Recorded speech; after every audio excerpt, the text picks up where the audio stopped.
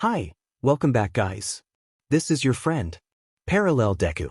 Back with another fanfiction. This is the series of What If Deku Was Caught Between Two Alphas? Now before starting, please give this video a like. And subscribe to the channel if you want more videos like this. Now let's get into the fanfic.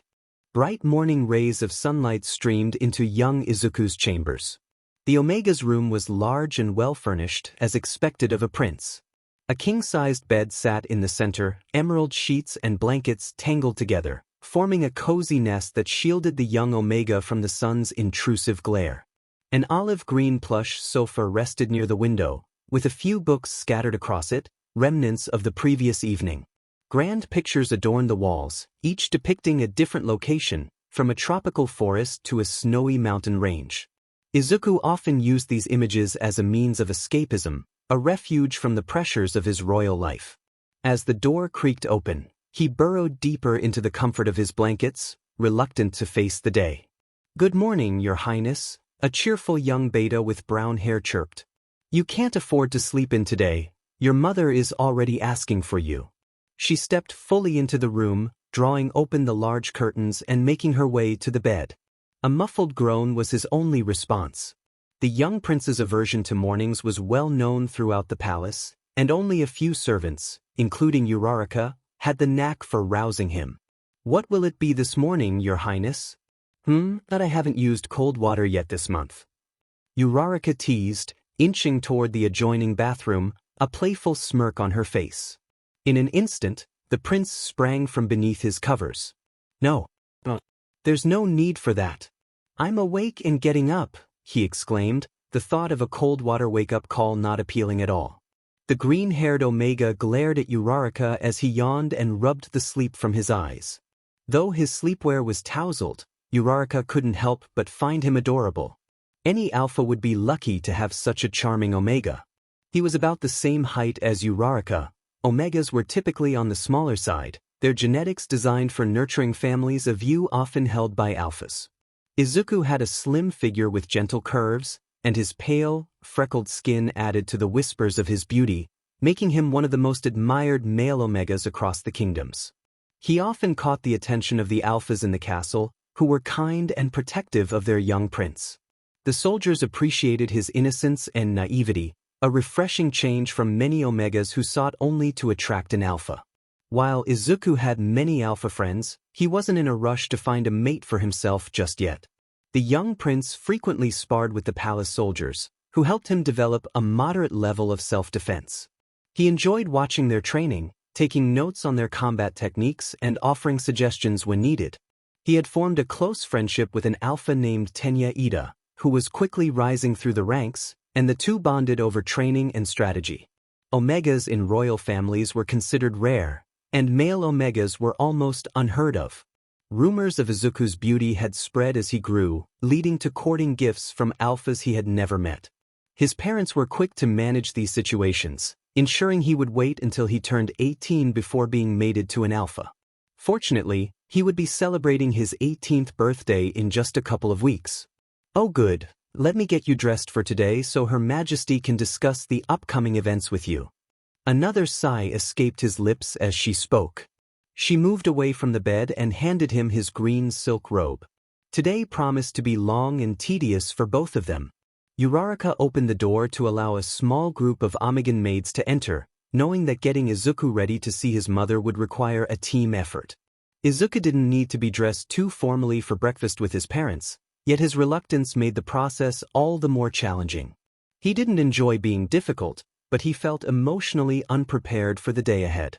They bathed him and dressed him in his usual soft white shirt and green trousers while he fidgeted and complained throughout the process. Uraraka was beginning to lose her patience, and Izuku could sense her frustration. With that, he calmed his demeanor and decided to let them proceed. Half an hour later, the prince dashed along the palace corridors, one thought occupying his mind: how would he get through today? He ruffled his green curly hair. It would have to do. Uraraka had attempted to tame it, but time was limited. He knew he wouldn't be so fortunate later when it came to preparing for the first event. He rounded a corner and faced the large oak doors leading to his mother's throne room. Taking a deep breath, he nodded to the guards, who pushed open the heavy doors. The two guards exchanged a knowing glance. They understood the challenges awaiting the young prince and did not envy him. He stepped into the expansive throne room and made his way to the long oak table laden with bacon, eggs, and other breakfast delights. "Oh, there you are, Izuku. I was about to send Shota to collect you." The prince shuddered slightly, relieved that his friend and servant, Ochiko, had been sent instead. Shota Aizawa, his family's chief guard, was a man whom Izuku both feared and respected, one more than the other. His mother assessed his appearance, a smile that didn't quite reach her eyes appearing on her face. "I hope you plan to do something with your hair later." She glanced toward Uraraka, who looked down at the floor. "I am here, mother. I assume you wish to discuss the upcoming courting events." He ignored the comment about his hair, making a mental note to address it with Uraraka later when they were alone. Yet, a hint of bitterness laced his voice, something the queen didn't miss. Izuku took a seat next to her and began to enjoy his breakfast. The prince needed plenty of energy for the day ahead and hoped he wouldn't have to speak too much while enjoying his meal. "Yes," she sighed. "As you approach your 18th birthday, you know it's time for you to find an alpha. The invitations we sent out across the kingdoms have received an overwhelmingly positive response.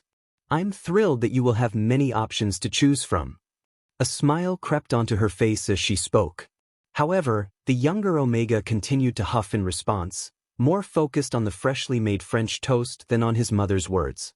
Izuku Midoriya was the crown prince of the kingdom of Jade and an Omega, which often led to tension between him and his mother.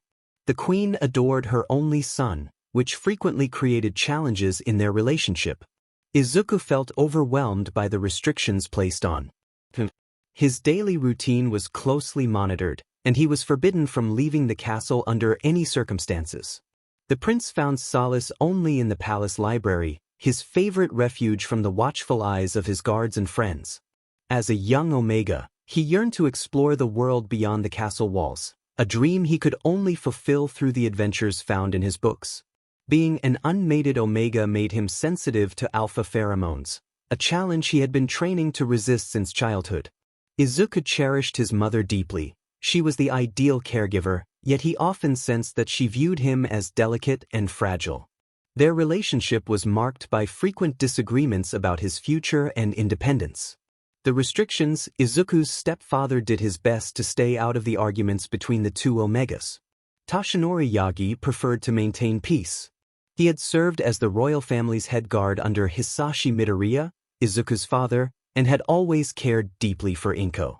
After Hisashi's tragic death in battle several years ago, Toshinori had taken the opportunity to follow his heart and stepped up as a respectable alpha for both Inko and Izuku. Izuku admired Toshinori as if he were his own father. Hisashi had never been the most approachable or supportive parent, and when Izuku first presented as an Omega, his father had become even more distant. Izuku was very young when Hisashi passed away, leaving him with few memories of his father. To Izuku, Toshinori embodied everything a father and leader should be, so what more could he need in his life? "You know that your mother and I only want what's best for you," Toshinori said gently. "You will have the final say in your choice. We just want to ensure you have as many options as possible." These trials have historically revealed the most compatible alpha and omega pairings. This was a conversation he felt compelled to engage in, as Izuku's future was important to him. He wanted to ensure that the young Omega would not end up with just any alpha. With many alphas expected to be around his stepson in the coming weeks, Toshinori couldn't shake off a sense of apprehension about the courting rituals. This concern was part of why the rituals held such significance. High importance. Eligible alphas from various kingdoms were set to arrive today to compete for Izuku's hand in marriage. Both Inko and Toshinori were aware of Izuku's reluctance toward the rituals, yet they believed it was the most effective way to find him the ideal alpha. This experience would also allow Inko and Toshinori to observe the other alphas who would one day become kings of their own realms. I understand all of that, but I wish I had more time and freedom in this situation. How can you expect me to form such an important bond in such a short PRD? How will I know if what I see or hear is genuine? Izuku replied, feeling confined by his Omegan gender and royal status. He longed to approach things differently, but he was expected to adhere to these traditions. The alphas will begin arriving around midday. You are to stay out of sight until Tashinori comes to collect you. Do you understand, Izuku? Inko looked directly at her son, waiting for a sign that he was listening, and grasped the seriousness of her instructions. She was not engaging with his complaints. This discussion had been repeated several times recently, and her answers would not change. The young prince looked up from his breakfast and nodded reluctantly, realizing he had lost this battle. Good, I'm glad. Now, go and prepare yourself for the upcoming rituals. You need to look and smell your best. And don't forget your hair. Come with me, sir. Uraraka, who had been standing silently to the side, stepped forward. She was ready to guide Izuku away, and he sighed, standing up to leave the room with her. Will he be okay? Inko asked as she watched Uraraka lead her son out of the hall. She knew her son well, he was anxious about the upcoming events, and she wanted to support him through the process. The prince had to participate in each event in his own way, and she anticipated some challenges from her young Omega. Inko, I'm sure he'll be fine. Uraraka will have him ready in time. Tashinori was more focused on the bacon and eggs on his plate than on his queen and mate. Yagi, are you actually listening to me? I'm more concerned about his mental well-being right now. Yes, dear, I can see that. Our young one is strong. He will find the perfect alpha, I am sure of it. We both know how charming he can be and how often we have had to discourage alphas from simply showing up to court him. Tashinori remained focused on his breakfast, but his words reassured Inko. You're right, I know. I just can't help but worry about him. He wants more than what is offered in this castle, and I hope the alpha he chooses can provide that for him. Surely this evening won't be too bad, Uraraka said, trying to comfort the deflated Omega. When it was just the two of them, she spoke more freely. Uraraka had served Izuku for almost 4 years, and the young Omega and Beta had developed a strong friendship over the years. The ball will be boring and strenuous, and you know it. The other events will be just as ridiculous. The only reason you feel a hint of excitement is that you can spend some time with Ida, Izuku said with a playful smirk, nudging her slightly with his elbow as they walked down the long corridor toward his chambers. I don't know what you're talking about, she replied, her gaze drifting to the ornate paintings that adorned the walls. This evening is all about you. With so many alphas to choose from, I'm sure at least one will catch your eye. She winked, dodging another nudge from the grumbling Omega. They both giggled softly. All this attention is the last thing I want or need. I have to pretend to be someone I'm not. How can I form a genuine bond that way? We both know the alphas are here for my position and status, nothing more. By the time they reached Izuku's chambers, he felt a wave of frustration wash over him. This whole process is a farce, he huffed, glancing down at his feet, tears brimming in his emerald eyes. Uraraka nodded to the guard, who opened the door. As they stepped into his room, the prince looked at her. I just want a little freedom. Is that too much to ask? Izuku said, flopping onto his bed, tears now streaming down his freckled cheeks. No, it isn't. Sometimes I forget that you've never been outside the castle. Your parents just want what's best for you. And so do I. Now, we have a lot to do before the ball, so we need to get you ready. She approached him slowly and began rubbing circles on the back of the weeping Omega. Fine, let's get this over with then. There was no point in arguing or crying any further. He knew he had no control over the situation. With that, Izuku stood up and began to undress. The Omega maids re-entered his chambers and prepared a bath for him in anticipation of the evening's festivities, infused with scents that complemented his sweet cinnamon aroma. The oils and ointments felt soothing against his pale, freckled skin, helping to calm his nerves. Uraraka assisted the other maids in getting him ready. As they worked, she chatted with him, hoping to distract the anxious Omega. Izuku knew he had to look his best, otherwise, Inko would not be pleased. She wanted everything to be perfect, especially after the earlier comments. The queen was fair, but when it came to her son, nothing less than perfection was acceptable. I'm sorry about my mother's comments. She didn't mean what she said, Izuku said, looking at Uraraka. She smiled gently, nodded, and continued applying scented oils to his skin. Izuku soaked in the bath for a few hours until his skin felt wonderfully soft and delicate. The alphas would be arriving soon, and worry began to fill his mind. He could sense the faint sour pheromones escaping from his scent glands. What if none of them like me? What if I don't like any of them? What will Mother think? Will she be disappointed? Will she cast me out? What am I supposed to do? This is too much. I can't go through with all of this. Izuku. Uraraka nudged his shoulder gently. Izuku, you're mumbling. Izuku. She giggled as he snapped back to reality. Oh, sorry, Achiko, he blushed, trying to sink lower into the water. He knew people found his mumbling irritating, something he would have to keep in mind for the evening. No alpha would find that attractive. He had to be perfect for them or risk disappointing his parents. I know you're nervous. The only alphas you've been around are here in the castle, and it will take some getting used to.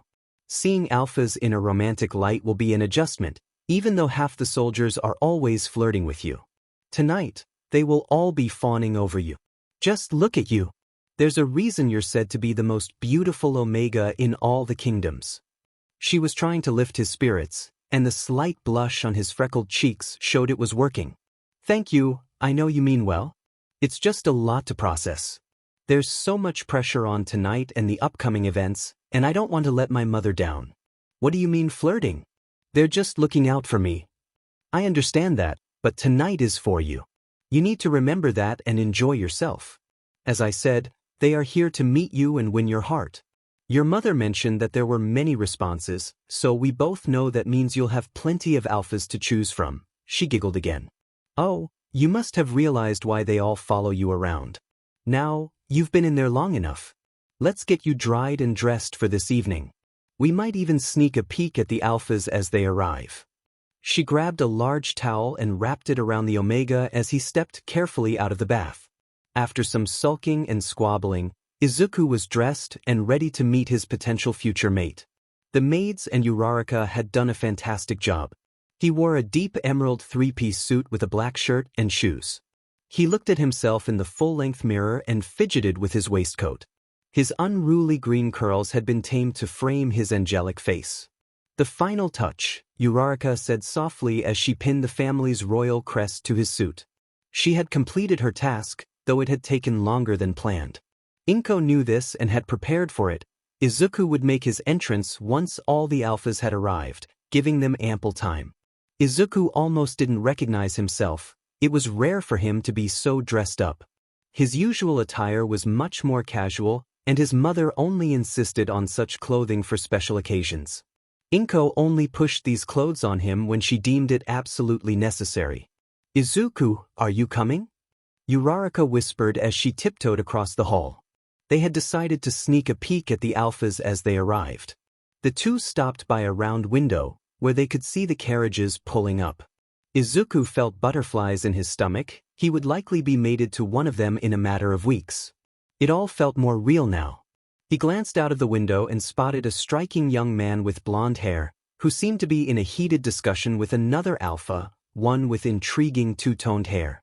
Izuku, what are you doing here? A startled voice exclaimed, causing the frightened Omega to jump. He slowly turned his head and there was his stepfather in his formal attire. Oh, hello. His face was as red as a tomato by now. I won't tell your mother about this, but you need to follow me.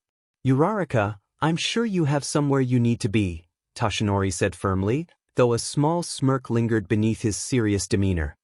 He was relieved it was him who had discovered the two snooping. Anyone else might not have been so understanding toward the Omega and Beta. Let's go, Izuku. This was it, he thought to himself. It was time to meet them. Taking a deep breath, he began to make his way down toward the ballroom. Katsuki Bakugo often rose with the sun, and today was no different. The young blonde alpha was up and out of bed before most in the castle. He liked to make the most out of each day, especially since he needed to be prepared for his journey to the Jade Kingdom later that day. He dressed in a set of loose-fitting clothes and headed to the training ground for some last-minute practice. Good morning, Your Royal Highness. Countless servants greeted him, bowing respectfully as he strode purposefully along the corridors. With clear determination in his bright crimson eyes, he walked proudly, making eye contact with no one, running a hand through his spiky blonde hair and letting out a deep huff. Moments later, he pushed open the heavy wooden doors and stepped into the large, open training arena, making his way toward the armory.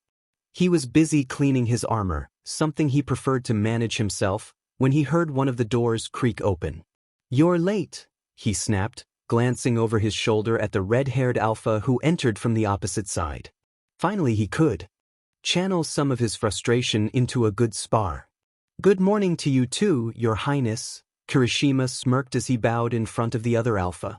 The two had been friends since they were pups, often fighting and teasing each other. "Oh, knock it off, shitty hair.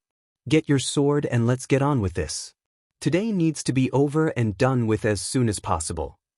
With that, Katsuki placed his armor back on the stand, picked up his sword, and stepped out into the arena. The redhead followed quickly behind, eager to help his friend and prince. The two alphas began to spar. Katsuki was clearly the more skilled of the two, but Kirishima gave him a fair challenge.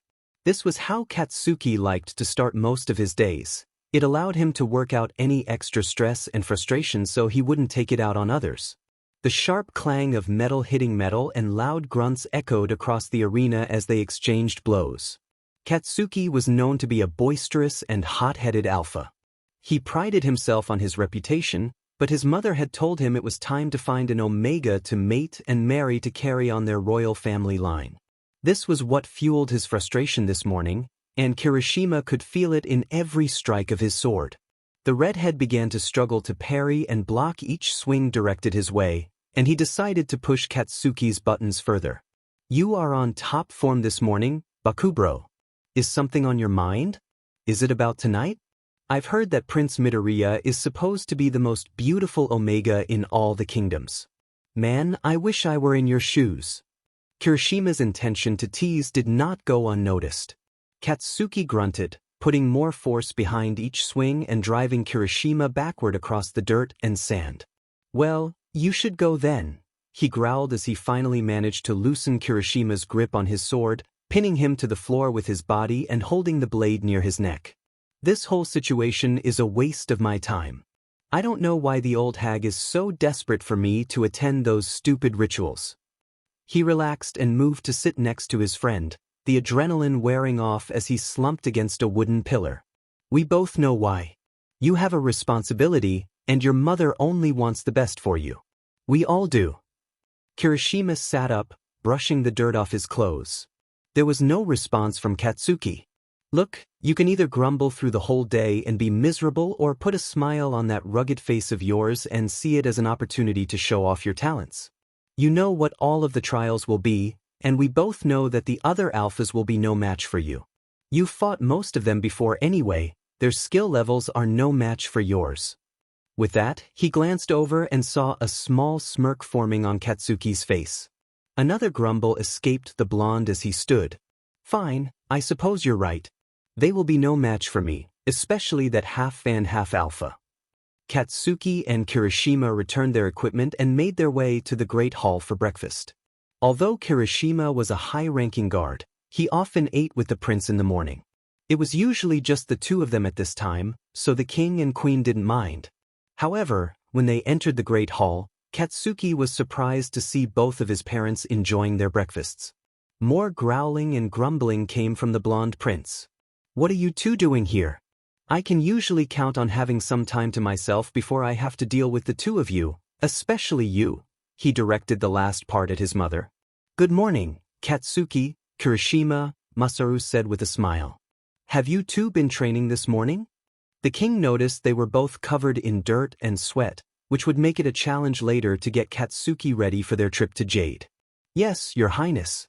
Though we all know that Prince Katsuki doesn't need any more practice," Kirishima smirked, nudging the other.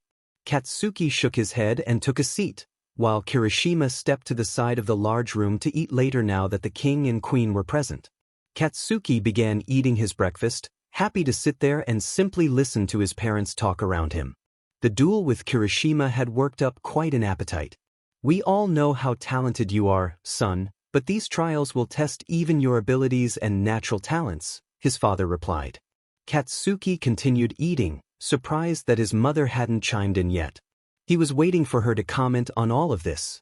If you want to be successful and win Prince Midoriya's affections, then you need to focus and try your hardest in each trial. The combat and hunting will come naturally to you. It's the other challenges that worry me. Oh, don't scare the boy, Masaru. The queen finally joined the conversation. Mitsuki had been looking over a few documents in preparation for the evening. Katsuki, you know that your father and I have high expectations for you. This is only because we believe in your potential. You are the crown prince of the Garnet Kingdom, and you need to find a suitable Omega to bond with. Prince Midoriya is said to be the most beautiful Omega and a royal as well. You know how rare that is, Katsuki. We cannot afford to let this opportunity slip by. The more his parents spoke about the trials and the Omega Prince, the more he wanted to shout and express his frustrations. Yet he held his tongue. This wasn't the time or place to air his grievances. The blonde alpha had lost count of the arguments he had with both of his parents regarding his reluctance to bond with an Omega. They were all the same weak and only interested in him because of his status. There was no doubt that the Omega Prince would be exactly the same. Katsuki had made peace with the fact that he had to attend, but he would not pursue the Omega romantically. No, he was only going to showcase his alpha skills so that others knew where they stood. He was the strongest, and the others needed to know that. I'm surprised you are being so quiet about all of this. Have we finally won you over, Katsuki? Masaru said, taking a sip from his drink. He glanced at his wife and winked, a smirk appearing on his face. Oh, we both know how our son feels about this, Masaru. Her attention returned to her son. I'm serious about this, Katsuki. I don't want to be disappointed in your behavior when we arrive at the Jade Kingdom. All of us know that Prince Todoroki will be there, and I want you to behave. I do not want a repeat of the last time you two were near one another. The queen spoke sternly, making direct eye contact with her son. Katsuki raised his gaze to meet his mother's sharp red eyes. I will be on my best behavior, but I won't be held responsible for putting that half-and-half guy in his place. I'm leaving, and don't worry, I'll be ready to go on time. Kirishima, let's go. With that, the prince stood from the long table and made his exit from the hall, Kirishima hurriedly following behind him. Baku bro, wait. Kirishima yelled as he chased after the prince. What was that about? Have you finally decided to go along with the king and queen's plan? He caught up with the striding alpha and matched his pace. You were very calm there, especially for you. Are you all right? What do you think, shitty hair? They can't expect me to fully follow their plan. I'll go, but I am not courting that Omega. They are my parents, and I will do as I'm told for now, anyway. A devilish smile spread across his chiseled features. By now, the two had reached the stables. Are you coming? I need to go for a ride before I lose my mind. The two alphas mounted their horses and took off across the fields. Kirishima couldn't help but wonder if his friend was up to something. A few hours later, the blonde-haired alpha was dressed in his best attire and was in his family's carriage heading to the Jade Kingdom.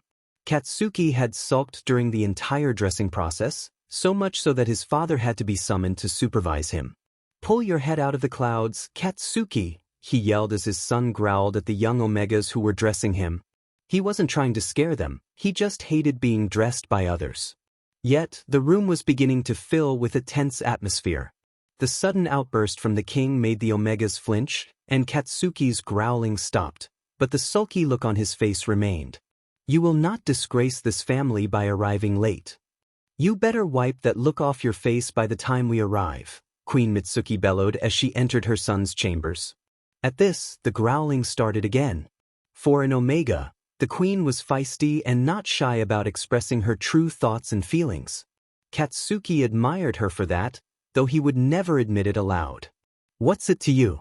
I'm refusing to be anything other than myself, and if you can't accept that, then I'm definitely not going, Katsuki said, his frustration evident. Thankfully, the Omegan maids had almost finished. They just had to attach the royal family crest to his suit. Oh, give that here. He snatched the pin from the maid and fastened it to his suit himself. Calm down, brat, Mitsuki huffed as she lightly tapped him on the back of the head. He almost dodged the hit, almost. Stand up straight and let's have a look at you. The prince complied, not wanting to receive another reprimand. Ah yes, you look very handsome, Katsuki. Just wait until Prince Midoriya sees you. I know you'll be perfect together. Oh, and their children. Masaru, I know they will be just as adorable. You had better not mess this up. You haven't even seen the prince, how can you make such an assumption? Katsuki replied, fidgeting in his formal attire. He would be much happier in his more casual clothing. He knew better than to engage with the comment about the children. She wouldn't listen anyway. Oh, I just know these things. Why would Queen Inko lie about such matters? I have known her since we were young. It's not in her character. Katsuki could think of several reasons why the Queen of Jade would hide her son's appearance from the world. Yes, this fortified his determination not to pursue the prince. At that moment, the door opened again, and Kirishima entered. He bowed as he spoke. My king and queen, the carriage and knights are ready for your departure. Marvelous news, thank you, Kirishima. Katsuki, you heard him. It is time to go. Masaru said as he approached his son. Mitsuki was already on her way out, marching toward the palace doors, excited for the upcoming events. The king paused for a moment, wanting to speak to his son alone. He ushered all of the servants out and turned back to the young alpha. Look, son, I know your mother and I have put a lot of pressure on you for this. I understand that it can be a little overwhelming at times, but we just want you to be happy. Part of an alpha's instincts is to find a suitable omega to protect and raise a family with. If Prince Midoriya isn't the one, then that's okay. There will be other noble omegas there. I'm confident that one will catch your interest. Katsuki responded with a grunt and made his way out of the room, walking alongside his father while avoiding eye contact. He was not looking to court an omega, he just didn't want to aggravate his parents further by telling them this. Well, not at the moment anyway. The three were now on their way to the Kingdom of Jade to attend the first of the courting rituals, which was to be a ball. Katsuki hated dancing. He was good at it as he was at everything he did, but he still hated it. He was most looking forward to the more physical trials, where he could showcase his true power and influence over the other alphas. The carriage ride would take several hours, and Katsuki wished he could ride alongside the royal guard instead of being stuck with his parents. His mother was reiterating the importance of royal procedure and protocol, explaining how an alpha was expected to act and behave once they arrived. He had attended many ball and events. He knew what he was doing and didn't need to hear all of this. Were they trying to worsen his mood further? This wasn't the first, and it wouldn't be the last, time Katsuki would purposefully avoid omegas and their advances. All he had to do was exaggerate his natural charm, and they found him to be too aggressive and intimidating. He had received many advances over the years, and although he was 18 and had experience with both omegas and betas, that was all they were one-night stands to satisfy his urges and frustrations, often during his ruts. The royal family soon arrived outside the magnificent Jade Palace. It lived up to its name, with grand panels of emerald and jade-colored stone decorating the walls. A beautiful stained glass window above the main oak doors depicted a cymbidium orchid, a delicate green flower with a deep red center. Katsuki couldn't help but notice how well the two colors complemented one another. Several carriages were already there, an array of royal crests on display proudly. Katsuki was not surprised by the turnout, rumors of the hidden princes. Beauty had traveled far. He was currently sizing up his competition. From the look of the other families, there would be no issues here. That was when he spotted it a few carriages away. He could see the white and red hair of that ridiculous alpha. How anyone could not be sick at the sight of him was a mystery to him. The blonde alpha leapt out of his carriage, ignoring the shouts of his parents to stop and behave appropriately. He marched his way toward the half and half, a rather sinister look in his eyes. Hey, back for a rematch, are you? Katsuki spat the words out, a growl rumbling from his chest. His behavior was starting to catch the attention of the other alphas. The blonde prince stood tall, the strong scent of his woody pheromones enveloping him. Hello, Bakugo, the other simply replied, his own peppermint pheromones pushing against Katsuki's. The two alphas were polar opposites, and he enjoyed winding up the blonde whenever they were together. It was easily done with such a hot-headed alpha. I'm surprised to see you here. I was under the impression that you would never seek to court an Omega. Well, I like to keep people guessing. He wasn't going to be fully honest with the Alpha. Where was the fun in that? Are you ready to have your pride handed to you again? Katsuki smirked. Shoto! A loud, booming voice suddenly approached from behind the two young alphas. He was tall and well-built, with burning red hair and a long scar covering the left side of his face. Before either of the two alphas could respond, Katsuki felt another presence behind him. It's lovely to see you, King Enji. We haven't seen one another since Katsuki's 18th birthday, Masaru said as he extended his hand. Enji Todoroki took it and shook it politely, remaining emotionless. King Masaru, Queen Mitsuki, indeed it has been a few months. Shoto, it is time for us to go in, let's go. With that, the two alphas made their way into the palace. Katsuki glanced at Shoto, the two-tone alpha sneaking a smirk over his shoulder at the blonde prince. As charming as always, Mitsuki chuckled. We should be heading inside too. The Bakugo family turned and began to approach the grand open doors. Kirishima was walking closely behind Katsuki. That guy is going to get it. Katsuki was fuming. Just the sight of the half and half made his blood boil with rage. I know, Bakubro, he irritates us all. I'll be glad to see you wipe that smug look off his face and put him in his place for everyone here to see. Katsuki was glad to have Kirishima with him. The redhead was annoying, but he knew he could rely on and trust him. As each of the alphas entered the hall, they glanced at one another, sizing up the competition. With this many alphas in the room, giving off dominating pheromones, all of the Omegas would need to be careful. Suddenly, there were two loud bangs. Everyone's attention turned to a small green-haired female Omega standing at the top of the grand staircase. Katsuki recognized Queen Midoriya. She had attended his 18th birthday celebration in April. Good evening, kings, queens, lords, and ladies. Thank you all so much for joining us this evening. I am excited for the upcoming events, as I am sure you all are. As you know, the courting rituals will officially commence this evening, and over the next few weeks, the eligible alphas invited here will be put through a series of tests and trials to determine which of them is most suited to marry and mate with my dear son. Queen Inko spoke proudly, a bright smile on her face. As she spoke, Katsuki couldn't help but let his eyes wander around the large room. There were many alphas present. He could smell their strong pheromones, already trying to outdo one another.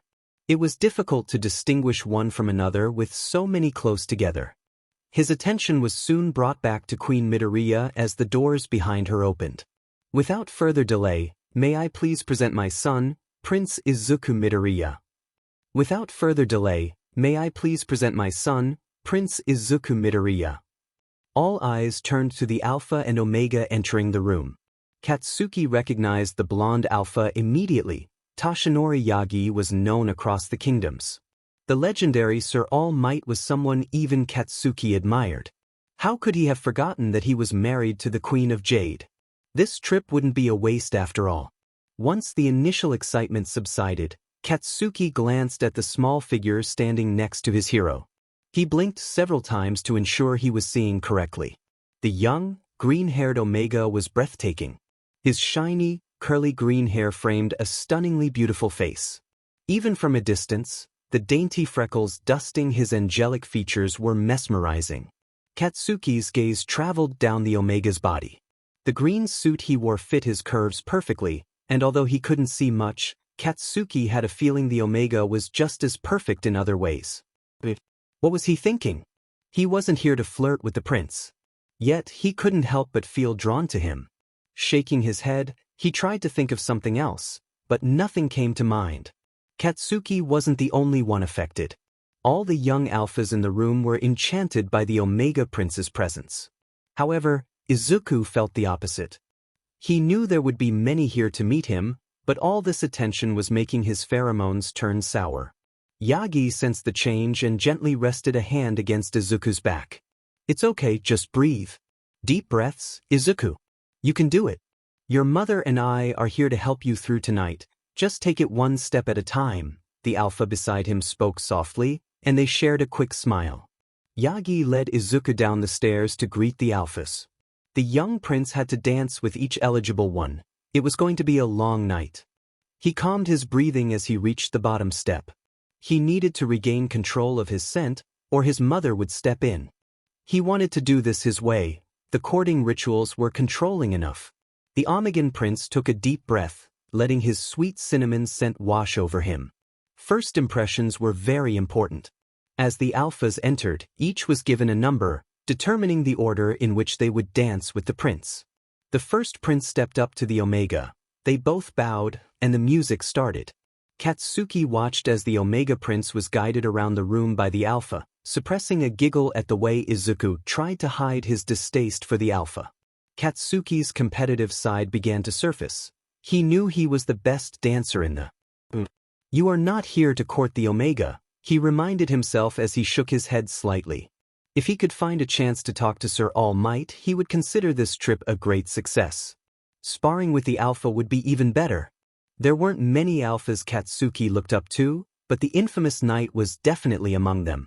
Out of the 15 alphas present, Katsuki had been assigned number great. He had to wait to get this over with. What was he supposed to do until then? Katsuki had hoped to be closer to the start of the queue so he could disappear back to his room or find the training arena. No, luck was not on his side this evening. Right? He had to find something to pass the time, or his parents would have him dancing with other Omegas. The blonde prince was subtly growling to himself, causing a few Omegas and Betas to step away from his intimidating presence.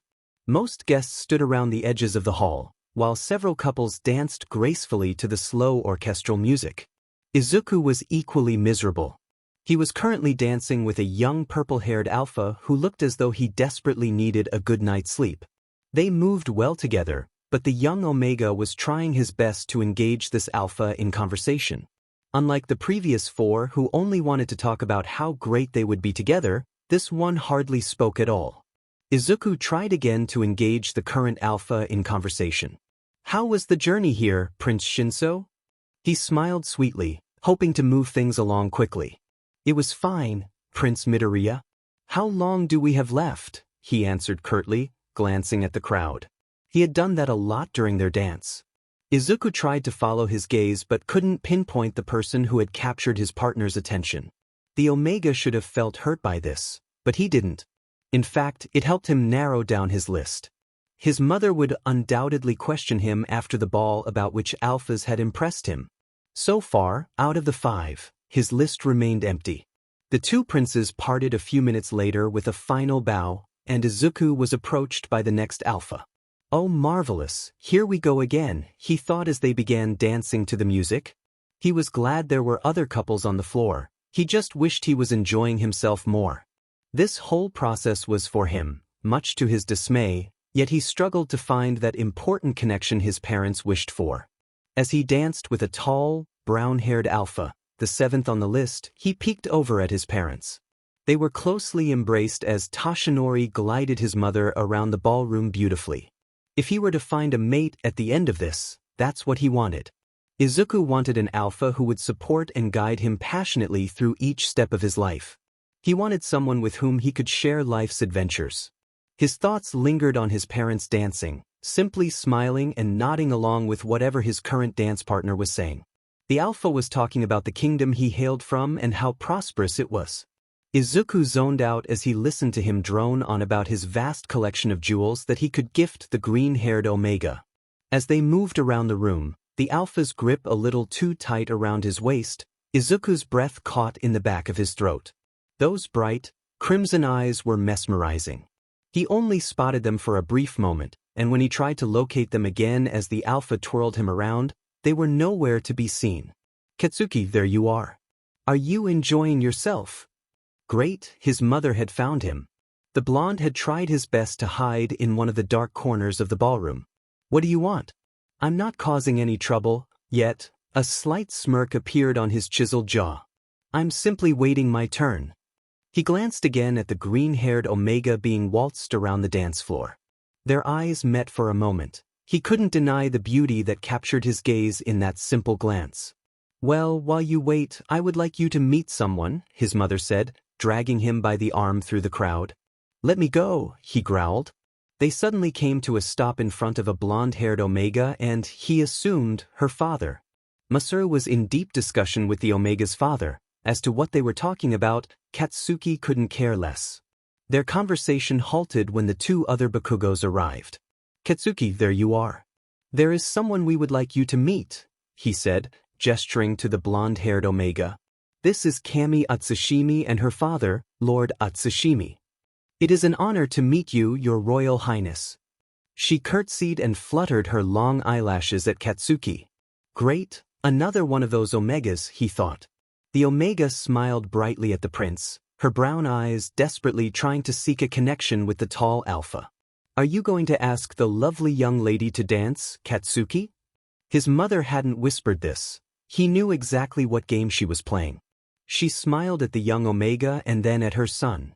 "I will be doing no such thing." He tried to turn and walk away, but was stopped by his father's firm hand on his shoulder. "Katsuki, remember what we spoke about before we left," he said quietly, gently nudging him toward her. He was trapped, and unless he planned on causing a scene, he would have to dance with the Omega. He couldn't cause problems for his parents here. He knew his role as a prince and had to act accordingly. The blonde alpha reluctantly turned to face the Omega and spoke between clenched teeth. "Would you care to dance?" Katsuki held out his hand. Cammy took it willingly, a huge smile on her face. He glared at his parents as he guided her toward the dance floor. The pair began moving as the next piece of music began. "It's lovely to dance with you, Prince Bakugo. I have heard all about your amazing combative skills. I can't wait to see you compete against the other alphas. There is no doubt that you will be victorious against each and every one of them." Her voice was sweet to Katsuki's ears. He grunted in response as they moved together across the floor. Katsuki's attention was elsewhere. He couldn't help but glance at the green-haired prince whenever they passed. The blonde alpha he was currently dancing with had dirty blonde hair and an arrogant smirk on his face. Prince Izuku was nodding along and smiling at something the alpha had said. What made him so happy? Katsuki thought. Just wait until it's my turn. I'll show these alphas who is superior.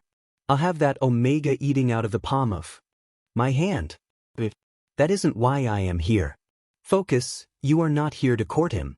After shaking his head slightly, he focused back on his current dance partner. She was okay to look at, yet he couldn't help but think that her blonde hair and brown eyes were somewhat dull. There was no doubt why his parents had pushed this situation on him. Katsuki knew the significance of making positive political connections. If he wasn't successful with Prince Midoriya, then his parents required a backup. Katsuki knew, however, he would not be mated and wed to a weak Omega. The brown-haired Omega, whose name he had already forgotten, was gushing about how handsome and elegant a dancer he was. Thankfully, before he snapped, the music came to an end, and Katsuki was free. Well, for now anyway. Thank you, Your Highness. I hope that we can dance again soon. The Omega fluttered her eyelashes as she curtsied to the Alpha. Thank goodness that's over with, Katsuki muttered to himself as he stepped off the dance floor, only to be stopped by a firm hand on his shoulder. I am not dancing with another Omega. Oh, good evening, Sir All Might. The younger blonde slightly bowed his head once he realized who had approached him before standing to attention. Not how I wanted that to go. You know how to create a marvelous impression, don't you, you idiot? It's lovely to see you again, Prince Bakugo. I'm glad to see you were able to attend. Katsuki sighed. Either he hadn't heard him or had chosen to ignore the comment. You have grown into a fine young alpha since I last saw you on your 18th birthday. It was an honor to be invited, sir. The rumors of Prince Midoriya's beauty did not do him justice. Wait, why did I say that? Focus on why you are here. A low growl escaped his lips. It pleases me greatly to hear such things from you, young Bakugo. Now, will you please follow me? Your turn to dance with another Omega has arrived. Great, he did hear me. Let's get this over with then. The younger blonde followed the other across the floor to the waiting prince. The Omega was currently talking, listening to his mother. She was desperate for an update on how each dance had been. Oh, there must be at least one that you have taken an interest in. Queen Inko was giggling like a schoolchild. No, mother, some were pleasant enough, I guess. Yet none have really stood out to me. Though I don't understand how you expect me to choose one after such a short amount of time, came his response. That, my dear boy, is why we have the series of events. It will take more than a simple first dance.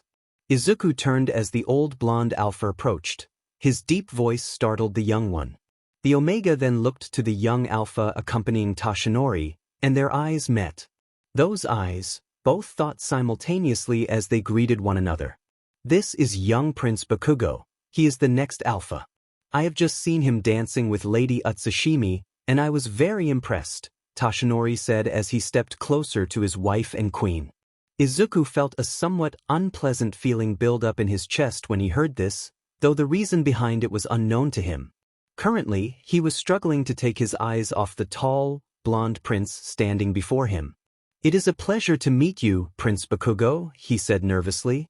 Out of all the alphas he had danced with, none exuded this much dominance and pure alpha pride. Izuku felt a mix of anxiety and exhilaration, as if he might drown in it. Yeah, it's nice to be here, I guess, Katsuki replied, his gaze fixed on the shorter prince. Izuku's iridescent green eyes were even more enchanting up close. The night had just become complicated. Shall we dance? Katsuki extended his hand toward the other prince. The Omega nodded sweetly and took his partner's hand. As they connected, a subtle flicker of electricity passed between them. The alpha's hands were rough yet warm, and Izuku felt safe in his hold. They moved to the center of the dance floor, taking their place to begin the next dance. Inko couldn't help but smile at the pair. She would seek out her old friend Queen Mitsuki, who must be watching this from somewhere. This dance felt different. Izuku couldn't quite define if it was good or bad yet, but it was definitely unique. The two glided around the space beautifully, catching the attention of other couples who moved aside to watch. Even Katsuki couldn't deny the connection he felt when he was this close to the Omega. He was surprised at how right it all felt. The alpha glanced down at the green-haired prince, catching him staring. My father spoke quite highly of you earlier, the younger prince squeaked, glancing away from those captivating eyes. He cursed himself internally for stuttering in front of the handsome alpha. A gentle blush crept across his cheeks as he took in the sight of the alpha holding him. He had to admit that Katsuki was the most handsome alpha he had danced with so far that evening. If Prince Bakugo's personality was as appealing as his looks, Izuku might be willing to spend more time with him. It was the crimson eyes that truly captivated the Omega. He could get lost in the heat and passion shining through them. As they danced, Izuku could feel the strong muscles of the alpha that held him. The others had been strong, but Bakugo's power felt different, safer to him and his inner Omega. I am not surprised. Sir All Might has seen me fight. He knows that I'm the best alpha here. Katsuki replied with a smirk, letting his confidence shine as he spoke of his accomplishments. Izuku listened as he recounted his recent victories during the battles held to celebrate the alpha's 18th birthday. Katsuki was proud of his achievements, and why shouldn't he be? Izuku was a little taken aback by the alpha's response. Oh, well, that's good. Great, another alpha who liked to brag about himself, he thought. Really, he shouldn't have been surprised. Of course it's good. I'm going to show everyone how magnificent I am at everything I do. Izuku didn't really have a response for this, so like he had done with the other alphas, he simply smiled and nodded along. How disappointing, he thought that this one might be different. As Katsuki spoke, he noticed the Omega smile. What a smile it was. The alpha was drawn in by the beauty of the Omega in front of him. He was in trouble now. His alpha felt a deep connection and longing toward him, and it would be challenging to ignore. Maybe these courting rituals might not be so bad after all. Before he realized it, their time was up. Izuku bowed gracefully and wished him good luck with the rest of the trials. Oh, how he didn't want to let the Omega go. He might have to rethink his intentions here. Izuku's attention was quickly pulled away from the blonde alpha to his next and final dance partner. He was surprised by his appearance. The contrasting two-toned hair was the first thing to catch his attention. They smiled at one another before bowing and greeting each other. Prince Midoriya, I know that I am the last alpha who will have the pleasure to dance with you this evening. I hope to sweep you off your feet. The alpha spoke calmly and elegantly as he approached the Omega. The alpha was also handsome, with striking features and bright two-toned eyes, one a cool gray, the other a captivating bright blue. Izuku found himself lost in them for a moment, though he couldn't help but think back to the crimson eyes of the last alpha. Why was he thinking about that arrogant and self-absorbed alpha? The green-haired prince bowed slightly and took the tall alpha's hand. Although it was smoother than Prince Bakugo's, it felt cold to his touch. He was drawn close to his partner's chest as they began moving. They talked as they danced, hoping this conversation would be different from the others. "You are a graceful dancer, Prince Midoriya. Yet, I can't help but think you must have other hobbies," Shoto said, smiling down at the beautiful prince. Izuku was surprised. He had not expected the alpha to take an interest in him. All night, the other alphas had bragged tirelessly about themselves. It was refreshing to engage in a conversation, even if it was about himself. "Thank you, Prince Todoroki," he replied, unable to hide his smile and slight blush at the compliment. "I enjoy reading, especially about adventures. I hope to undertake some of my own adventures one day." "Well, that does sound exciting. I have visited many thrilling places, and it would be lovely to see them again, perhaps with a beautiful Omega at my side." Izuku continued to blush at this statement. The thought of venturing and exploring with this handsome alpha was becoming ever more appealing. They continued to converse as they danced, and Izuku was genuinely enjoying his company. A quiet sigh escaped his lips when the dance came to an end. "Don't worry, Prince, we will get a chance to dance again," Shoto said as they bowed, and Izuku was guided off by his mother. He could see the giddy expression on her face. No doubt she had been watching that last dance. Prince Katsuki had watched the whole exchange between the two, and he was not happy. His mother, standing next to him, was giggling to herself. She too had witnessed the two dancing and could now hear her son's deep, guttural growl. Mitsuki knew how competitive her son was, yet she hadn't expected him to be so protective of the Omega so early on. "Katsuki dear, you're making the Omegas and Betas uncomfortable. You need to calm down or you might have to step outside," she whispered, knowing that his alpha hearing would catch her words. "Leave me alone," he grumbled, his eyes fixed on the Omega who was now speaking with Queen Inko. "Izuku dear, I know you're tired and need your rest, but you should consider your preferences. I'll be expecting a list tomorrow so you can think it over. You looked wonderful with Prince Bakugo, and Prince Shoto as well," Inko said, eager to see her son's reactions. "Yes, Mother, I understand. They were nice, and I'll think about it," he replied, a blush creeping onto his cheeks. "Now, I'm going to bed. I've danced enough for one evening, and my feet could use a break." "Of course. Good night, darling," she said as Izuku slipped out of the hall through one of the small side doors, having had enough attention for the day. Her gaze then shifted to the rest of the ballroom. "My dear guests, thank you for joining us this evening. Tonight's event has now come to a close, but it is not the final trial. My family and I wish you all a restful night, and alphas, make sure to prepare for the upcoming challenges." With that, the guests began to make their way out of the ballroom to their rooms for the night. All of the eligible alphas' rooms were in the same wing, on the opposite side of the castle from her son. Inko thought it wise to keep them together and away from the Omega. She only knew a few of them personally, and even those she didn't fully trust yet. As she watched her guests retire for the night, she couldn't help but notice a certain blonde-haired prince staring intently at the door through which her son had just disappeared. Izuku made it back to his room quickly. He was well accustomed to sneaking around the palace through the secret passages and wanted to avoid speaking to anyone else after his exhausting evening. The walk back felt long, giving him plenty of time to reflect on the events of the night. Most of the alphas he had danced with were of no real interest to him. They had spent too long bragging about themselves and showed no genuine interest in him. How could he develop a positive relationship with an alpha he felt no connection to? He wanted someone with whom he could share his joys and passions, not someone who was only focused on themselves. The only alpha who had shown any personal interest was the last one he danced with. The intriguing one, with those striking two-toned eyes. Prince Todoroki was undeniably handsome, and Izuku found his scent appealing. Yet, his thoughts kept drifting back to the ash-blonde alpha. Despite his rudeness, Izuku couldn't shake him from his mind. The guard at the door to his chambers smiled as he opened the door for the young prince. Izuku returned a feigned smile and stepped through, letting out a deep sigh. He was greeted by two female Omegas who were there to help him get ready for bed. "Good evening, Your Highness," they said in unison, curtsying to him. "You both know you don't need to be so formal when it's just me. Ochako isn't here to reprimand you," he said, flopping onto his bed. The two girls giggled, happy to help the young prince as they were eager for some gossip. Being an Omega, Izuku felt most relaxed around other Omegas in the palace. Although that only included his mother and a handful of servants, he had built friendships with them. Being an Omega wasn't easy, though they had it easier than in other kingdoms. Izuku was well aware of how fortunate he was to have been born into the Jade Kingdom.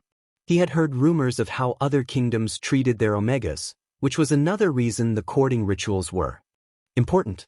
Queen Inko did not want her beloved son trapped with an abusive alpha.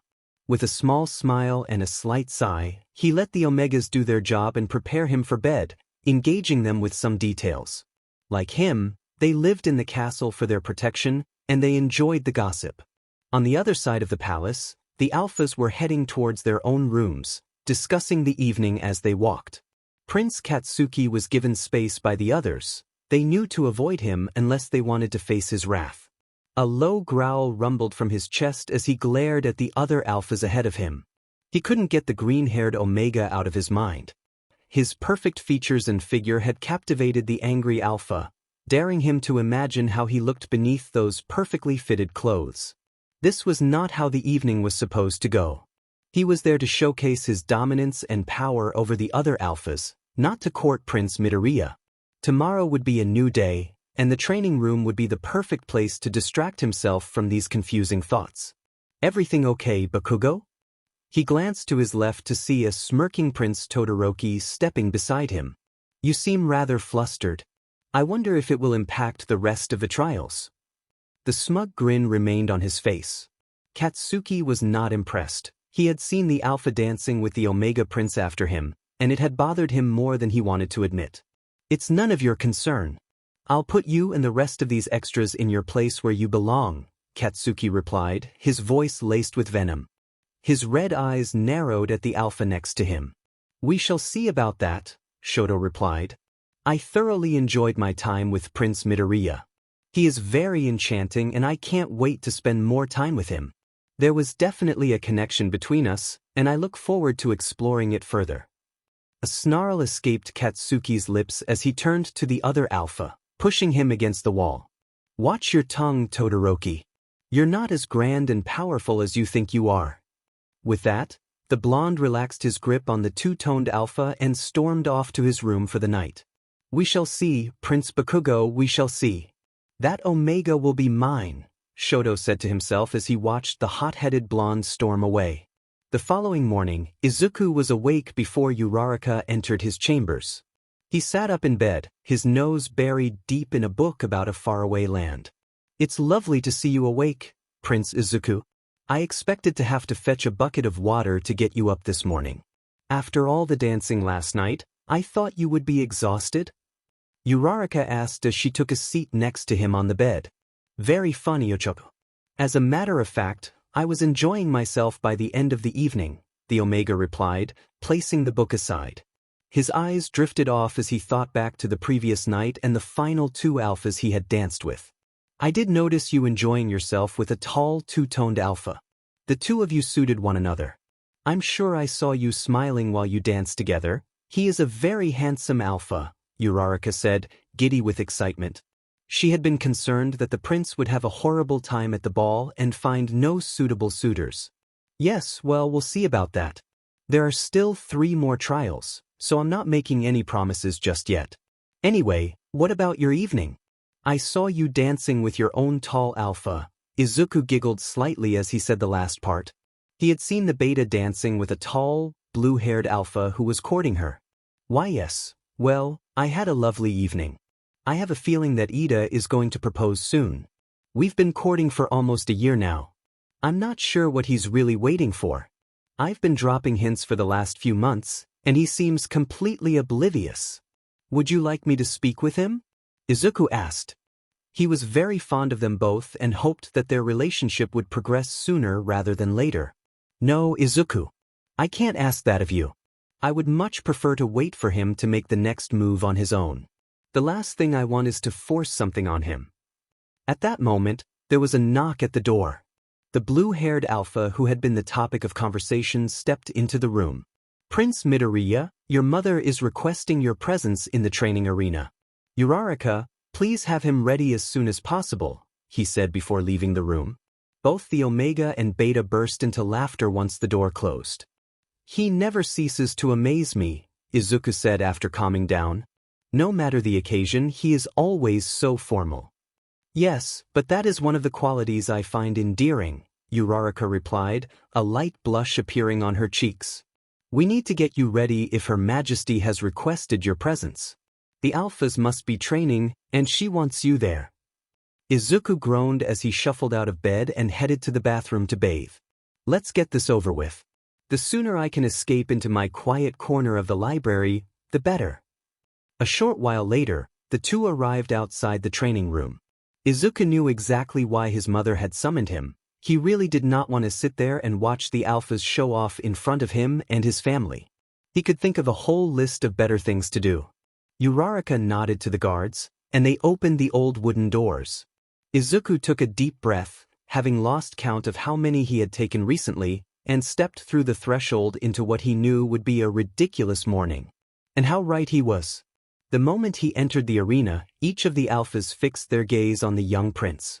Young Midoriya, there you are, boomed Yagi from across the training arena, nearly knocking the nearest alpha over as he marched toward the young Omega. Your mother and I were wondering when you would arrive. Here, take this seat and enjoy the show. With that, Izuku sat in the comfortable wooden chair next to his mother, and Yagi turned his attention back to the room of alphas. Who would like to engage in a mock battle of sorts? Hands shot up across the crowd. Let's see. Prince Todoroki, perfect. Now, who shall I pit you against? Izuku glanced at the enthusiastic group of alphas, all desperate to catch his eye. His green eyes settled on the fiery blonde, who seemed distracted by something in a far corner. Upon closer inspection, he was engrossed in conversation with a young red-haired gentleman and was busy sharpening his sword. Yagi noticed where his son was looking and saw a perfect opportunity. Prince Bakugo, let's see how you fare in a mock battle against Prince Todoroki. Yagi bellowed, causing every head to turn to see the temperamental blonde alpha's reaction. They were not disappointed. A calculated smirk appeared on both alphas' faces. This was the chance they had indeed been waiting for. I'll gladly show that smug half-and-half who's the best, he grumbled to Kirishima as he stood and stepped into the combat arena. He lifted his sword and readied himself for the fight. This was his moment to prove himself, and having the angelic-looking Omega Prince watching made it even better. Yes indeed, this will be an excellent opportunity to show everyone just how cocky you are. Shoto directed his eyes toward Katsuki as he spoke. The two-tone alpha knew how easy it was to rile up the blonde. This was going to be very enjoyable.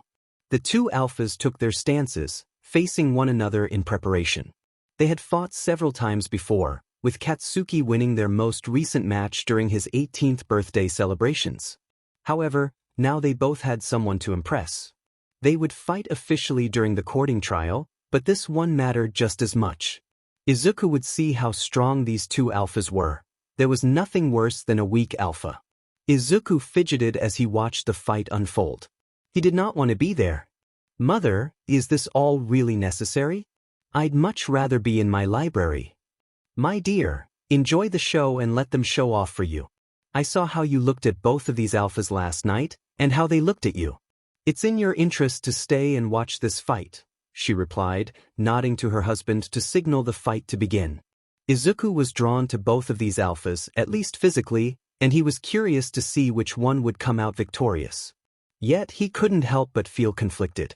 The blonde alpha was striking to watch as he swung his heavy sword around effortlessly, while the other's movements were more calculated.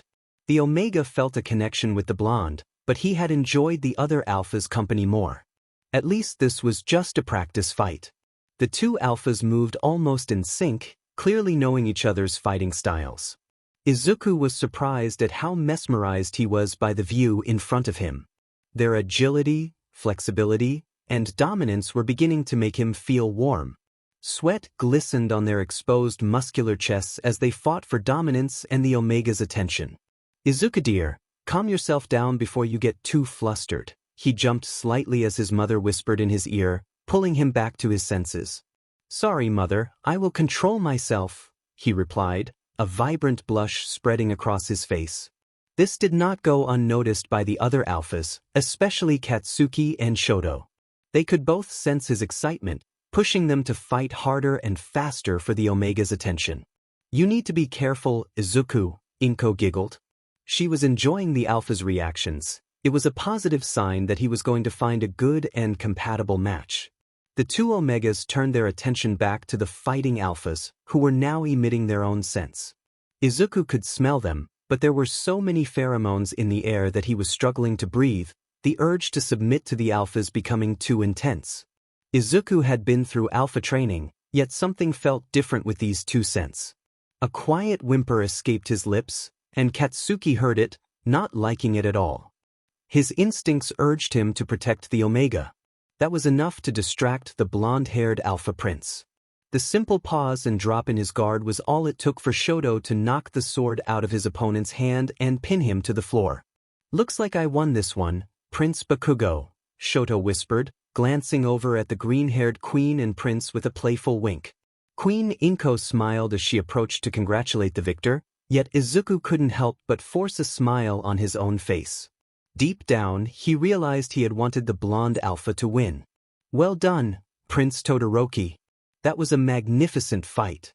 Izuku dear, come here and congratulate the winner, Queen Inko called as she moved closer to the two alphas.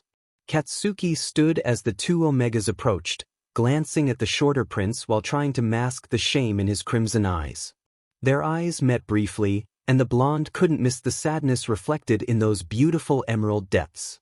His heart ached at the sight, fueling his determination for the 3 upcoming trials. Izuku's attention was drawn back to Prince Todoroki by his mother. Prince Midoriya, I hope you enjoyed the show, Shoto said, bowing slightly and placing a gentle kiss on the back of Izuku's hand.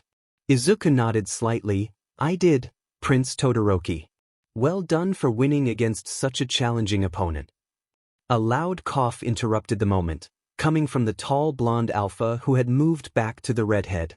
He had noticed the Omega's playful teasing of the rival alpha and felt a wave of relief knowing that the green-haired prince hadn't given up on him just yet. The first official trial arrived quickly. A couple of days later, Izuku was making his way to the Grand Hall with Uraraka. After the mock fight, he had distanced himself from the alphas to gather his thoughts. Retreating to his quiet corner of the library had helped him keep his mind and emotions steady. The young Omega Prince felt a mix of anxiety and excitement about the first trial, hoping it would significantly narrow down the list of alphas. This particular trial didn't require any physical exertion. All Izuku had to do was sit and experience the different pheromones of each alpha. It was an unusual situation, but one that seemed manageable. He recognized the significance of finding a mate with a compatible scent, and this trial was the best way to assess that. His mother, Queen Inko, emphasized its importance and made sure he understood. Izuku, please take a seat over there, Queen Inko instructed, pointing to a cushioned chair as they entered the hall. The first alpha will be here shortly. You know what to do and what is expected of you. The spacious room was divided by a large emerald curtain, preventing Izuku from seeing the alphas, just as they couldn't see him. He was the first to arrive and settled into his chair, knowing he would be there for a while. His mother believed that not being able to see the alphas would prevent him from making any premature judgments. Yes, mother. I understand and won't let you down. Desai escaped the small Omega as he stepped further into the room. The pressure he felt at the ball was one thing, but this trial felt even more intense. Although it should be simple, his mother's high standards weighed on him. His initial reluctance to find a mate was fading now that he had met some of the alphas, but they still had to meet his expectations. He had expressed to his mother several times that he wanted to be more than just a stay-at-home Omega. His desire to travel and explore the world was something he hoped his future alpha would share. But, Uraraka, you need to stand over there. Izuku needs to be alone for this one. Queen Inko gestured for the brown-haired beta to join the other servants and soldiers along the edge of the hall. Uraraka offered her friend a small smile before following the queen's orders. She took her place next to Ida, wanting to reach out to him but knowing he would remain professional with the royal family present. Izuku returned her smile, though it didn't reach his eyes. Today would be long and exhausting for everyone involved, especially for the young prince. The order of the alphas would differ from the ball, ensuring Izuku couldn't predict who he would be scenting. He had enjoyed the pheromones of the blonde and two-toned alpha at the ball and hoped he could identify them even without sight. If they weren't on his shortlist, he would have to take matters into his own hands. Prince Izuku glanced around his half of the room, noticing the soldiers and servants lining the wall, already looking bored. He hoped this wouldn't take all day. There was a considerable pile of books in his library that he was eager to return to. He straightened up as he heard the door open. "Good morning, Your Highness." Izuku recognized his mother's voice on the other side of the curtain as she addressed what he assumed was an alpha. "Please take a seat, and once you are comfortable, emit your scent." The silence from the alpha was expected, but it made the Omega feel uneasy. Who could be sitting on the other side of the green curtain? Izuku tried to steady his breathing as his hands fumbled with the hem of his shirt. He needed to ensure his scent remained pleasant. This trial was as much for the alphas as it was for him. He had been told he had a sweet and desirable scent, but not every alpha would find it appealing. Then he sensed it. The first alpha had released his scent. It reminded him of the sea, evoking feelings of freedom and easing his breathing. In response, he released his own scent, continuing to take in the alpha's salty aroma. Though he had never seen the sea, he imagined it would smell like this. He had to admit he liked the scent, so he made a note on the paper his mother had provided. Perhaps he wouldn't be eliminating as many as he thought. However, after scenting another 6 alphas, he had only ticked 2. While some scents were pleasant, others made him feel quite ill. As he began to think the trial was becoming hopeless, the 7th alpha entered the room. Izuku felt an immediate connection to the scent of peppermint. It was strong and commanding, making him feel safe and secure. A genuine smile spread across his face as he ticked number 7 and released his own sweet scent. Suddenly, a sharp cough came from Aizawa, who was positioned on the alpha's side of the curtain to monitor the young alphas. "Steady there, Your Highness. You need to control your pheromones, Alpha," he said in his usual stern tone. Izuku gasped slightly, realizing that the current alpha's scent had intensified. He had been so captivated by the enticing peppermint that he hadn't noticed how much stronger it had become. A light blush crept across his cheeks, and he caught Uraraka stifling a giggle out of the corner of his eye. This alpha was definitely one to remember.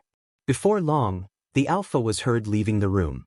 Izuku felt a shift in his mood at the sudden loss and hoped he would soon have more time with the alpha. Minutes later, the next alpha entered, and the heavy footsteps jolted Izuku from his thoughts. The Omega waited patiently, eager to catch the scent of the alpha, but he was left waiting. He heard some muffled sounds of grunting and growling from behind the curtain, which piqued everyone's curiosity. Izuku was unsure of what was happening but felt compelled to find out. "Your Highness, please take a seat." "There is no need for such dramatics," Aizawa spoke calmly, though his tone was firm. More hushed noises came from behind the heavy fabric. The Omega leaned closer, his full attention on the mysterious alpha. "This trial is absurd. I will not be part of this." The alpha's voice was filled with fury, and his dominant scent wafted through the air, causing Izuku to instinctively whimper. "If you are not interested, I kindly ask you to leave. Your scent is distressing the young prince." "There is no need for such a reaction, Your Highness," Aizawa replied. "This is ridiculous." Izuku heard as it sounded like furniture was being thrown. "My parents want me to choose an Omega. I need to get out of here." The loud footsteps echoed across the wooden floor, and a heavy thud made Izuku tremble slightly, nearly causing him to fall from his chair. "Izuku, are you all right?" His mother was by his side, gently brushing a lock of hair away from his face. "I am." "What was that?" "Who was that?" he asked quickly, mentally running through the list of alphas. "Don't worry about the alpha. He's been dealt with, she said, glancing at her head guard, who nodded slightly. Are you ready to continue? The young Omega understood this was not really a question but a demand from his mother. He nodded, took a sip of water, and settled back into his chair.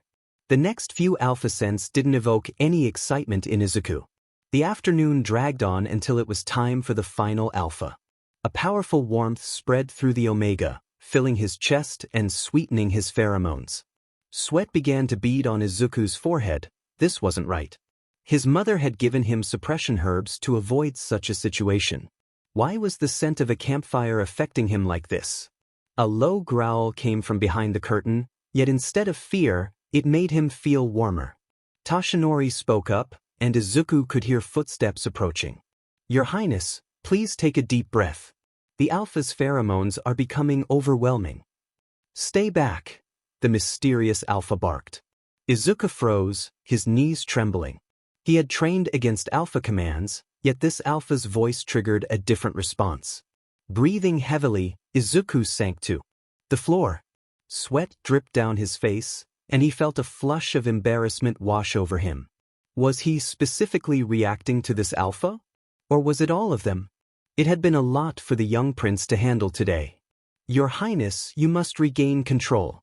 I suggest you calm down, or we will have to escort you out. Yagi's voice was firm, adding to Izuku's distress, causing a soft whimper to escape his lips. This elicited another deep growl from the unknown alpha. There was a flurry of pushing and shoving from behind the curtain. Get off of me, the alpha shouted. Izuku heard another chair being thrown across the room. Suddenly he heard multiple footsteps and more growling. His mother rushed to his side, her protective instincts evident. Izuku, dear. Are you all right? She asked softly. Yes, mother.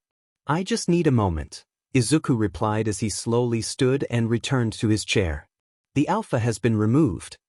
He was the last, so you can return to your room to rest. She then turned her attention to the soldiers in the room and her husband. The guard for Prince Izuku needs evaluation. Yagi, we need to discuss this. Her authoritative tone returned, and Izuku understood that was all the comfort he would receive. His father simply nodded and offered the prince a reassuring smile. Uraraka led the prince back to his room, followed by 4 guards. Normally, Izuku roamed the castle freely, but he sensed that those days were over. Do you need anything? The beta asked as they entered Izuku's chambers. Just some rest.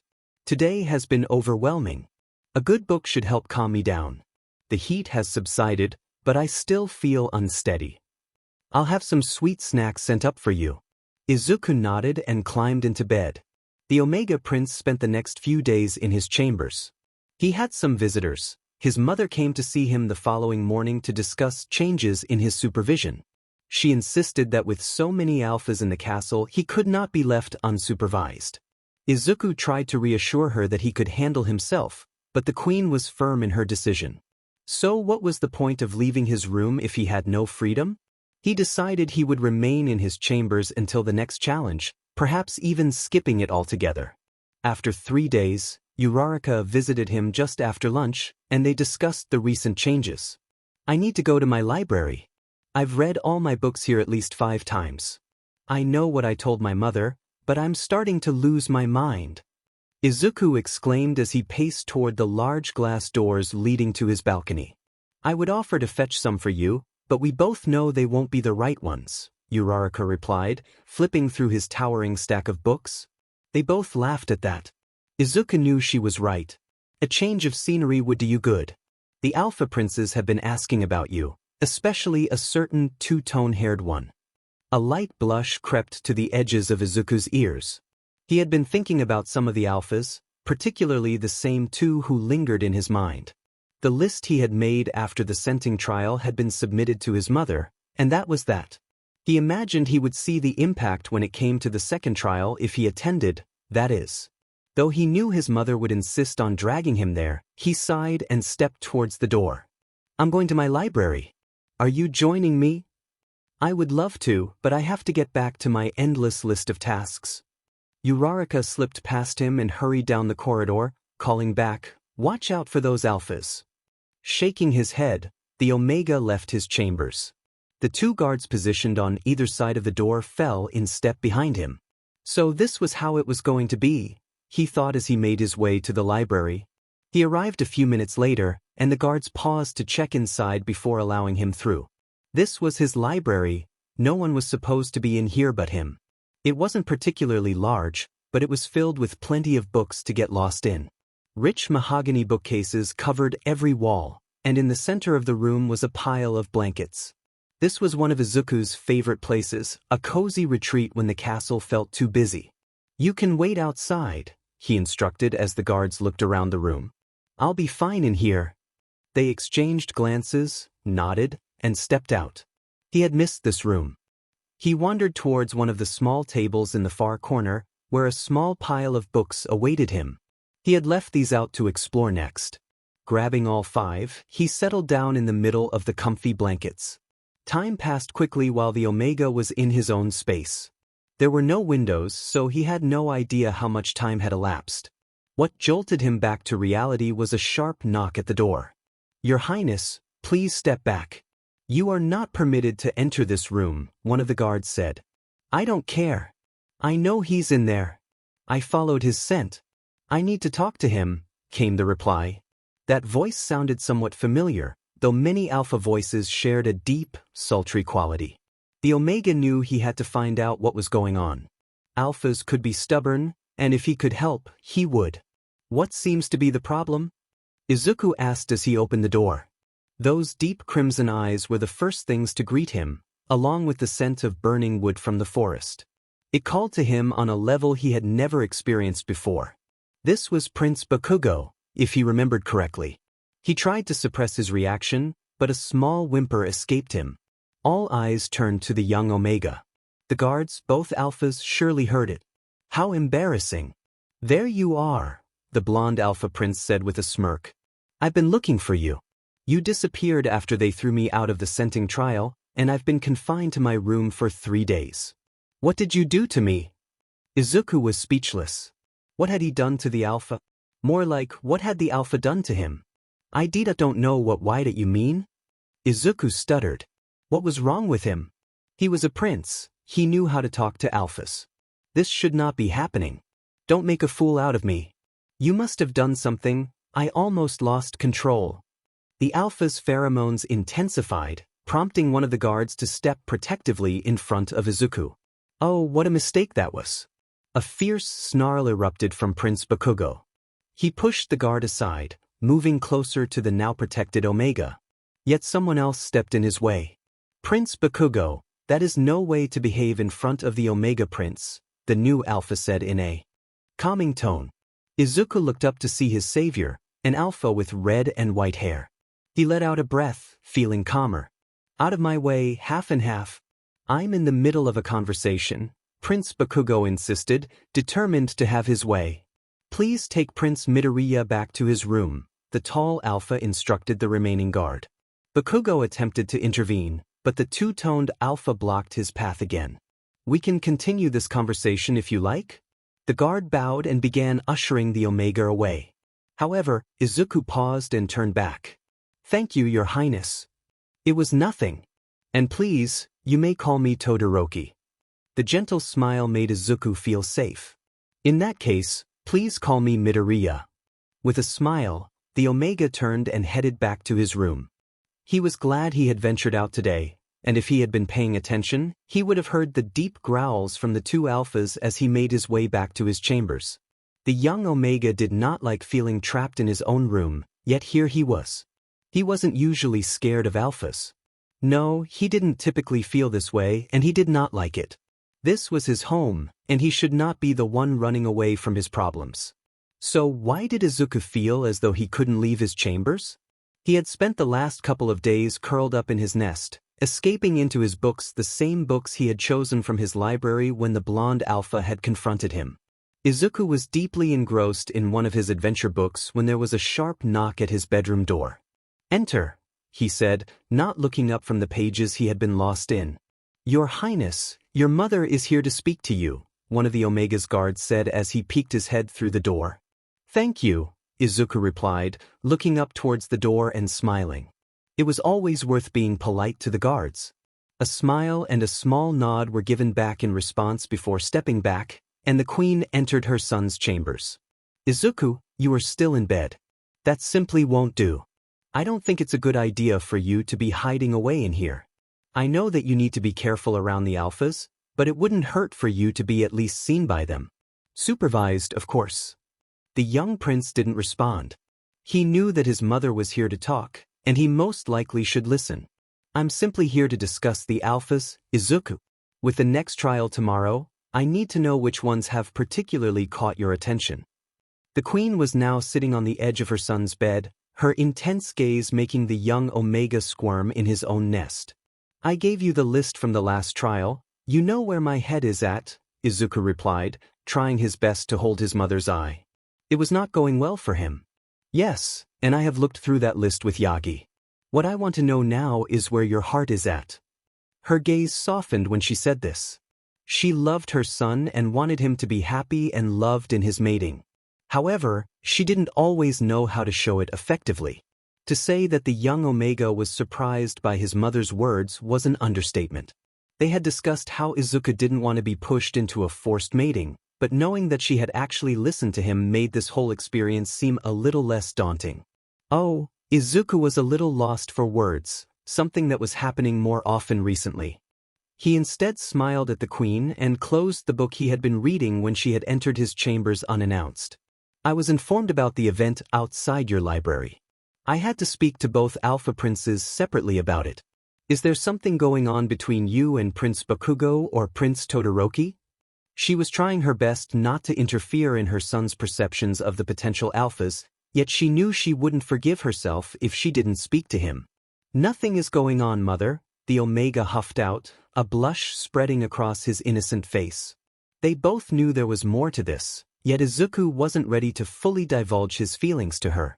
He didn't really know how he felt, so he knew that he couldn't share his thoughts. Inko simply nodded, took a deep breath, and began talking.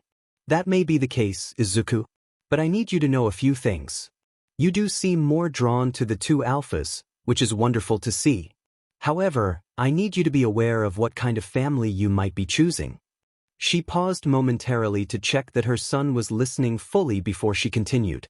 King and Queen Bakugo have always been close allies to our kingdom, you know that, yet their son strikes me as quite reckless, and I worry that you might be bullied by him somewhat. I know that he is a strong alpha. I have seen him in combat. Yet, I'm just not sure about the pairing. His strength is impressive, and I know that he can hold his own. I just worry. Izuku was watching his mother as she spoke, none of which was really surprising the Omega at this point. His thoughts and feelings towards the blonde alpha were a little conflicted at the moment. There was definitely a connection there. He could feel it in his scent, yet something was bothering him. He just couldn't put his finger on it. There is also Prince Todoroki to discuss with you. She took another deep breath before continuing. He seems like a lovely young alpha, he does. It's his father you need to be wary of. I know that the prince has taken an interest in you, and you seem interested in him. I have known King Todoroki for several years. He was a particular ally of your father's. I worry that he is not a good choice for you, Izuku. Izuku waited. Had she finished? The queen looked at her son expectantly. I know that he was invited here. I had to invite every eligible alpha in order to avoid any political upset. I was just concerned when I saw that you had approved of his scent during the first trial. I was hoping that I would have been able to send him home. Izuku was speechless. His mother had never spoken like this to him before. She always set the perfect example of poise and etiquette. He had given the two-toned alpha a lot of thought, and they were all positive. I am interested in him, mother. I won't lie to you about it. He has been nothing but kind and considerate towards me every time I have been in his presence. I haven't spoken to his father, but it wouldn't be him that I was marrying. You said that this was my choice in the end. You weren't there when Prince Bakugo confronted me outside my library. Prince Todoroki protected me. The small Omega's voice was getting louder as he spoke. He had never spoken to his mother like this before. He had never really argued with her like this. I'm sorry that you feel that way, Izuku.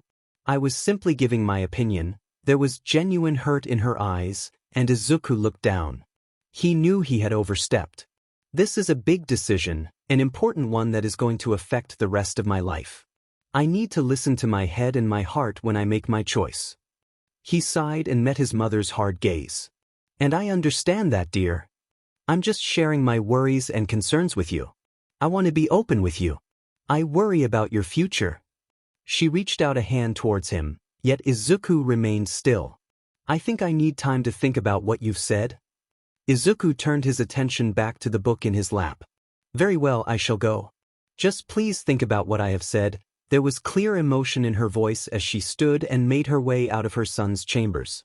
Once the door closed, Izuku let his tears fall. He knew that his mother meant well, yet he was unsure how to process her words. Prince Todoroki had been nothing but kind to Izuku. He was tall, handsome, and had made him feel safe.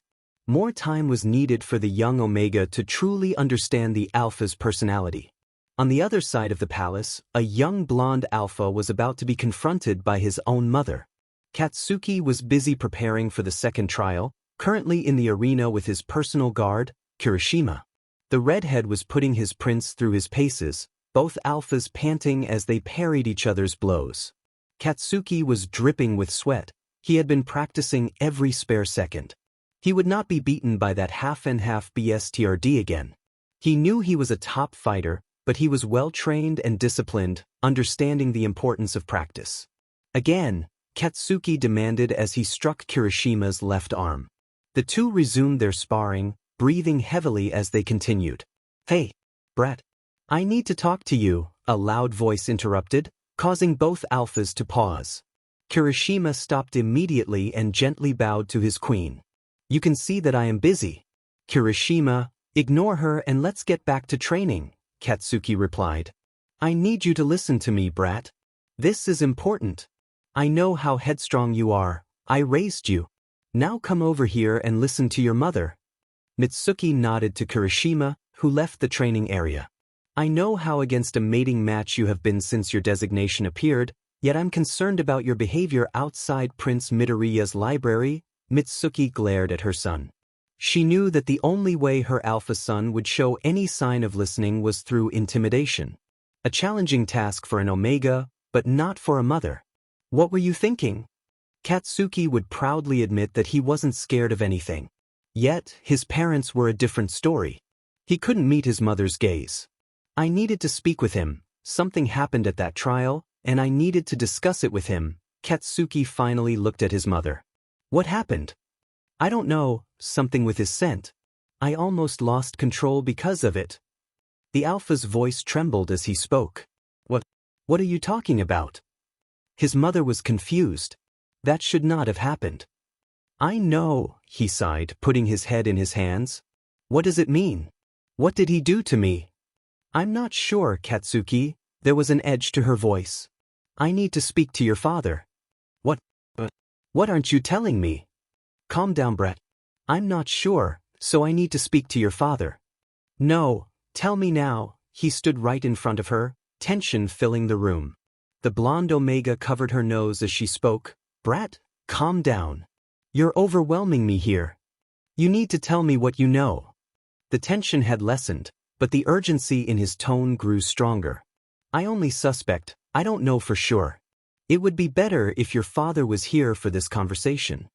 She paused, waiting for her headstrong son to respond. The blonde simply nodded and waited for her to continue. I'm sure I read somewhere that fated mates are more susceptible to one another's pheromones. To me, that seems like the most logical explanation for what happened between you and Prince Midoriya. You're telling me that I'm fated to the Omega Prince? No, I can't be. Katsuki sat down, disbelief washing over him. I'm just saying it could be a possibility. She took hold of her son's hand. I don't know for certain, and you cannot tell anyone. Are you listening, Katsuki? She stood tall, facing her son. I mean it, Katsuki. No one can know about this until we can confirm it. I'm going to speak to your father and see what he has to say on the subject. Katsuki nodded, relaxing somewhat. Okay. I'll keep it to myself for now. The queen left her son alone in the training arena, confident in his trustworthiness. He hated liars. Katsuki had time to think about what his mother had just told him. He could be fated to the green-haired Omega Prince. There was no denying that he felt a connection to him. When he had sensed his pheromones, he had never experienced anything so captivating. He had to focus on the next trial. He would follow his mother's advice and keep this to himself. Yet, if he could use this to his advantage, he certainly would. Prince Katsuki had come up with a plan. He had spent the rest of the day in his room pacing, trying to process the news that his mother had given him. The thought that the Omega was his fated mate replayed in his mind. He had never been a believer in love and romance, yet he knew he had to charm the Omega or risk losing him. Katsuki's plan was simple. He wasn't a romantic alpha, so he had spent hours contemplating his approach. He hoped the Omega Prince would see his charm. The first task was to get the Omega to agree to spend time with him. Katsuki knew that would be a challenge. He had waited outside the Omega Prince's library all day, hoping to catch him alone for a conversation, but he had been unsuccessful. As evening approached, Katsuki considered speaking with King Yagi when he heard footsteps. He looked up to see the very alpha he wanted to talk to. "Young Prince Bakugo, what are you doing here?" Yagi asked as he approached. Katsuki stood and bowed respectfully. "Your Highness, I am waiting for Prince Midoriya. I was hoping to speak with him."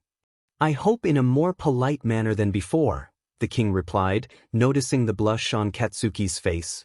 "Of course, Your Highness. Last time was a mistake. I let my emotions get the better of me." Katsuki was surprised by his own admission. He continued nervously, "I would like to take a walk with the prince. I've heard the palace gardens are beautiful, and I would love to see them." King Yagi was taken aback. This was not what he had expected from the usually brash alpha prince. Yet he couldn't help but smile. He had discussed Katsuki with his wife, expressing his belief that the blonde prince would be a good match for his son. "I see, Prince Bakugo. I believe the prince is currently in his chambers. He has been somewhat reluctant to leave since your last encounter," he said, a stern look on his face. Katsuki glanced down, knowing he had acted rashly. He had felt confused and overwhelmed, often struggling to control his emotions. If he wanted to win over his Omega, he needed to change. The thought of his Omega sounded nice in his mind. King Yagi continued, "If you are serious about courting my son, you need to consider your behavior. You will face tough competition, particularly from a certain two-toned alpha." Katsuki growled at the mention of the other prince. "Yes, I can see how competitive you are. You need to focus that energy positively. All Izuku has seen so far is a hot-headed alpha looking for a fight. If you are truly interested, then you must control yourself. I shouldn't be telling you this," he shook his head, "but the queen spoke to Prince Izuku yesterday. It seems he is somewhat interested in Prince Todoroki." "What?" Katsuki exclaimed, disbelief washing over him. How could anyone be interested in that other prince? His breathing quickened, and he felt a surge of emotions. The king took a step back, giving the smaller alpha space. Katsuki noticed the reaction and shook his head, taking a deep breath. "I'm sorry, I was just shocked. This is what I mean, young Bakugo. You cannot act this way around my son. He is strong but has led a sheltered life here in the castle. You need to control your emotions, or you will scare him away." Katsuki nodded. If he wanted to win over his fated mate, he needed to change. "Your Highness, could you assist me in speaking to Prince Midoriya?" he asked, surprised at how quickly the words came out. King Yagi smiled. "Of course, young Bakugo. He will be in the Great Hall for breakfast tomorrow. I will ensure that happens. But you have to do the rest yourself. I can't do all the work," the king chuckled. "Yes, of course. Thank you." Katsuki bowed his head in gratitude before heading back to his room. His plan was finally coming together. All he needed to do now was prepare what he would say to the Omega Prince. Just picturing Midoriya's face made a small smile creep onto Katsuki's lips. What was happening to him? He needed a solid plan. There would be other alphas at breakfast tomorrow, and he needed to speak to Prince Midoriya privately. He imagined gently brushing a green lock of hair from Midoriya's beautiful emerald eyes, holding him close. Katsuki shook his head, pushing those thoughts aside for later. He just hoped they wouldn't resurface tomorrow. Yet, he couldn't help but wonder how his Omega would react to him. The following morning, Katsuki woke before dawn. He was usually a morning person, but this was different. He had not slept well, filled with dreams of Prince Midoriya. In his dreams, they were together in the Alpha's chambers back in the Garnet Kingdom. Katsuki was breathing heavily, feeling the intensity of the moment. He could sense the connection between them growing stronger. "Are you ready?" he asked softly, leaning in closer. "Please, Katsuki." "I need you," the Omega replied, his voice filled with longing. That was all it took to awaken something deep within Katsuki. Suddenly he jolted awake. What was happening? This couldn't be happening, just when he was about to form the bond between him and his Omega. He was staring at the ceiling of his guest chambers in the Jade Palace. Even though it had not been real, the time spent with the prince had definitely felt wonderful. Katsuki couldn't help but think back to the prince's smooth, delicate skin and the sounds he made when the Alpha had found that perfect spot. Those memories would forever linger in his mind, at least until he could hear them in reality.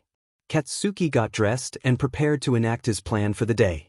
As he made his way to the hall for breakfast, he couldn't help but wonder how the day would unfold. If things went as he hoped, then that dream of his might come to fruition sooner rather than later. That was a good mindset for today.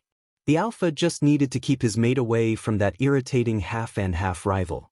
Speaking of that rival, he was already in the hall, conversing with his mate. The blonde Alpha strode over, fists and jaw clenched. "Prince Midoriya, would you like to go for a walk with me?" The Alpha stood tall as he spoke, though he was on the verge of stumbling over his words. He didn't care that he had just interrupted their conversation.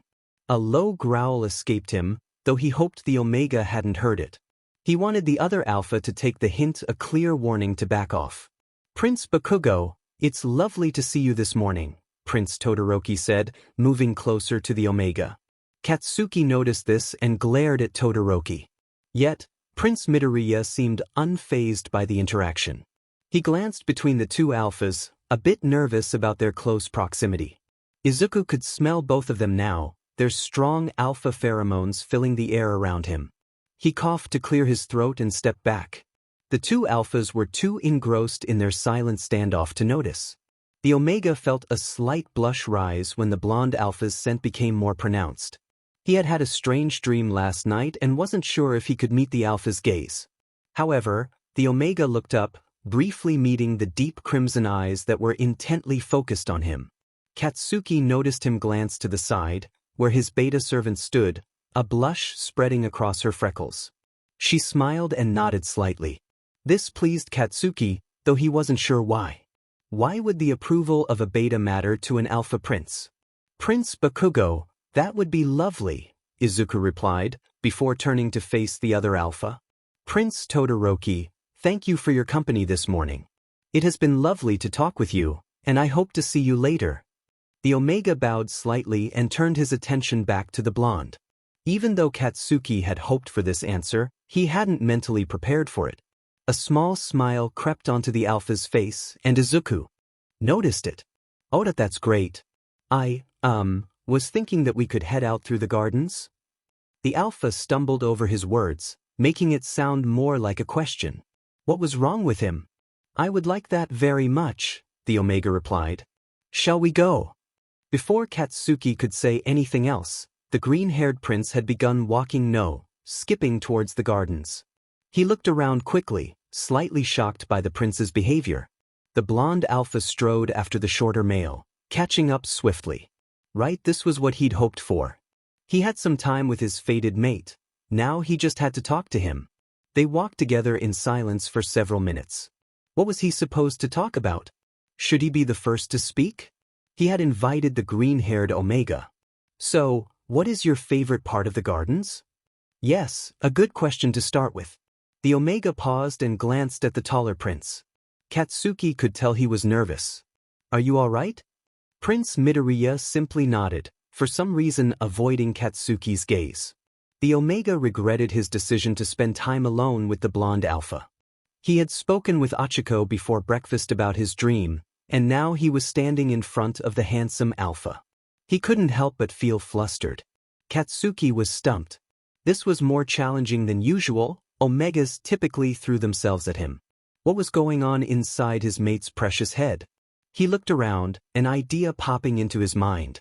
The two were standing close to a beautiful fountain, surrounded by rows of colorful flowers creating a stunning display. The alpha wasn't particularly fond of flowers, but he had to start somewhere. He stepped closer to the fountain, knelt down, and picked a large, trumpet-shaped flower. It was deep red, similar to his eyes. Here, Katsuki handed the flower to the Omega. In response, Izuku gasped, gently caressing the flower's delicate petals once he held it in his hand. "Thank you, Prince Bakugo. It's beautiful, though you're not supposed to pick these," he said with a slight chuckle. Should he tell the alpha that these were his favorite flowers?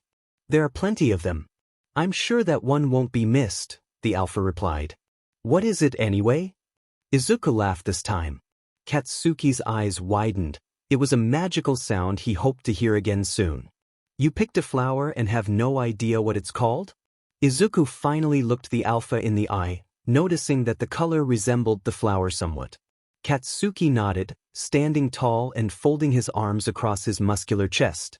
Prince Izuku felt hot and flustered again. "It's an amaryllis," he whispered, "and it's my favorite flower." The alpha had obviously heard him. A big, beaming smile spread across his handsome face. "You don't need to look so happy about it," Izuku said, blushing again. "You were just lucky." "Oh, I was more than lucky, especially since I got to see you smile." The alpha took a step closer and another. The Omega felt as though his feet were glued to the floor. His chest tightened, and warmth spread through his body. He couldn't look at the alpha. Instead, he focused on the flower in his hand. Yes, the flower that now reminded him of those searing crimson eyes. He was in trouble. He could feel the alpha's breath gently against his skin. Prince Bakugo stood so close that he could feel his heartbeat echoing in his ears. Memories of a dream from the previous night flooded his mind, where their two bodies were intertwined in soft sheets. A warm sensation stirred within him, leaving him slightly flustered. "Shall we keep walking?" The alpha spoke softly, trying not to startle the clearly captivated Omega. What? "Oh, of course." Izuku's surprise brought him back to reality. He hoped the alpha couldn't sense his embarrassment. The two stepped apart, both feeling a little breathless. Katsuki's senses were still heightened, and he couldn't help but feel a swell of pride at the effect he had on the Omega. Katsuki led the way. "You don't seem as afraid of me as you were the last time we were this close." Izuku, still recovering from his embarrassment and clutching a flower, replied, "Oh yes, well, my mother spoke to me about that. She explained a few things." Curious, Katsuki urged him to continue. "It was nothing significant, she just talked about how alphas can be. I've been around a few in the palace with all the soldiers and guards. But being so close to someone with such a strong presence was a bit overwhelming. You were quite intimidating when we last spoke outside my library. I was surprised when my father came to see me yesterday evening." "Wait, King Yagi came to see you?" Katsuki interrupted. "He did. He told me I had to be at breakfast this morning and mentioned you wanted to speak with me. As a prince, I should give you a chance to apologize for your behavior." Katsuki was momentarily speechless, a rarity for him. He usually had a response ready, but now he found himself at a loss for words. "So you wanted to give me a second chance?" Katsuki asked, not entirely impressed by the Omega's straightforwardness but grateful for the opportunity. "Oh yes, Prince Bakugo. Although you've been a bit brash and aggressive, I can't deny there's a connection between us. My mother believes that, given the right circumstances, you could show your true alpha side, which my Omega instincts would find agreeable." Once again, Katsuki found himself at a loss. Was the Omega suggesting compatibility?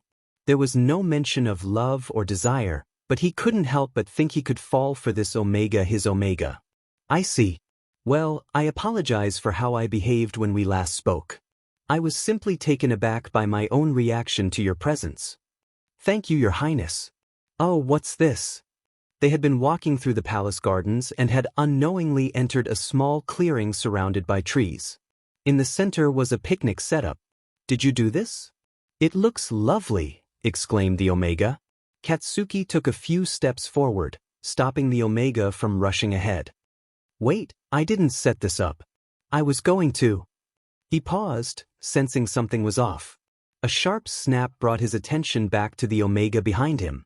3 hooded figures surrounded him, their sense unmistakably alpha, yet something felt wrong. The tallest one held the small prince tightly, preventing him from escaping. Stop moving, he commanded, and Izuku complied. Katsuki took a hesitant step forward. He had no weapons. Why would he need them? Let him go, Katsuki barked, but his words fell flat. The smallest figure giggled. Before saying, Now, Prince Bakugo. You know that won't work on us. We have our prize and we're taking him with us. He's such a cute Omega. Her hood fell back, revealing messy blonde pigtails as she danced closer to Izuku. Get your hands off him. Katsuki shouted, his chest burning with anger. This couldn't be happening. A whimper escaped from Izuku, and he was struck across the face. Be quiet, came another commanding voice. Katsuki's mind raced. He had fought all his life, surely he could take on 3 alphas. Yet he hesitated. They had his Omega. What if he got hurt? What if he accidentally harmed him? Without realizing it, he took a few steps closer. Suddenly, a strange purple mist began to swirl behind the 3 alphas. That's our cue to leave. Say goodbye to the Omega, Prince Bakugo. The tallest one chuckled as they began to retreat. Katsuki knew time was running out. He lunged forward, desperation rising as he saw the panic in Izuku's beautiful green eyes. He was too late. I'll find you, he roared as the portal closed, leaving him alone in the clearing. All the alpha could focus on was the red flower that now lay on the floor where his mate had stood. The air around him was thick with his sour scent of rage and turmoil, primarily directed at himself for not doing more. How could he have allowed the Omega Prince to be taken? He was his mate and he was supposed to protect him. People rushed around him in sheer panic, questions flying in every direction. Izuku, where is he? Who saw him last? You. A whirlwind of green hair stormed toward the blonde alpha. Queen Midoriya looked furious, and Katsuki couldn't blame her. Her distressing pheromones were overwhelming. Inko, please, you need to breathe and let the young prince breathe as well.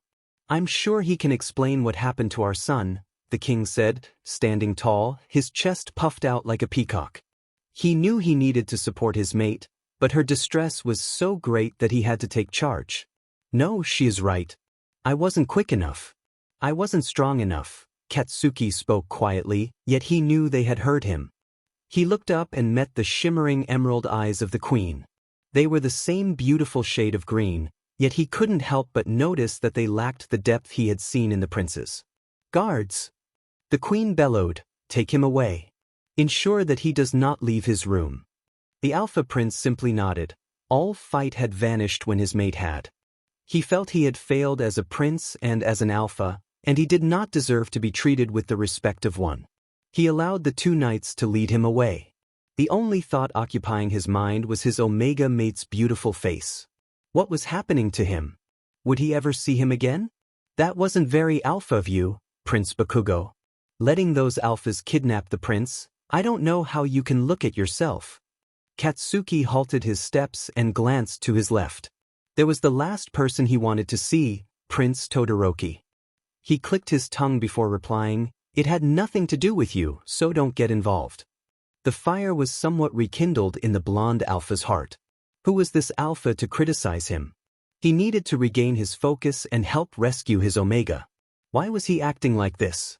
No, he was a strong and formidable alpha. I'm only saying that if I had been with the Omega Prince, I would not have let them take him, Prince Todoroki said, a smile on his face that made Katsuki feel uneasy. I'm not sure how you let them get away. I know that you are not as strong as I am, but I would have at least been able to take down the female alpha. The blonde alpha tooted, shifting his attention away from the arrogant alpha beside him. He had been so shocked by their appearance and behavior that he had only told the king and queen that there were 3 alphas. He hadn't given any descriptions yet. How did Prince Todoroki know that detail? Katsuki's eyes widened as he stared intently at the other alpha prince. How did you know? Prince Todoroki's smug expression quickly shifted to one of shock and then anger. I think I can hear my father calling me. Good day, Prince Bakugo. With that, he strode away from the blonde prince. As he was escorted back to the palace, Katsuki couldn't help but dwell on their interaction. Something felt off. He needed time to think and process the other alpha's words and behavior. He had been back in his room for no more than 5 minutes before his mother began banging on the door. Katsuki Bakugo. Open this door now. He sighed and opened the door to his chambers. She barged in, followed closely by his father. What have you done? Where is Prince Midoriya? Why have you been confined to your chambers? She bombarded him with questions. By the time she finished, she was mere inches from him. She was the only Omega he would ever fear, and she knew it. Sit, son. He sat on the edge of his bed with his head in his hands. Seeing her son like this softened her demeanor. Katsuki was always so headstrong and expressive. Seeing this side of him was unnatural. Gently, she rested a hand on his shoulder. Katsuki, please talk to us. I don't know where to start. He looked up. We were out walking in the gardens. I thought it would be a good idea to spend some alone time together. I needed to apologize for my behavior, and I thought he enjoyed spending time there. He looked between his parents, who both nodded for him to continue. We didn't get that far really. He blushed slightly as he recalled the moment they shared before entering the wooded area. He continued, recounting the events leading up to the Omega Prince's abduction. Did you get a good look at the 3 alphas? His father asked. Katsuki shook his head. Not all 3. The smallest ones who fell down. She was small for an alpha with blonde, messy hair. He paused. Speaking of her, Prince Todoroki made a comment about her. It was strange. It was as though he knew about her. His parents exchanged a quick glance but said nothing. I must be overthinking it. I need to focus on how I can rescue Prince Midoriya. I can't stay in this room. I need to get out there and look for him. His anger was building as he spoke, his clenched fists trembling with each word. We understand, we really do, his mother spoke softly. It was the only way for an Omega to deal with such temperament. We need to think this through, Katsuki. You need to be careful. You've been confined to your chambers for a reason. They must suspect that you played a part in this. Katsuki opened his mouth, but his father interjected. Listen to your mother. I will speak with King Yagi and see what can be done. We all know you are innocent in this. King Yagi must see that too. We are aware of his favoring you as a match for his son. The Alpha Prince nodded and began pacing. Get some rest before you wear a hole in the floor. His mother took his hand. We will get this sorted, and Prince Midoriya will be saved. I'll have some food sent to you. There are guards positioned outside. Do as you're told for once and please stay put. Katsuki flopped onto his bed, his hand covering his face. How had this all happened so quickly? His parents had left him alone, and his mind couldn't escape thoughts of the young prince. The image of his face when he had been taken haunted him. What must he think of the Alpha now? Surely he wouldn't want anything to do with him after this. Who would want an Alpha that failed to protect him? That very Omega had just woken up. He remembered the 3 alphas and being taken through some purple mist, but after that his mind felt foggy. As his eyes adjusted, he took in his surroundings. He first noticed the size of the room. It was small, very small in fact. There was a cot in the corner and a high window on the other side of the door. He was on the cot, which was low to the ground and not very comfortable. His instincts urged him to create a nest, but he didn't know how long he would be here. Sitting up, he noticed a cold metal shackle around his ankle. It was a little loose, but he expected it would rub if he moved too much. Izuku was smart. He had an idea as to why he had been taken. It hadn't been the first attempt, but it was the first success. He would be okay. He had to be. He couldn't help but think about his poor mother and how she must be feeling. And what about Prince Bakugo? The look on his face when he had been taken was etched in his memory. He knew about Alpha Pride and had seen the panicked expression. It warmed his heart somewhat. He would have preferred to be saved, yet he understood that the Alpha was worried about hurting him. He sighed, flopping back onto his uncomfortable nest. The room was cleaner than he had first presumed. A mulberry-colored carpet covered the floor. It looked worn but had been recently cleaned. He couldn't reach the small window without standing on the cot itself, and even then, it was a struggle. Curse his Omega build. The walls were bare, with no pictures or ornaments to look at. So he just lay there, staring at the ceiling and counting the minutes and then hours that passed. After what felt like an eternity, the door to his room opened. In the doorway stood an alpha. Izuku could tell immediately by the scent and posture. He had two choices here: cower and be a good SBM's SV Omega, or be the bratty Omega that occasionally surfaced when he didn't get his favorite dish. He chose the first option. He didn't know the alpha or where he was. It was best to play it safe. He sat up and tilted his head, exposing his neck and mating gland. "Good Omega," said the alpha, "you know your place." The alpha was very tall, his black hair falling messily around his scarred face. His scent made Izuku feel uneasy. It was stale and offensive to his senses, reminiscent of the smoke some guards exhaled. The Omega couldn't help but cough a little as the alpha moved closer. "What do you want with me?" Although he was behaving like a good Omega, he wasn't afraid to ask questions. "Will there be a ransom? I know my mother will pay a high price for my return." "And I thought you were behaving yourself." The alpha's voice turned colder. "You will be here until you are no longer needed. So behave or I will make you." There was a hint of authority in his tone. "You are indeed a pretty Omega.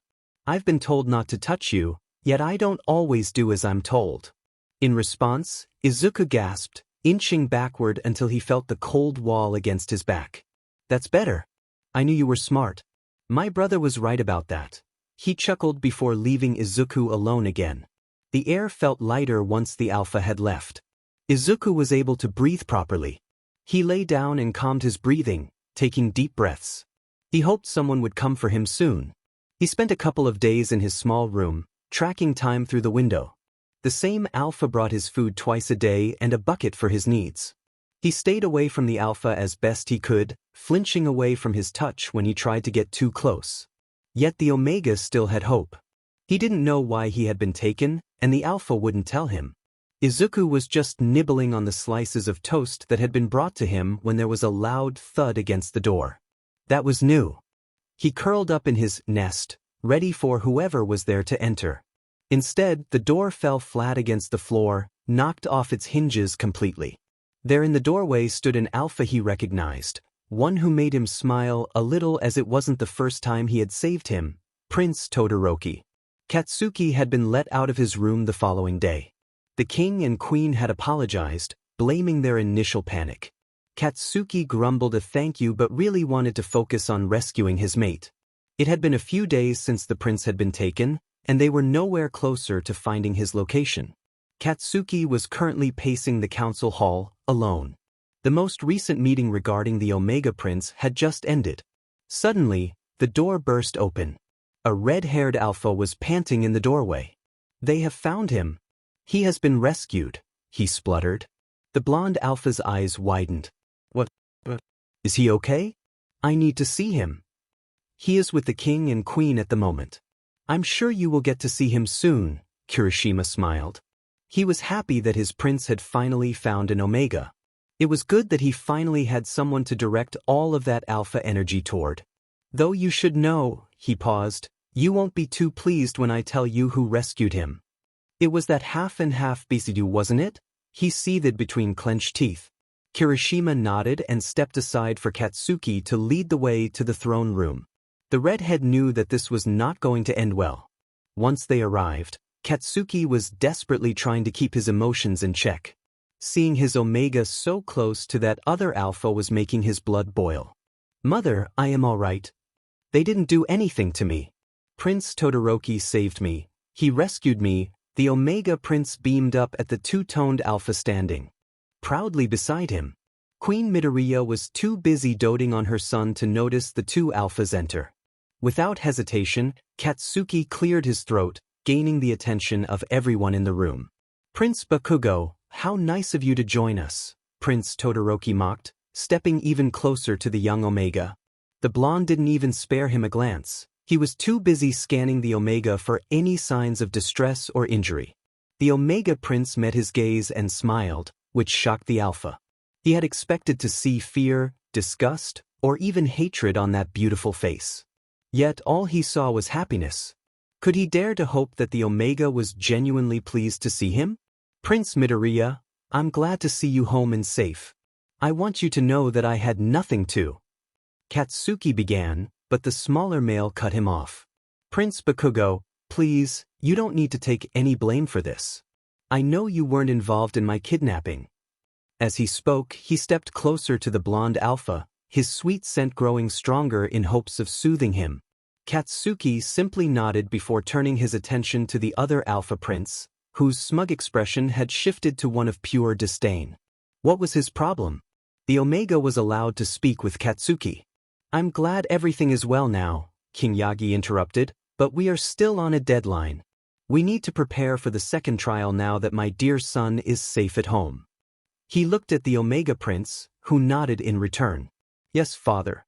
I know we need to get back on track, Izuku said, expecting his parents to push for the trials to continue. Yet he had hoped for a little more time, especially after being kidnapped. The king continued, his voice booming across the hall. He turned to the two young alphas before saying, tomorrow we will hold the second trial. You two had best get some last-minute practice in. He had another restless night's sleep. The dreams were becoming overwhelming.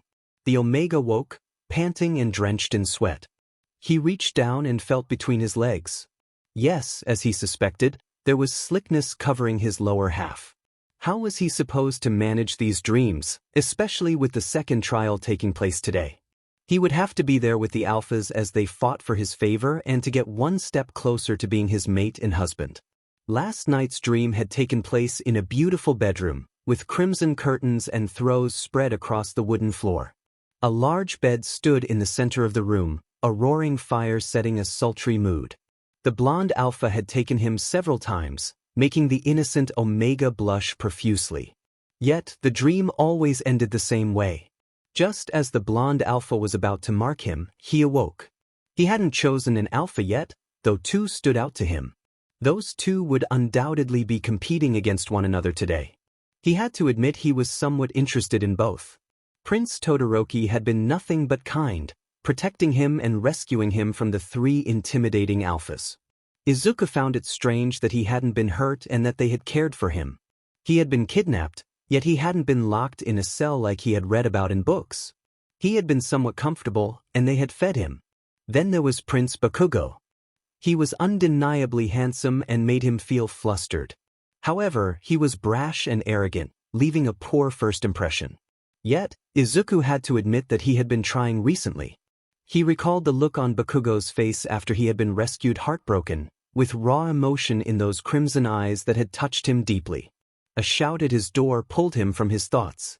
Prince Midoriya, are you decent? His best friend called before stepping into the Omega's chambers.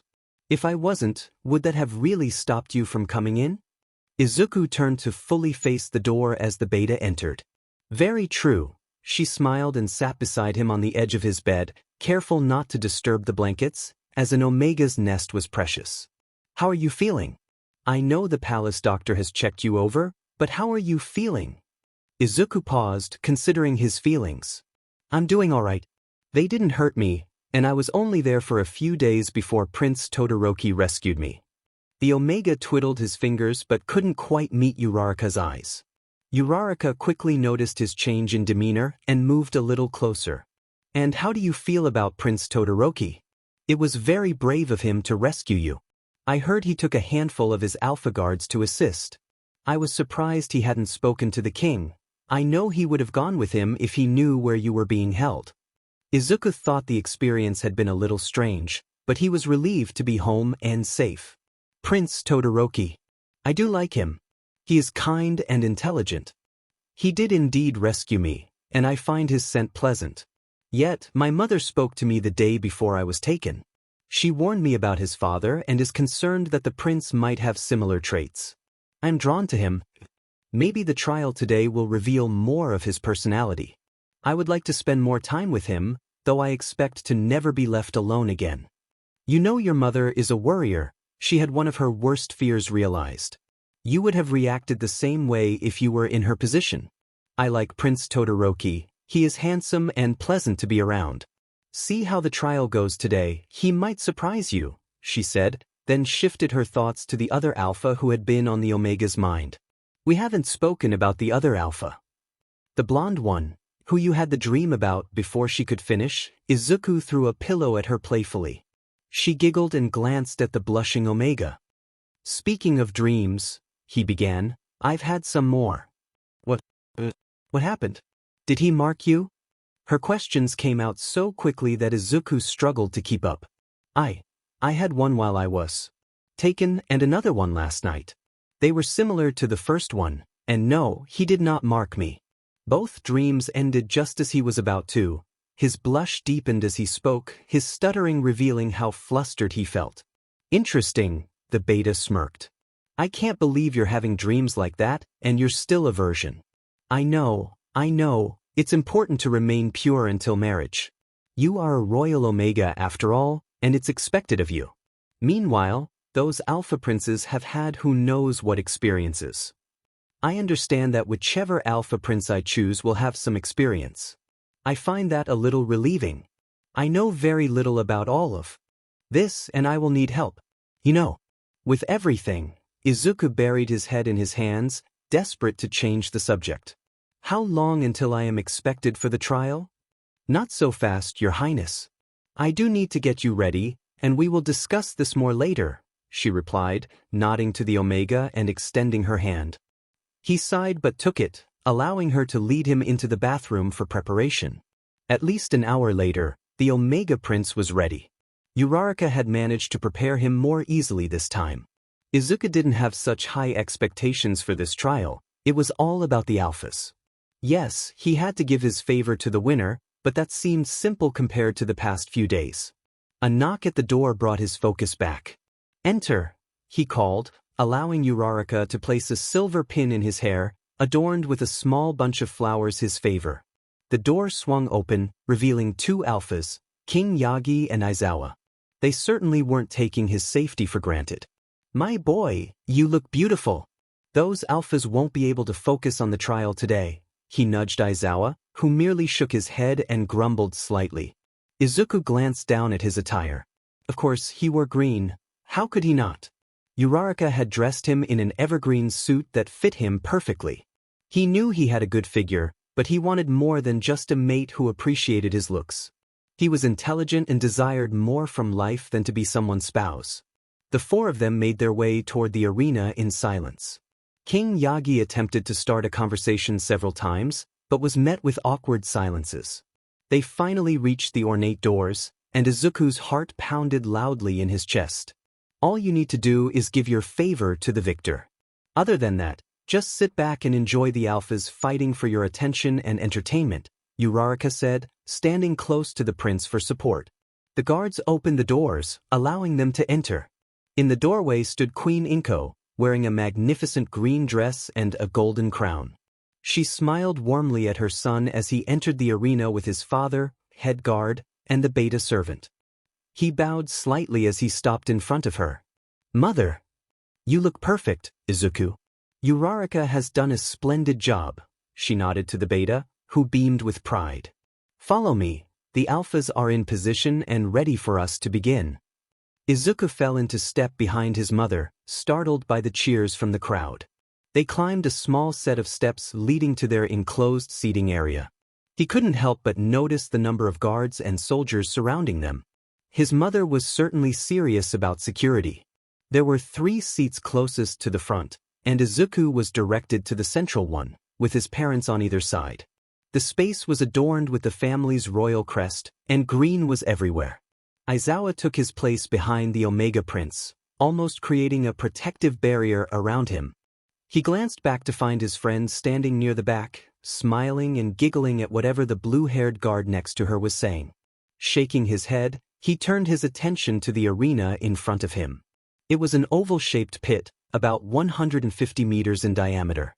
The crowd surrounding it cheered and jeered in anticipation.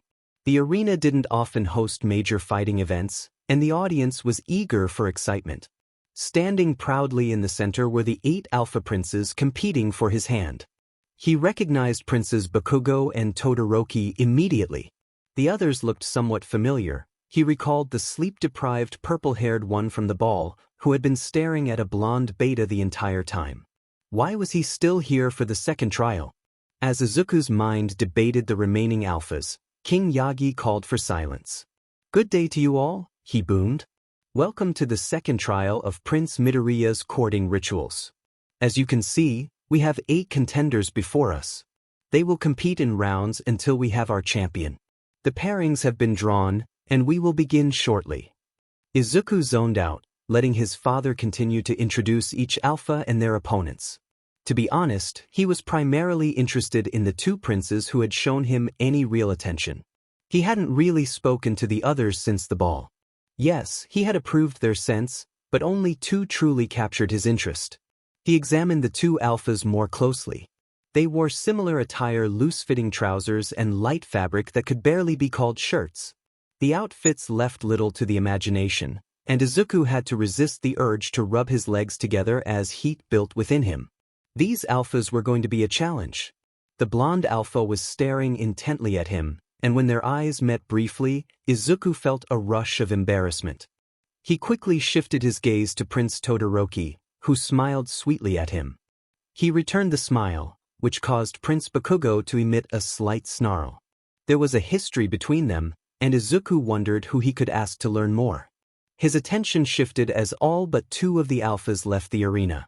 The first fight was about to begin. The 2 alphas took their fighting stances, ready for King Yagi to give the signal. Izuku wasn't particularly interested in either of them. He had given his mother a list of 8 just to make the numbers even. In truth, only 2 captured his interest. Although there could be only one winner of this trial, Izuku still had the chance to choose the final alphas who would advance to the 3rd and final round. He watched the 2 alphas fight, his mind drifting back to the ones he truly wanted to see. Prince Todoroki had won their previous match, and Izuku wondered who would emerge victorious this time if they faced each other. Despite their minimal armor, they fought with swords, and it was impressive to watch. Both brown-haired alphas were evenly matched. The taller one seemed to be gaining the upper hand as Izuku focused back in, landing more consecutive blows against his opponent. The Omega found himself analyzing their fighting styles, wishing he had paper and ink to take notes. The taller alpha shifted his right foot slightly, causing the other to lose his balance and stumble backward.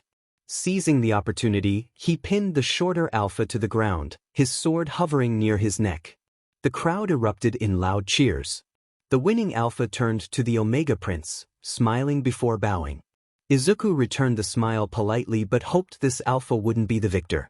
He wasn't unattractive, but something about his features felt a bit plain compared to what he had hoped for. Since when was he so concerned about the alpha's appearances? He had been against this farce his parents insisted he participate in. He wasn't ready to admit that he was genuinely interested in the 2 alpha princes he was looking forward to seeing. What had changed?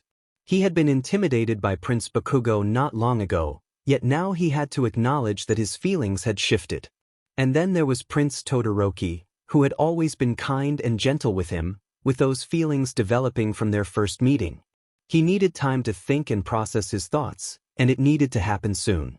While he was lost in thought, the second set of alphas entered the arena, the purple-haired alpha and Prince Todoroki. Izuku smiled at the alpha as he took his position. The alpha prince seemed to notice and gave him a subtle wink in return. The crowd reacted with excitement. Thank you, boomed King Yagi. "We have our second-round competitors standing before us." He pointed at both alphas and introduced them. Izuku listened this time. The other was Prince Shinso. Again, the Omega noticed that the alpha's attention was focused on a section of the crowd. He tried to see who or what he was looking at, but all he could discern was that it was where the royals and guards from the Garnet Kingdom were gathered. His father began the second fight while Izuku was still staring at the crowd. Prince Todoroki was indeed impressive to watch. He parried and blocked the purple-haired alpha's attacks, advancing when he could. It seemed to Izuku that he was playing it safe. Why would he do that? Surely he would want to showcase his skills and impress the Omega and his family as much as possible. What was his strategy? Izuku leaned forward in his seat, focusing more on the alpha's footwork as they fought. Prince Todoroki began to push harder, forcing Prince Shinso toward the edge of the arena. Yet, he didn't yield. Was he trying to impress someone in the crowd? It was definitely not the Omega Prince. At that moment, Izuku caught sight of a bright-haired individual. It was too far to tell for sure, but he thought it was a beta. The beta was beaming with pride, jumping up and down in his seat. A red-haired alpha, whom Izuku had briefly seen before, placed a hand on his shoulder to calm him down, whispering something in his ear and nodding toward the royal box. Izuku could see the redness on his cheeks and giggled to himself. Everything was becoming a little clearer to him now. He refocused on the two alphas fighting. Prince Todoroki was using his impressive strength against his opponent. He twisted his wrist, knocking the other alpha's sword clean out of his hands. It landed in the sand a few feet away. By this point, the Omega was on the edge of his seat, a huge smile stretching across his freckled face. Prince Todoroki had his sword pointed directly at Prince Shinso's throat. "Our second victor," bellowed King Yagi, standing and gesturing to the Alpha Prince. "Well done. Go, rest and prepare for your next fight." Todoroki bowed at the royal box and made his way out of the arena. Izuku watched him go, pleased with the outcome. There was one more fight before Prince Bakugo would take the stage. Izuku watched the third fight with little interest. However, there was another blonde alpha who seemed a bit overconfident. That alpha emerged as the winner. Now it was Prince Bakugo's turn. He stepped proudly into the arena, causing other Omegas in the crowd to blush and giggle among themselves. A small growl escaped the Omega Prince's lips. His mother heard him and stifled a giggle. It was interesting to see her son feeling jealous. Bakugo was set to fight a dark-haired alpha that Izuku had no real interest in. As the two fought, the Omega observed the alpha intently, noting how he moved with effortless control over his sword. He couldn't help but think back to his dreams, how those hands that wielded a sword had also stirred something within him. His cheeks flushed, and warmth began to build in his stomach. "Izuku, dear. You need to be careful. There are a lot of alphas around. Keep yourself in check," Queen Inko whispered in her son's ear. He squeaked in response. How embarrassing. If his mother could sense his feelings, he needed to calm down. "We have a winner," yelled King Yagi, startling Izuku. He looked back at the arena, and sure enough, Prince Bakugo was standing over the other alpha. Izuku felt a twinge of concern as the other alpha remained still. Was he unconscious? "You've got that right," Bakugo exclaimed, lifting his hands to welcome the cheers from the crowd. Izuku giggled at the display, admiring Bakugo's confidence. The first round of fights had concluded, and it was a lot for the Omega Prince to process. He wondered how he would manage to sit through the rest of the event. After a brief intermission, the alphas were ready for round 2. The first match would feature Prince Todoroki against the tall brown-haired alpha who had won the previous fight. Izuku couldn't recall his name, but it didn't matter. He hoped the two-tone alpha would emerge victorious. The fight ended swiftly. Izuku watched as Prince Todoroki disarmed the other alpha in mere minutes. The defeated alpha lay on the ground, panting heavily. Prince Todoroki was undeniably a strong and formidable alpha, and Izuku felt a sense of relief. He would need an alpha capable of protecting him, and the other alphas simply didn't measure up. He nodded to himself, pleased with the outcome. Standing proudly in the center of the arena, Prince Todoroki basked in the praise from the crowd. Although Izuku didn't know him well, he imagined the alpha appreciated the admiration. Turning his gaze to King Todoroki, the alpha's father, Izuku noted the king's imposing stature, reminiscent of his own father.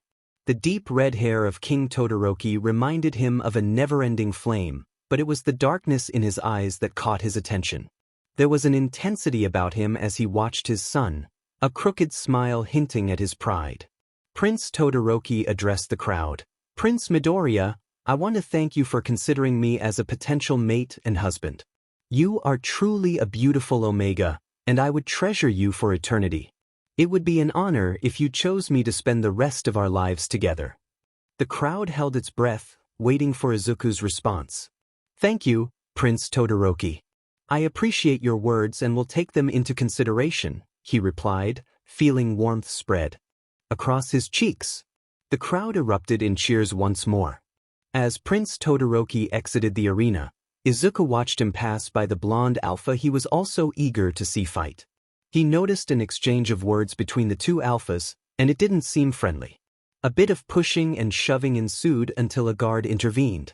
Izuku could see Prince Bakugo's face as he approached the center of the arena, and he did not look pleased.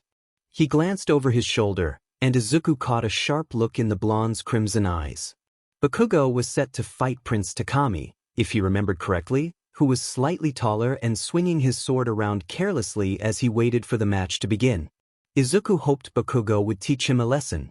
The two alphas positioned themselves side by side, with Bakugo radiating anger. The scent of smoke filled the air, and Izuku's inner Omega urged him to comfort Bakugo, to show him he was a good Omega. Oh dear, he was losing control again. His mother subtly coughed from her seat beside him. He rubbed the back of his neck and closed his eyes, focusing on calming his breathing to avoid drawing attention to his feelings. 1, 2, 3. It took 10 deep breaths before his pheromones stabilized. What was happening to him? Why did this only occur around Prince Bakugo? Perhaps he needed to research his feelings. Once composed, he returned his attention to the two alphas in the arena, ready to begin their fight. Prince Bakugo glared at Prince Takami, and Izuku could sense the tension in the air, as if an invisible thread connected the two of them. "Begin," commanded King Yagi, and the fight commenced. Bakugo charged forward, his sword swinging with precision. It struck Takami's thigh, leaving a small cut. Takami winced as he dropped to the ground, and Bakugo grinned proudly, revealing his sharp teeth. Izuku thought he had a handsome smile, but he needed to focus on the fight and not get lost in his thoughts. The two alphas circled each other like predators. Izuku noticed Takami laughing, which seemed odd. He glanced around. No one else seemed bothered by it, but Bakugo was clearly seething. It appeared Takami was trying to provoke him, and it seemed to be working. Izuku enjoyed analyzing fights, but he couldn't shake the feeling that Takami was up to something. Suddenly, a menacing growl erupted from Bakugo, startling the crowd into silence. Izuku shivered at the intensity of it. "What are you playing at?" Bakugo demanded, addressing the laughing alpha. "Stop being so extra. Stand up and fight me properly." Takami struggled to contain his laughter as he replied, I'm sorry. It's just that I don't understand how you can stand so proudly in front of Prince Midoriya and his family after what happened last time you were with him. I know that if I had been there when he was taken, I would have confronted the alphas. I definitely would not have allowed Prince Midoriya to be taken." Izuku couldn't believe what this alpha was saying. How dare he speak of such things? He hadn't been there when Prince Bakugo was taken. He hadn't seen the look on Prince Bakugo's face as he was pulled through the portal. That alpha would not be making it through to the third and final trial, even if he did win this fight. Yet, as the taller blonde alpha spoke, Izuku couldn't help but think that Prince Bakugo must have a reputation among his fellow alpha princes. This alpha was trying and succeeding in riling him up. The Omega could almost see steam coming out of his ears. Prince Bakugo lunged for the other alpha. Swords seemed to have been forgotten as he went straight for the other alpha's throat with his hands. Thankfully, he missed his mark, and they both tumbled to the ground. There they were, rolling around in the dirt and sand. At some point, Prince Bakugo's shirt was torn, hanging off various parts of his chest, causing Izuku to feel a rush of heat. It was difficult to tell who was winning as the alphas fought on the floor. At times, Prince Bakugo appeared to have the upper hand, only for Prince Takami to land a punch that made Izuku wince. That must have hurt. Prince Bakugo brushed it off and continued to fight back fiercely. The two rolled around for a while, and though Izuku didn't want to admit it, he was starting to feel a little bored. A small yawn escaped his lips. Suddenly, there was a loud crunch, followed by an even louder scream. "Take that, you foolish extra!" Prince Bakugo sneered as he got to his feet. There lay Prince Takami, whimpering on the floor. Izuku leapt out of his seat, realizing that Prince Bakugo had injured him. It was a disturbing sight, and the Omega felt a wave of nausea rise in his stomach. "I think we finally have a winner," King Yagi said, his voice subdued. This fight had taken an unexpected turn. Prince Bakugo turned to face the royal box, spitting out a bit of blood in the process. Izuku looked down at him, scanning for any serious injuries. He was relieved to see only small cuts and bruises forming. Those would be nothing to a strong alpha like him. Alphas healed at a much faster rate, lucky them. He looked tired, but Izuku could see the pride in those sharp crimson eyes. It brought a warm glow to his chest. What was this feeling? He felt warm and wanted to rush down to the blonde alpha standing in the arena. King Yagi continued, "We will have a short break while the princes are checked over. Then, we will have our final fight, Prince Todoroki versus Prince Bakugo." He was back to shouting, and Izuku had to cover his ears. It was only a short break. Apparently, Prince Bakugo was adamant that he was fine and wanted to begin the final bout. Izuku couldn't help the fluttering feeling in his stomach as both alphas strode out into the arena. This was it. The two alphas he had grown interested in were about to fight one another again. He thought back to the first time he had seen them fight. According to his father, they often fought and didn't get along. Maybe he could ask them why. There had to be a reason. By now, both alphas were standing face to face in the center of the arena. King Yagi stood to announce the start of the final fight. This is the final fight of the second trial. Keep it clean, boys, and may the best alpha be victorious. The Omega Prince looked at both of them. Prince Bakugo wore his usual scowl, while Prince Todoroki had a huge smile on his face. Oh dear, this was not going to end well. The fight began. Metal clashed against metal, the sharp blades creating a variety of sounds that echoed around the open space.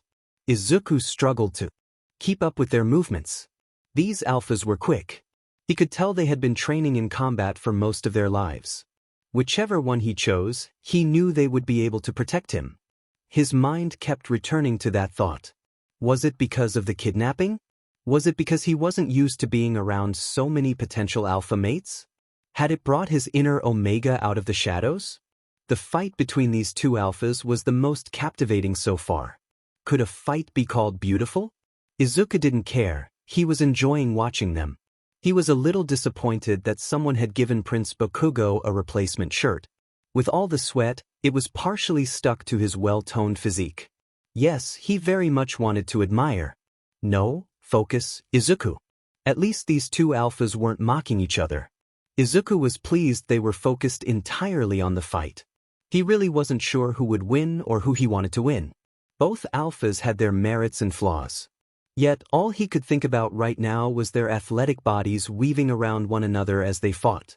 He knew he had to stay pure for his wedding night, but surely it wouldn't hurt to have a small experience with both of them. How was he supposed to know if they were compatible without trying it first? He was lost in thought when there was a loud thwack, followed by a grunt and then a thud. The Omega shook his head and refocused on the arena. He leapt out of his chair for the second time that day. Both alphas were sprawled on the floor, their swords a few feet away, and they were not moving. Izuku's heartbeat quickened. What had happened? Were they okay? Should he do something? Silence filled the arena. Everyone was watching, waiting to see what would happen next. There was a small movement from one of the alphas. Izuku focused on Prince Bakugo. His foot had moved, he was sure of it. It moved again. He pointed in the blonde's direction. He moved. His voice was squeaky. What was happening to him? Prince Bakugo's foot moved again, and this time it was clear. His whole body then followed suit. He began to stand slowly, and Izuku could hear his heartbeat pounding loudly in his head. He shifted his attention to Prince Todoroki, who hadn't moved at all. He noticed his father nodding at a guard standing at the entrance to the arena. The guard nodded in understanding and approached the fallen alpha. Izuku held his breath, hoping he would be okay. He couldn't be dead, could he? The guard bent down to check the two-tone alpha's breathing and pulse, then gave King Yagi a simple nod. He was okay, just unconscious. Two betas rushed in with a stretcher to take him for a medical examination. That meant Prince Bakugo was the winner. The blonde alpha had flopped down to the floor, looking exhausted. His family and a couple of his guards rushed into the arena to check on him and congratulate him. Throughout it all, Izuku couldn't wipe the enormous grin off his face. The blonde alpha noticed it too, He had been watching his Omega at every stage of the trial. Seeing that radiant smile celebrating his victory was just the encouragement he needed. He was definitely going to win this. Did Katsuki feel sore and a little worse for wear the day after the second trial? Did he have himself to blame for how he was feeling? Did he also drink far too much with Kirishima and a few of the other Alpha Guards from the Garnet Kingdom? Yes to all of the above. He was now slumped over the long table in the hall, having nibbled at some form of breakfast. He was pretty sure he had some bacon, eggs, and maybe a sausage or two. The finer details escaped him, but he could clearly remember the copious amounts of alcohol he consumed the previous evening. He had won the second trial, having decisively outperformed the others. Why shouldn't he celebrate? The third and final trial wouldn't take place for a few days, giving him time to enjoy himself. That also meant he had time to continue pursuing his fated mate. Prince Midoriya had looked so thrilled when he won. Yes, the Omega had shown a bit of concern for the half-and-half BSDRD's injury, but that was a worry for another time. For now, he focused on the bright smile etched in his memory. He hadn't spoken to the Omega after the trial ended, as Prince Midoriya had been whisked away by the guards and his parents before he had the chance. Hopefully, he would see him today, once he was in a more suitable state of mind. The red-haired alpha sitting next to him groaned as he took a sip of his bitter hot drink. They both had to admit they had gone too hard last night. Kaminari had wandered off at some point, mumbling excitedly about a purple-haired alpha. He had not returned. Katsuki knew he would have to track him down soon. His parents would be inquiring about his whereabouts. The Garnet Kingdom wasn't particularly strict on their subjects, but certain expectations needed to be upheld. "Stop making such loud noises," groaned Katsuki, lifting his head slightly and attempting to eat another piece of bacon. "You are the one who started all of this, Your Highness." "I know my place," Kirishima replied. He loved a good party, but they had really gone hard last night. "Do you remember any of the evening?" He was trying his best to sit up properly now. The blonde alpha shrugged. "I remember the wine, the whiskey, and the beer. I don't remember much else.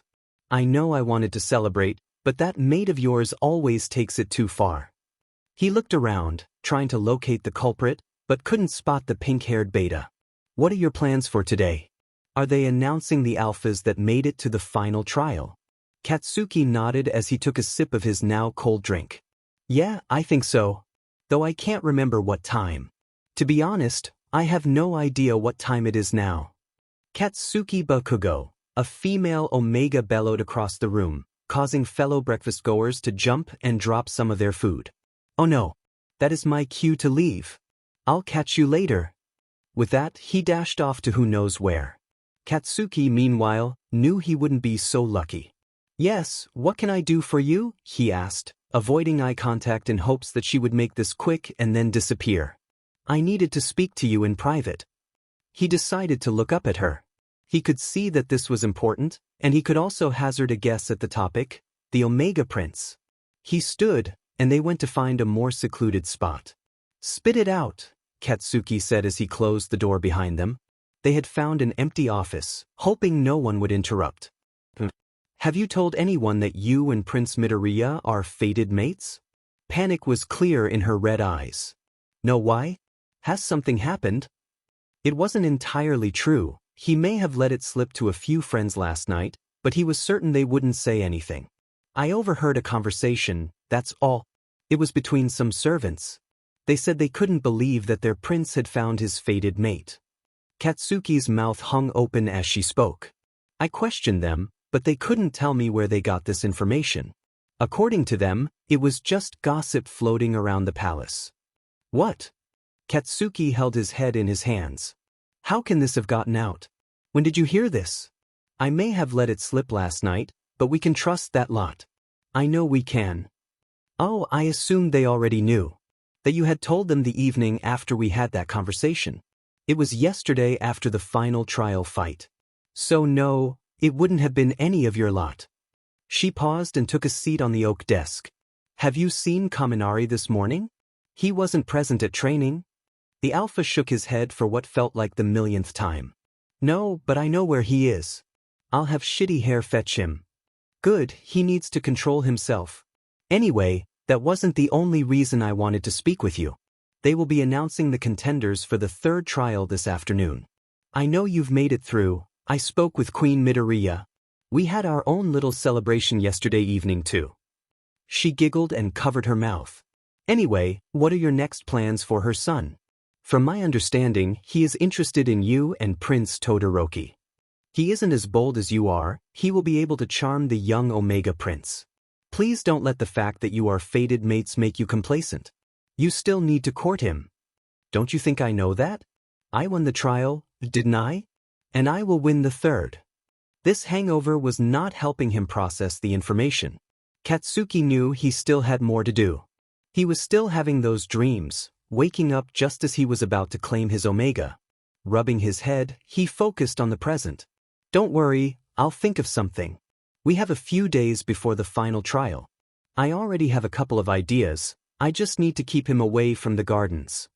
But yes, Queen Midoriya told me yesterday that he is refusing to go anywhere near the royal gardens. He used to love them. Now he is nothing but afraid of them. I might have to change that, Katsuki began. I couldn't see myself in a positive light if my Omega was afraid of something like that. No, I need to help and support the prince through this. Marvelous. I shall leave it up to you then. We are here if you need any support, Katsuki. His mother was loud and brash, just like him. Yet she was still his mother, and he knew she would always support him. They parted ways, and the blonde prince set off in search of the blonde-haired beta guard, knowing he would find him near the purple-haired alpha prince's guest quarters. They were still entangled in the bedsheets when he bashed the door off its hinges. His mother had indeed been right. King Yagi stood in the center of the hall and revealed the list of alphas who would participate in the third trial just before they were about to sit down to eat. He knew he would be one of them, but he was shocked to see he was only one of two alphas. Of course, the other alpha was that half-and-half rival, Prince Todoroki. Life would be too easy if he weren't up against him. He would undoubtedly beat him again. He saw it as an opportunity to finally put that alpha in his place. Now, he needed to prepare and get some more training in. The final trial was one that linked back to their primal instincts. Hunting wasn't something he often partook in. He had also concocted a plan one he believed would give him the edge and help the Omega Prince rebuild his love for the royal gardens. He waited until late afternoon, watching the Omega enter his library. He had managed to talk his way into the Omega's room. It had been a challenge, but with Shitty Hair's help, he had succeeded. He really was a natural charmer. What he had not planned for, however, was the Omega's intense scent once he got inside the room. Of course, it would be stronger here. His nest was right there, within touching distance. Should he? No, he shouldn't. How about just one touch? He knew the Omega liked his scent, or he wouldn't have made it this far. What harm could it do? Katsuki gently rubbed his wrist against one of the pillows. There, that should do it. He then returned to his original plan, placing a certain flower and a rolled-up piece of parchment on the desk near the door. He really hoped his plan would work. He left quickly and headed outside to prepare for the Omega's arrival. Izuku had lost track of time again. He had his face fully immersed in a book when a guard knocked on the library door. Your Highness, it is time for us to escort you back to your chambers. He reluctantly placed the book in his lap. This one he would finish in his room, along with the rest of the pile he was taking back with him. Standing, he grabbed the stack of books and walked with his guards back to his chambers. He had appreciated the increased security at first, now it was starting to get on his nerves. The guard held the door open for him. He took a single step inside and stopped. Something wasn't right. Had someone been in his room? He glanced around, trying to locate the anomaly. Should he get a guard? His nose caught it then.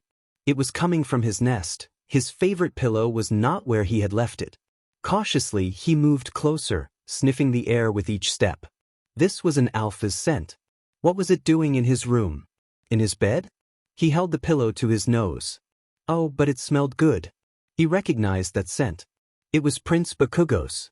How had he gotten into his chambers? How had he scented his nest? It was a bold move to tamper with an Omega's nest. Izuku knew he should be outraged, yet, instead, he felt comforted and warm. He sniffed the pillow again. Oh dear, His inner Omega was preening. Taking it a step further, he began to purr. He hadn't purred since he was a pup. It was usually done around family and mates. What was happening to him? He placed the pillow back in his nest before he lost even more control. He needed to find out why the Alpha Prince had been in his chambers. As he headed back toward the door, he noticed something else out of place. There, sitting on the table, was an amaryllis with a note attached to it. Hesitantly, he picked it up. A gift from an alpha was significant. Izuku knew this was a political match. He was under no illusion that he needed to marry an alpha prince for the good of his kingdom. A gift like this seemed more personal. The alpha had clearly made an effort to remember his favorite flower. Was the alpha interested in him for more than just his status? He then moved on to the note, which read, "Prince Midoriya, would you please join me for an evening stroll? I will be waiting for you by the fountain when the sun sets. Prince Katsuki Bakugo." The Omega stared at the note. What was the intention here? The last time he had been alone with the alpha, he had been taken. Yet, he knew that hadn't been the prince's fault. Should he go? What time was it? He glanced at the window to his balcony. The sky was already dark. If he was going to go, he had better hurry. But the real question was how he was going to get there. He couldn't just walk out of his room. The 2 guards at his door would stop him immediately. No, he had to think about this. How had the characters in his books done it? That was it. He went to one of the large cupboards used for storing his nesting materials. Perfect, he thought as he pulled out several sheets and blankets. He couldn't believe he was doing this. He tied the edges together to construct a long rope. He was indeed going to climb down this contraption somehow. It actually worked. He landed with a soft thud as his feet hit the floor, thankful that his room wasn't too high up. Now he had to make it to the fountain without being seen. Easier said than done. Oddly enough, he didn't come across a single guard. He debated heading back. Had he fallen for a trap? Had the alphas who had kidnapped him seen the flower and put 2 and 2 together? But how would he explain the alpha's scent in his nest? No, he would carry on and see this through. The fountain was where Prince Bakugo had given him the first amaryllis. He would have to walk through part of the guards to reach it. He hadn't been back since that day. Izuku knew he had to get over his fear. An alpha wouldn't want a scared little Omega for a mate. As he approached the fountain, there stood the blonde alpha. The moonlight cut across his face, making him look even more handsome. His defined jaw and piercing eyes stirred feelings in the young Omega that he had never experienced before. "Prince Midoriya, you came," he spoke softly, holding out another flower for the Omega. Izuku took it and smiled at the alpha. He had left the other flower back in his room. He was 2 flowers closer to a bouquet. "I read your note, Prince Bakugo. Thank you for the flowers." He couldn't help but smile at the alpha. He noticed that the alpha was dressed smartly in black trousers and a button-up shirt, as if trying to blend into the darkness. A blush crept across the Omega's cheeks as he continued to stare. "I'm sorry I'm not dressed accordingly. I wasn't aware of the dress code." He gestured to his loose-fitting clothes. "You look beautiful. You would look beautiful no matter what you were wearing," the alpha said, taking the Omega's hand and bringing it to his lips for a gentle kiss. Izuku's blush deepened. The alpha continued to hold his hand, squeezing it softly as he asked, "Will you join me? I have something special planned." "Oh, yes, okay." Izuku felt warmth spread through him as they began to walk through the gardens. Although it was dark, he knew where they were. He felt his body tense and his hand tighten in the alpha's grasp. They paused. "Are you okay?" Prince Bakugo turned to face him, concern etched on his features. "WRC close to the place where it happened," he stammered, hating that he was mumbling. That is where we are heading. Is that okay? I was hoping for it to be a surprise. Do you trust me? I don't want you to think about what happened that day when you come to the royal gardens." Izuku nodded in reply. He could do this. They began walking, and it didn't take long to reach the small opening. The Alpha Prince positioned himself in front of Izuku, and when he stepped aside, the Omega gasped. The clearing looked magical, with strings of fairy lights decorating the trees. In the center of the grassy area, a picnic was set out. It looked bigger and more decadent than the last one. The two princes made their way to the red-checked blanket spread out on the grass. They sat, and Prince Bakugo began to dish out food for them both. "This is amazing, Prince Bakugo. Thank you, this means a lot." "It's my pleasure," he said, handing Izuku a selection of nibbles. Izuku thanked him and tucked in, having skipped dinner while losing track of time in the library. They ate and spoke about the second trial. "I was impressed with your fighting style, Prince Bakugo. You clearly know how to wield a sword and defend yourself." "I was practically born fighting," he chuckled with a smug grin. "Being an only child, I knew that I would be king, so I needed to be at the top of my game. I also need to be able to protect my Omega." He looked directly at Izuku, and the Omega felt warmth rise again. "Oh, I see," was all Izuku could manage to say. "Speaking of Omegas," Prince Bakugo began, "there is something I need to tell you." Suddenly, a shout interrupted from the entrance to the clearing. "Prince Midoriya, there you are. We have been looking everywhere for you." Of course, it was Aizawa who had found them. "Prince Bakugo, you will be dealt with later. For now, both of you follow me." They began walking back to the palace. His mother stood at the bottom of the front steps, wrapped in a blanket. Izuku could see a tissue in her hand. She had been crying. This was not going to end well for either of them. "Oh, Izuku, there you are," the queen said, still crying as she held her son tightly, so tightly that he struggled to breathe. "Mother, please." "I'm okay, but I need to be able to breathe." His voice came out squeaky until she finally let him go. "I don't care. I was so worried about you. Where were you? What possessed you to leave your room alone and return to the exact location where you were taken?" She checked him over for any injuries while berating him with questions. Then he glanced at the blonde alpha prince standing with Aizawa. He had his head down but kept stealing glances at the Omega prince. "I want to see both of you in the throne room tomorrow morning after breakfast," she said, waiting until both acknowledged her order with a nod. "Good, now off to bed with both of you." "Prince Bakugo, I will need to speak to your parents regarding this." Although she was an Omega, the Alpha knew his place. "Of course, Your Highness." He bowed his head and made his way up the stairs to his guest chambers. Izuku watched him go, noticing that he wasn't standing as proudly as he had before they were caught. His mother took his arm and led him back to his room. "I'm only behaving like this because I love you and I worry. When you have your own pups, you'll understand," she said, giving his arm a gentle squeeze as they reached the door. "Yes, I know that. There is more to what happened, though. I will explain it tomorrow. Please don't be angry with Prince Bakugo. He was only trying to help me." Once they arrived back in his room, Izuku went straight to his bed and snuggled up in his nest, trying to suppress a yawn. He was not successful. "I will leave you to rest. Please think about the two alphas that are left. Maybe we shouldn't have gone through with this trial business." She shook her head. "I'm going to speak with your father." Izuku watched her go, hoping she wouldn't send Prince Bakugo away. He hadn't decided between the final two alphas yet. He intended to see how the final trial went. But he knew he wanted Prince Bakugo to have a chance. The alpha had been nothing but kind to him recently, and he had won the second trial. Izuku didn't ask for much. He was a well-behaved Omega prince. But this was important to him, and he was determined to stand his ground. Yawning again, he snuggled deeper into his nest. It wouldn't be long until he had to get up for breakfast, so he should get as much rest as possible. The following morning, Izuku was up and dressed before Uraraka knocked on his door. "What is going on here? Has the prince been replaced?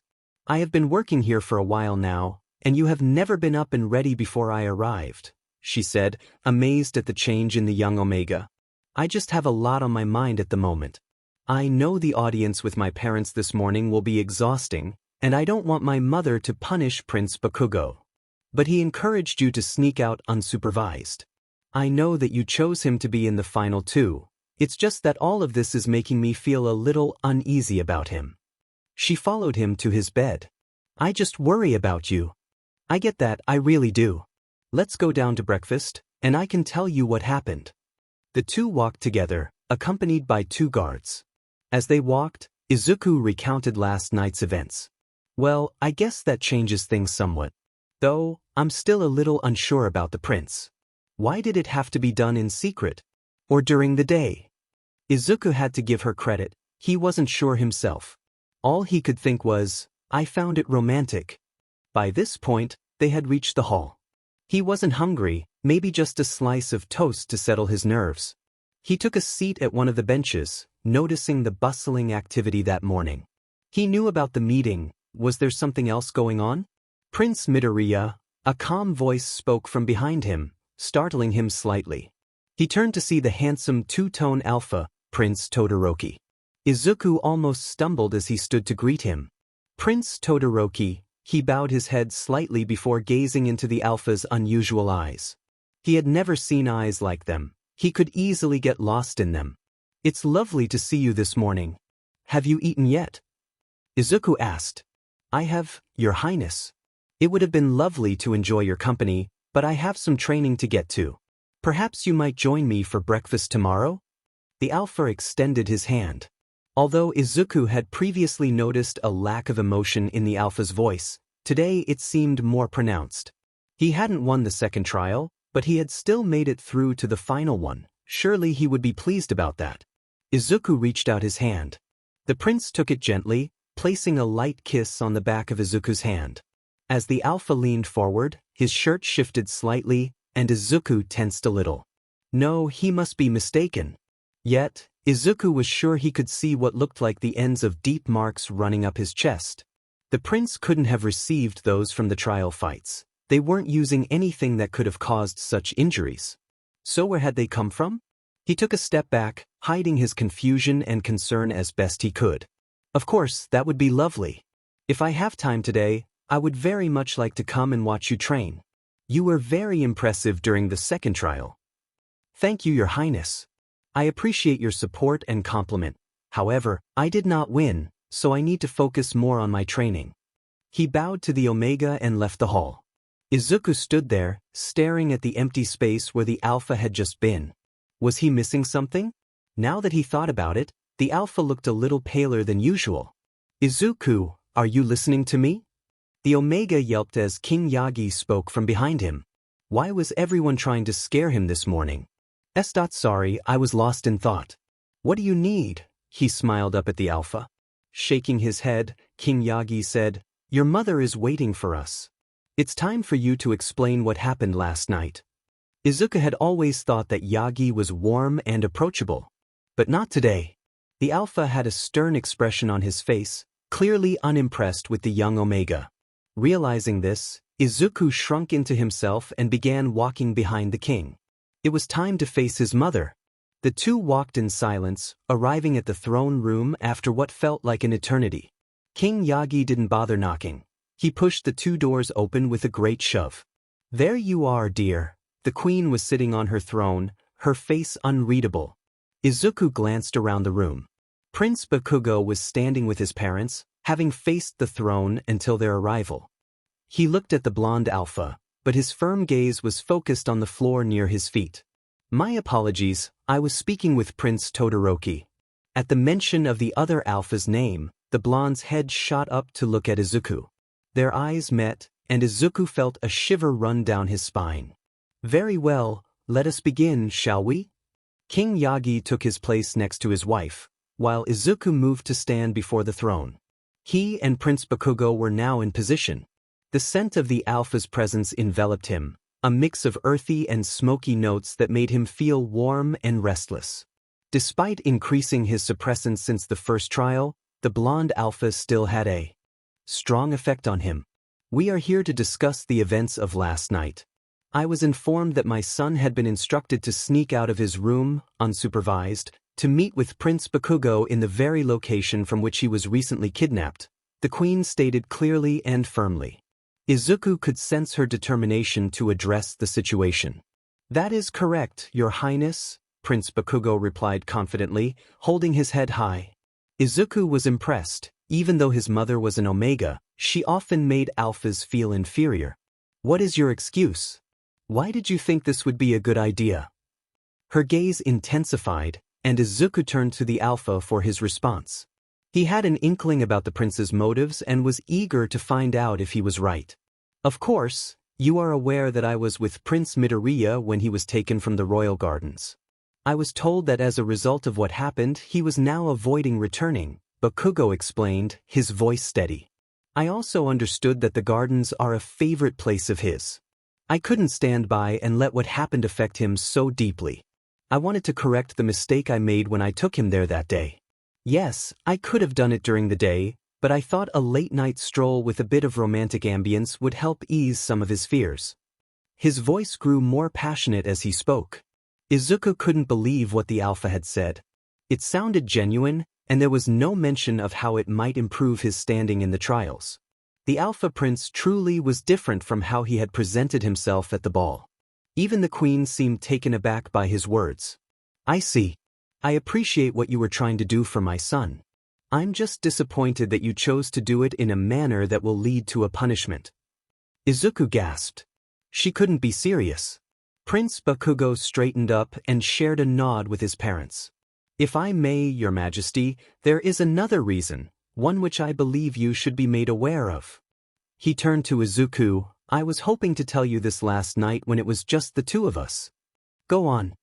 However, it was Queen Bakugo who continued, we are under the impression that our sons are fated mates. Before anyone could respond, she added, I know this is a rare occurrence, but I have done my research. They have exhibited the usual characteristics. Prince Midoriya, forgive the personal question, but have you reacted differently to my son's scent compared to the other Alpha Princes? Izuku felt his face flush with warmth. What? Mitsuki, are you sure about this? How long have you known? Queen Midoriya's demeanor shifted rapidly. Oh, Izuku. If this is true, then it is indeed wonderful. She glanced between the two boys, excitement evident in her eyes. Well, dear, is it true? The two queens began chatting animatedly, leaving Izuku overwhelmed. Fated mates? What did that even mean? The edges of his vision darkened, and he reached out to steady himself, but it was too late. The Omega collapsed. When he came to, he found himself in a nest of blankets. He snuggled into the comforting warmth, but then realized this wasn't his nest. His eyes shot open to see Prince Bakugo looking down at him, a smile on his face. There was no need to swoon for me. I think I can stand now, Izuku stammered, feeling flustered. Why did he always fumble over his words around this Alpha? Things felt different with him. The scent had almost triggered a heat during the first trial, and those dreams. You've been having dreams too? He had spoken aloud again. Did I say dreams? Yes, I guess I did, Izuku admitted, feeling heat rise to his cheeks. If they are like the dreams I've been having, it might be better if we spoke about them in private. The Alpha gently lowered Izuku so he could stand independently. Oh boys, this is so exciting, squealed Queen Midoriya as she returned from her conversation with the other queen. What does it mean? Izuku asked, his voice shaky. He hadn't intended to sound so weak, but his head still felt fuzzy. It means, Prince Midoriya, the Alpha replied, taking his hands in his, we are fated to be together as Alpha and Omega. The dazzling smile on the Alpha's face was hard to ignore, yet Izuku felt uncertain. I don't know, he said, pulling his hands away. I need time to think about all of this. With that, the Omega rushed out of the throne room. Can I come in? Izuku looked up from his nest, where he had been crying for about an hour. He wasn't sure why he felt so emotional. He lifted his head from the mountain of blankets and saw Uraraka standing at the slightly ajar door. Yes, please come in. Are you going to let me in your nest, or are you coming out? She knew he needed a firm tone when he was feeling this way. His Alpha would know exactly how to handle an emotional Omega. He slipped out of the nest and went to her for a comforting embrace. What is going on in that delicate head of yours? The Queen sent me after they were departing to help you process your reaction. You've hurt your Alpha's pride. Izuku winced, feeling his inner Omega curl up tighter. How could he have overlooked Prince Bakugo's feelings? He needed to apologize. If I'm being honest, I don't really know. Is he really my Alpha? I wasn't expecting to hear that at all. To be fated to someone, to have it all pre-decided for you. It just seems overwhelming. I needed time to think about it all. I know I shouldn't have run off. I will apologize, but right now I need to think. That is understandable. I'm sure the prince will understand. You need to consider what comes next, though. Ultimately, the decision is yours. Even though you are destined to be together, you don't have to choose him. I thought that was it. That my choice had been taken away. The beta shook her head. Not at all. Take some time to reflect on your feelings. I will inform the queen of your initial thoughts on the matter. Does that sound good to you? Yes, that's what I want. I think I still want to proceed with the final trial. The Alpha watched as his Omega ran from him, a burning ache forming in his chest. Why hadn't the Omega Prince been excited that he was his fated mate? Had he misread the signs? Was telling him the truth a mistake? He started to go after him but felt resistance at his back. Turning, he saw that his mother had grabbed the back of his shirt. Katsuki let him go. I think he needs time to think about all of this. I'm sure the prince will accept the news soon, she said, releasing him and addressing the others in the room.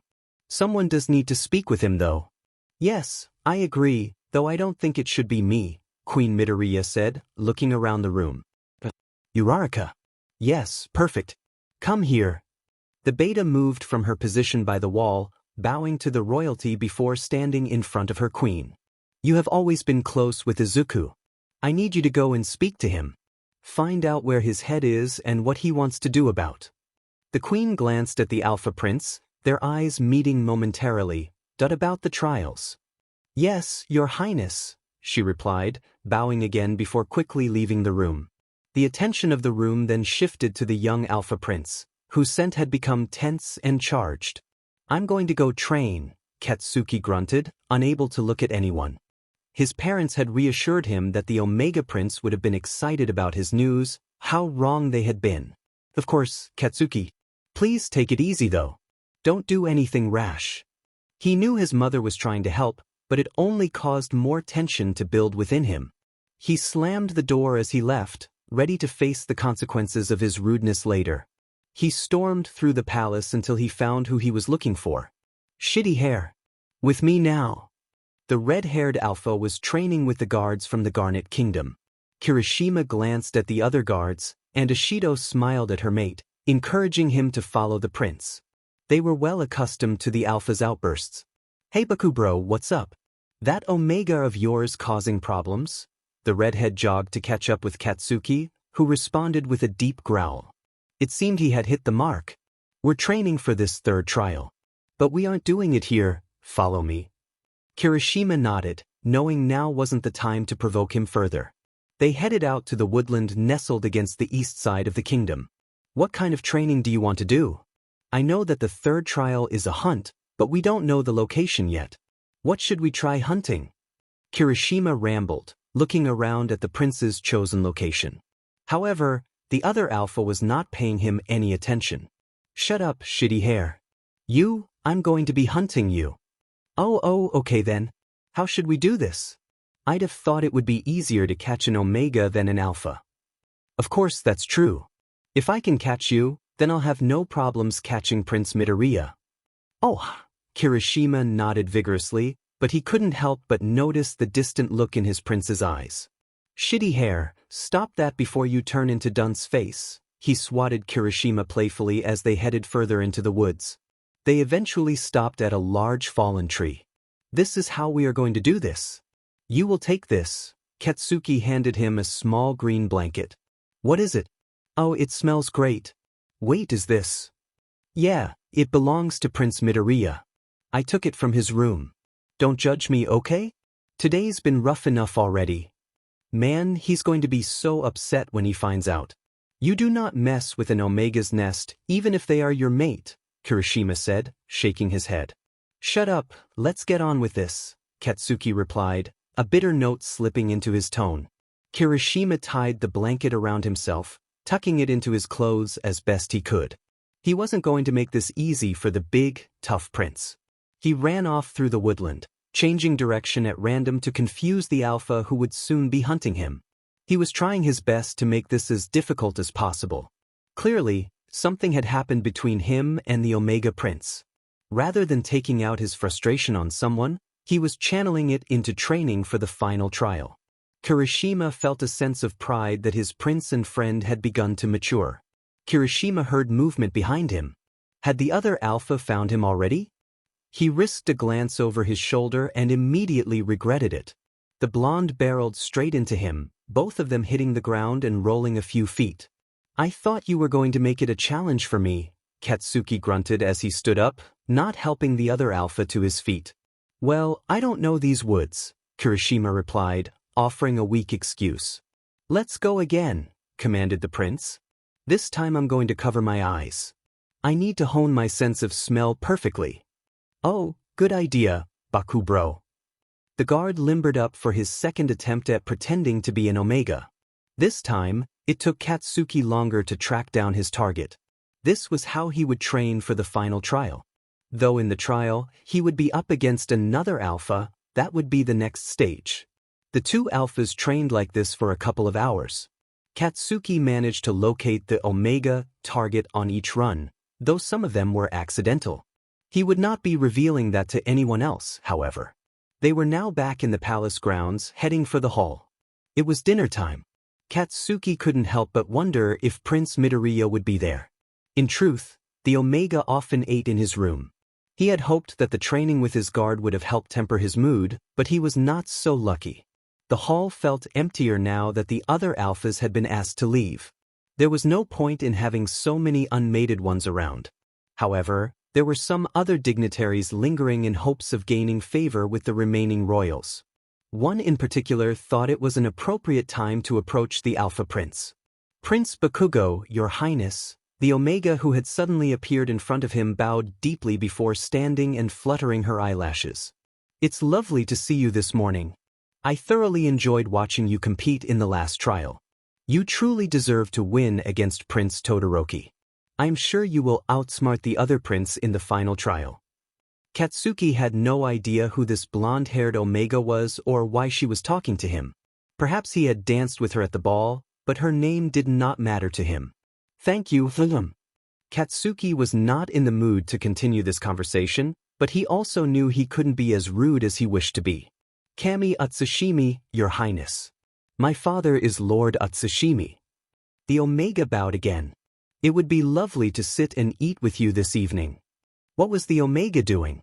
Katsuki was here to win the trials and be mated to the Omega Prince. Did she really think she had a chance? "I don't think so, no. Please leave me alone." He attempted to brush past the clueless Omega but froze. There, in the doorway, stood the Omega Prince, his Omega Prince. There was something in his hand that sparkled slightly. Those captivating green eyes were fixed on him, but there was a pained expression on his face. Katsuki glanced down at the female Omega. She had her hand on his arm as if she were accompanying him somewhere. What was she playing at? Prince Midoriya must have misread the situation. Katsuki looked back toward him, but he was gone. He needed to fix this, and quickly. He knew the Omega was confused and conflicted right now, and this could indeed make the situation worse. "Let go of me. I did not give you permission to touch me. Leave now before you cross another line," he said sharply. The bite in his tone did not go unnoticed. She squealed as she moved away from the Alpha Prince, bowing and apologizing repeatedly. Katsuki didn't give her another thought. He ran from the room, hoping to track down the Omega Prince as soon as possible. As he dashed through the palace, he racked his brain for the Omega's location. Where would he go? His room? The library? No, he had another place to check first. He took a left as his nose picked up a hint of that green apple scent. Yes, this was the right way. His Omega had been this way, and there was a note of distress in his pheromones. The scent became stronger as he reached an old wooden door. He suspected the Omega's final location but had not been this way before. It was slightly ajar, and there were no guards around. Was this a servant route? Pushing the door open, he was surprised at his current location. He knew he would be outside, but what Katsuki hadn't expected was to be so close to the royal gardens. He was on the other side of the gardens and needed to locate the fountain to get his bearings. Looking around, he decided to follow the edge of the palace. Surely he'd recognize something soon. The gardens on this side of the palace were structured more like a maze. Hedges with an array of different colored flowers caught the Alpha's eye. Maybe he would appreciate them if he weren't in such a hurry. There was also a collection of topiaries shaped into different animals. Katsuki continued his search. Again. The voice was deep, causing the alpha to duck behind a figure of a bear. Who was it? Yes, father, came the reply. Katsuki recognized that voice immediately. He peeked out from his hiding spot. There was Prince Todoroki with his father and some of their royal guards. The prince was training with the other alphas. Yet what surprised him was that it was 4 against 1. There was an expectation for alpha princes to hold their own in a fight, but against 4 other alphas, that seemed excessive for the blonde-haired prince. Prince Todoroki appeared to be holding his own, until one of the alphas, a dark-haired male, caught Todoroki's foot and sent him tumbling forward. The alpha who caused the fall grimaced as he offered a hand to the prince. The two-tone alpha swatted the hand away, struggling to stand by himself. The whole time, the Alpha King's eyes never left his son. Shoto, come here. Katsuki watched as the Alpha Prince managed to stand and slowly walked to his father. Once he was facing him, the giant of an alpha struck his son across the face. You are such a disappointment to me, boy. Your training will intensify if you make mistakes like that. Katsuki couldn't watch anymore. He backed away and changed his direction. He had seriously considered stepping in, but King Todoroki was not someone to be trifled with. His parents had always kept their distance and strongly advised him to do the same. He would report this back to them. His father would be able to do something. As he walked through the gardens, he couldn't shake the recent images from his mind. Yes, he hated the other Alpha Prince, but that did not justify such treatment, especially from a parent. Shaking his head, he tried to refocus on finding his Omega. Prince Todoroki wouldn't appreciate his intervention. He had to concentrate on other matters right now. That was easier said than done. The hedges had grown taller, and the flowers were all a deep shade of purple. He hadn't been here before. He would not admit that he was lost. Prince Bakugo, is that you? Katsuki spun around to see exactly who he had been looking for. Prince Midoriya, you're here. I came looking for you, though I'm not exactly sure where here is. Katsuki noticed the blush on the Omega's delicate face, so he took a small step closer. The Omega did not back away. I was, in the clearing that. I could hear someone and found you. You looked a little lost. The clearing is just over there, you can see where the trees begin, he pointed behind him. So he had been that close. Well, at least he was with the Omega now. Prince Midoriya, I need to speak with you. That other Omega who had her hand on me was nothing. She was approaching me and I was trying to find a way to excuse myself. His voice came out a bit more desperate than he would have liked. This time, it was the Omega who moved closer to him. No, I need to apologize to you. For running away from you twice now, in fact. The Omega raised his hand to continue. I was just shocked the first time. I needed time to think and process what you told me. I had my whole life planned out, and I saw the news as just another part of that. I know I should have reacted differently, and I can only apologize for that. Yet, I still want you and Prince Todoroki to compete in the final trial. It's important to me. How could the Alpha argue with that? If you are being open and honest with me, then you deserve the same. He took a deep breath before continuing. I was against all of this to begin with. I know I didn't make the best first impression at the ball and afterward. I was just confused and didn't know how to process it. I was captivated by your beauty, and when I sensed you during the first trial, it was overwhelming. I don't like losing control, and you and your presence have turned my world upside down. I understand what you're saying. Katsuki reached out his hand, and the Omega placed his own in it. Please let me court you properly. I intend to win the final trial and become your Alpha. The Alpha looked into those deep emerald eyes, tears now trickling down. He reached up, intending to brush them away, but found something in his hand. He opened his palm to reveal a silver hairpin. I was supposed to give this to the victor of the second trial after they won. But with the increased security, my parents wanted me out of there as soon as it finished. Came down to the hall today to give it to you publicly, but this works just as well. I don't have to wear it in my hair, do I? Katsuki joked, unable to shake the feeling that the flowers looked familiar. The Omega giggled. No, of course not. How about I attach it here? Prince Midoriya took the pin from Katsuki and tucked it into the pocket of his loose shift. As the Omega's fingers brushed against him, a spark of energy jolted through him. Shall we head back to the palace before we get into trouble again? No doubt they've noticed you're missing again. You might have to lead the way. Oh yes, of course. Follow me, Prince Bakugo. Please, call me Katsuki. The two walked back to the palace in silence. Izuku wasn't sure what else to say. They had been so honest and open with one another, and the green-haired Omega now needed time to think. They parted ways once back inside. With some of the day left, he decided to head back to his room. He might summon Uraraka. He needed to think, and he needed someone to listen. The guards had noticed the two together, and Izuku knew it would be reported back to his mother. Fated mates returning from being alone together, he wasn't sure how she'd react. Goodbye for now, Prince Bak. Sorry, Prince Katsuki. The Omega bowed his head slightly. Yes, goodbye. Thank you for listening to what I had to say. I would like to talk to you about your dreams at some point soon. The blonde alpha also bowed his head before making his way back to the main hall. Izuku watched him go, feeling a little sad to see the tall alpha walk away.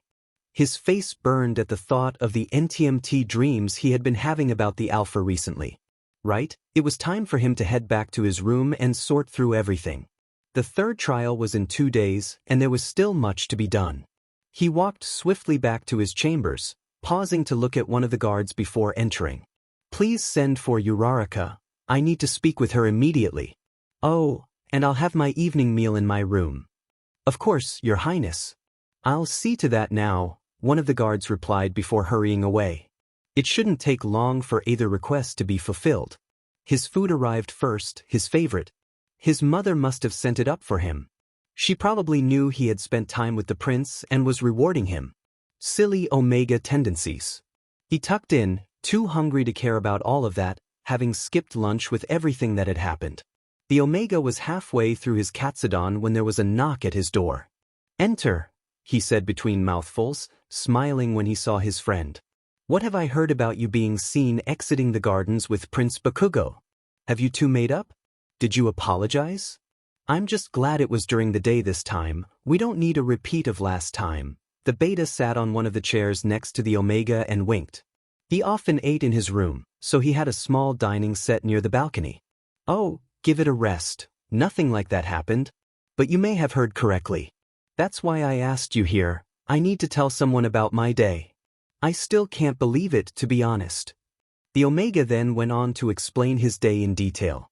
How he had decided to apologize and give the alpha his favor in the hall but had seen him with that rude Omega who should have left after the ball. He had run off and then found the alpha, albeit lost in the gardens. Wow, he had a lot to say to you, didn't he? I'm just glad he's respecting your choices. Either that, or he's feeling pretty confident that he'll win the final trial and that you'll choose him. Are you leaning more towards one of them? Prince Todoroki or Prince Bakugo? I don't know. It all depends on the occasion, really. It has been interesting. At the beginning, Prince Todoroki stood out more to me. He isn't as brash and hard-headed, and he rescued me from those alphas. I can't forget about that. I'm supposed to join him for breakfast tomorrow. I'm looking forward to spending some time with him.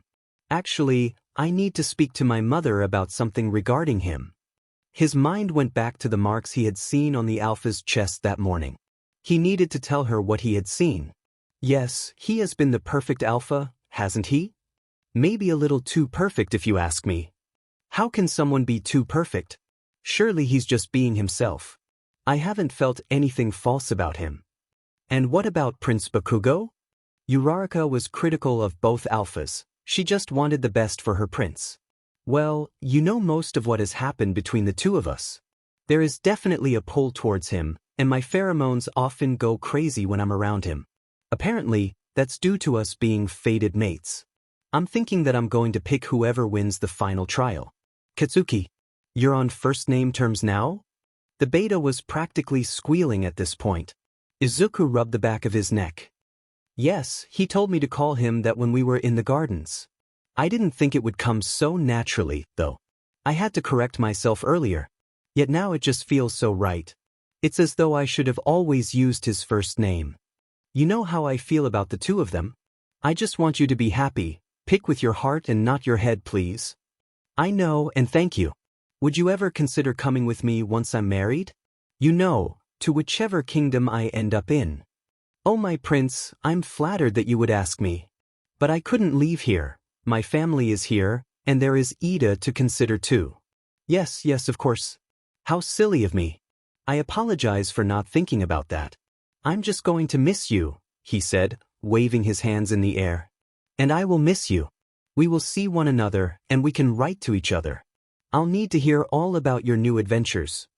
That seemed to settle the Omega's nerves somewhat, though there were still some tears threatening to spill from his eyes. He hadn't really thought about the fact that he'd be leaving to live somewhere else. He wouldn't see his parents and friends every day. That did it. The tears began to flow freely down his face. Oh no, come here. You'll be okay. Uraraka rushed over to give the Omega a comforting hug. You'll be alright. Just think about the new places that you'll get to visit. You won't be stuck in this palace anymore. I know, it's just a lot to think about, he said between sniffles. What if I just end up being trapped in another palace, though? I don't think that'll be the case. But if so, I will come and rescue you. She stood proudly as she spoke, her left fist raised high in the air as though she were some sort of hero. Izuku couldn't help but giggle at her. He really would miss her. I'm going to leave you to finish your food and get some rest. You've had a busy day, she winked at him before heading for the door. Thank you, I'll see you tomorrow. Izuku didn't watch her leave. Instead, he returned to his food before it became too cold. The Omega had another restless night. He found himself again with the blonde Alpha Prince, in the same red-colored chambers as before. He couldn't help but wonder if the Alpha Prince's room looked like this in real life. The prince was above him, and Izuku felt a rush of emotions. He was in a state of pure passion, feeling a deep connection. Oh, please, Alpha, I need you. Please mark me, Katsuki. Izuku felt the Alpha breathe gently against his neck. Not yet, my Omega, wait. The Alpha pulled back to look directly at the Omega. What did you call me? This had never happened before. The only exchanges they had were of a more NTMT nature. The Dream Alpha had never had a conversation with him before. I'm not sure. Izuku could feel his face getting warmer. He looked down, unable to meet the Dream Alpha's gaze. You called me Katsuki, you've never done that before? Are you real? I mean, are you the real Prince Midoriya? What? Who else would I be? I don't understand this. I'm just having a dream, and oh dear. No, this cannot be happening. I need to wake up now. A devilish grin spread across the handsome Alpha's face. You were very much enjoying yourself a moment ago, Omega. Or should I start calling you Izuku when it's just the two of us? We are in my room after all. They were still connected in a way, yet Izuku felt the need to distance himself. He scrambled away from the Alpha to the other side of the large bed, almost falling over the edge of the nest in the process. No, I need to wake up. I should not be here. We shouldn't be doing this yet. Yet? So you think we'll be doing it in the future? Interesting, he prowled across the bed, getting closer to the Omega. We both know the only way that we'll wake up is if I bite you. There must be another way, he said, trying to think clearly. Maybe we could. No, he had nothing, and the toned Alpha was not helping him think straight. Katsuki moved closer, almost on top of Izuku now. We both know that there is only one way. He leaned closer and whispered in the Omega's ear. We both need to. Don't say it, he exclaimed louder than he intended, almost falling out of his nest a second time. Omega, you can't be embarrassed now. We've done this several times. If I had known that I was with the real Prince Midoriya, I would have made it last longer. I would have done much more with you. Izuku couldn't look at him. He shut his eyes tightly, hoping that this would all be over soon. That he would indeed wake up without them needing to finish what they started. You are being far too brash, Your Highness. Yes, I cannot deny that when I thought I was with a dream version of you, I was very much enjoying what you were doing to me. But now, I just can't think properly. How am I supposed to look at you? Like this. And stop with those formalities. Izuku felt a hand under his chin, lifting his face slightly. He dared to open his eyes. Those green eyes immediately met deep crimson ones. The alpha's face was undeniably handsome, and Izuku couldn't deny it. To be honest, his whole presence was breathtaking. He glanced down, a little too far down. The heat returned to his face. "Like what you see?" Katsuki chuckled, clearly noticing the color spreading across Izuku's cheeks. "I don't." How was he supposed to answer that when they were both in such a vulnerable state? "As endearing as your mumbling is, I would prefer your mouth to be making other sounds. I have an idea, will you hear it?" Izuku nodded, not trusting the connection between his brain and his mouth at that moment. "We are fated mates. I know that I am going to win the final trial and therefore be your mate and husband. I know that half and half BSTRD is still in the race, but I'm not concerned. We will be doing all of this for real on our wedding night." The alpha ran a single finger up Izuku's leg, pausing just before reaching a sensitive spot. "I don't know, it's more complicated than that." Part of Izuku wanted to continue what they had started, but his mind was in control right now. "Nothing is complicated about how we feel. I'd prefer to take my time with you, but if you want, I can get us where we need to be quickly." The alpha began rubbing small circles near the top of Izuku's leg. The Omega could feel himself wavering. His inner Omega wanted this. They had shared moments like this before, so what harm would another round do? A small sound escaped Izuku before he nodded and said, "Oh, yes. Let's do it."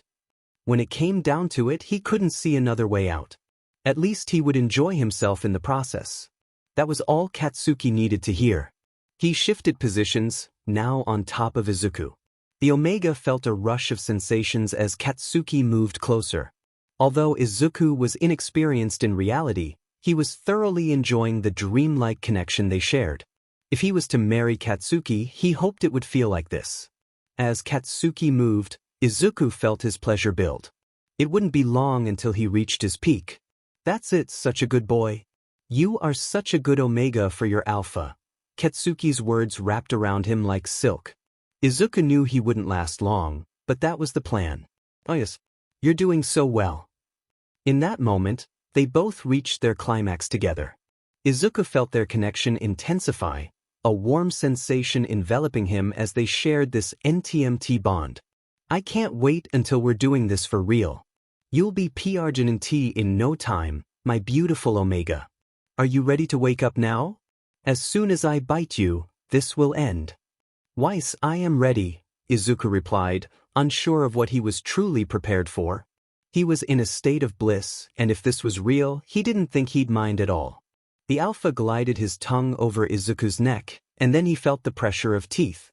Pain jolted through him, and he screamed as he woke from his dream. That had never happened before. "Your Highness, are you all right?" One of Izuku's guards was banging on his door, clearly having heard the scream. "Weiss, I am fine," Izuku replied, though he wasn't entirely sure. "Very well, sir. Please let us know if you require anything," another guard said. Izuku reassured himself that he would be fine, though the presence of guards outside his chambers made him feel safer. He just needed a moment. He moved his hand to his neck where the pain had originated. He sighed. There was no mark. Although he felt relieved, a part of him felt as though something was missing. Perhaps it was just his inner Omega longing for his fated mate, or could it be something more? As he regained focus, he looked around his room. It was still dark outside, and he wasn't sure how long it would be until dawn, but he knew he wouldn't be going back to sleep anytime soon. What if he ended up back in that dream with the alpha? But he couldn't help but wonder, would that be such a terrible thing? No, he shouldn't be thinking such thoughts. The question now was, what was he going to do to pass the time until morning? He could read. He had some books left from his most recent trip to the library. That would probably make him sleepy though. He needed to stay awake. What was he to do? He began wandering around his room. There wasn't much to do since the servants had done an excellent job of cleaning. He walked over to the doors to his balcony. They were locked. Interesting, was his mother so worried that someone would snatch him from his chambers? Or was it to prevent him from escaping again? Her worrying was becoming a little unbearable. He hoped that once he chose an alpha, they wouldn't confine him like this. It looked like he was going to have to read. When it was time to head down, there was a knock at his door. "Enter," he called out before yawning. One of his guards stepped into his chambers. "Your Highness, Uraraka is busy with your mother this morning. I was asked to check that you were awake. The girls will be here soon to get you ready for today." "Oh, okay then. That's fine, thank you. I'll let you know when I'm ready to head down to breakfast." It wasn't long before the Omega servants arrived to prepare him for the day. He tried his best not to fall asleep as they bathed him. The warm water felt relaxing against his skin, reminding him of the warmth he had felt in his dream. No, now wasn't the time to be thinking about him and his beautifully toned body. He was meeting Prince Todoroki for breakfast. He hadn't spent much time with the other alpha he might be mated to, and he needed to change that. He knew how his mother felt about the situation, but surely she would respect his decision in the end. It had to be fair. Once he was dressed, he headed down to breakfast. He had agreed to meet with Prince Todoroki, and he would follow through, no matter how tired he was. The guards escorting him had to slow down to match his pace. Hopefully, today will go by easily.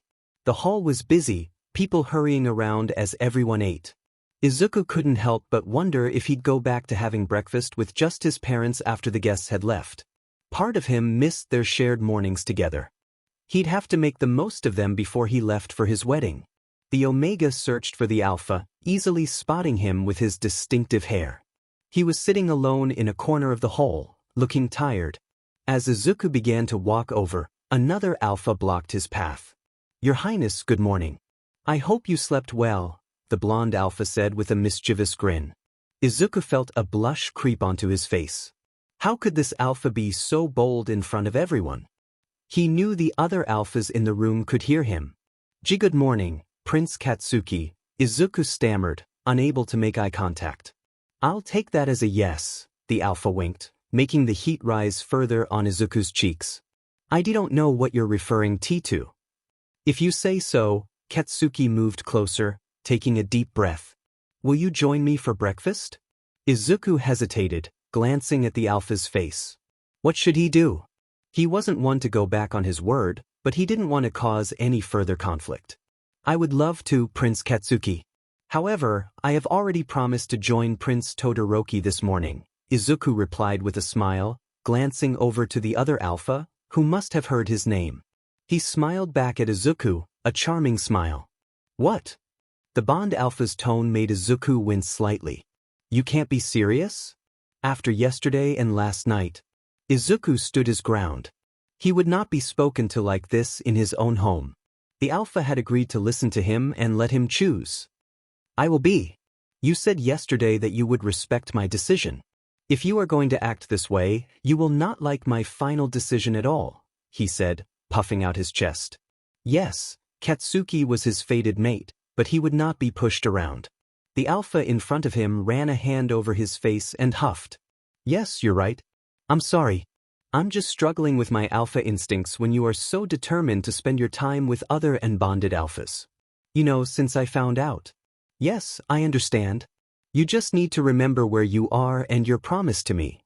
"I can do that," Katsuki said, bowing his head before taking Izuku's hand and gently kissing the back of it. "I would like to spend time with you today, though. The final trial is tomorrow, and I would appreciate some time with you."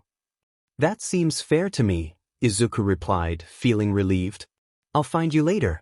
Thank you for understanding. I know that it can't be easy for you." With that, Katsuki left the hall, and Izuku watched him go, a trail of intense pheromones lingering in the air. Shaking off the moment, Izuku made his way over to the Alpha he had originally come to find. "Good morning, Prince Todoroki." "Sorry for the delay," Izuku said, bowing his head before taking a seat on the bench opposite him. The Alpha stood, but Izuku waved his hand. There was no need. Right now, he just wanted to eat. A servant placed a plate in front of him, and he began to tuck in, not paying attention to how he looked. "There is no need to apologize, Prince Midoriya.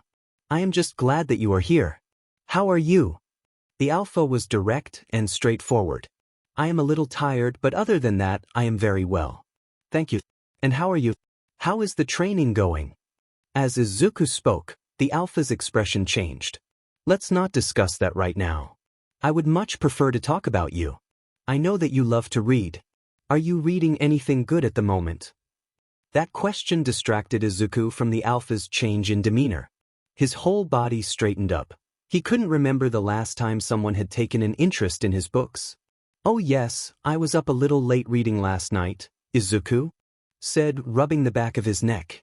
I am currently reading a book about a time-traveling Omega. She was born during an eclipse and ends up traveling back in time, where she meets a heroic alpha.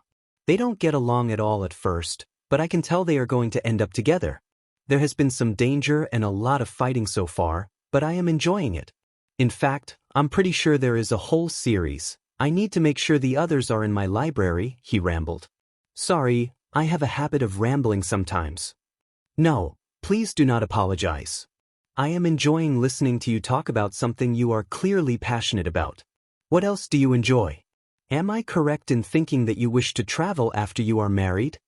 Prince Todoroki asked, a gentle smile on his face. Izuku admired his features, feeling a little warmth creep across his skin. I do indeed. Have you traveled much? You must have, you are an alpha prince after all. Where is your favorite place to visit? Izuku asked, still nibbling at his breakfast. Suddenly, he felt something warm against his cheek. He looked up from his almost empty plate to see the alpha's hand stretched out toward him. Sorry, you had a crumb on your cheek, he said, brushing it away gently. Izuku couldn't help but notice how his body reacted to the alpha's touch. It wasn't their first moment of contact, as he had been held by Prince Todoroki when he had been rescued. However, they hadn't shared anything this NTMT before. His skin felt normal. His pheromones weren't going crazy. He wasn't overwhelmed with emotions. Prince Katsuki was his fated mate, so perhaps he didn't have as much choice as he thought he did. His inner Omega was part of him. He just hadn't expected it to have so much sway. Don't you think? Izuku snapped his attention back to the alpha in front of him. What had he been asked? He had zoned out, too busy comparing the two princes. What should he say? Yes, of course, he finally replied, hoping it was the right answer. I am glad that you agree. I know how much it means to you, but sometimes other things are just more important. Now, Izuku had no idea what the alpha was talking about. Maybe it would reappear later in the conversation. The discussion between Izuku and Todoroki flowed naturally as they explored Izuku's likes and dislikes, with the conversation primarily focusing on the topic of the Omega. That was until Izuku heard a throat being cleared behind him. He jumped slightly and turned to see Aizawa standing behind him. Izuku sprang to his feet. If Aizawa had been sent, it must be important. Your mother wishes to speak with you. As soon as he finished speaking, he turned and made his way toward the door.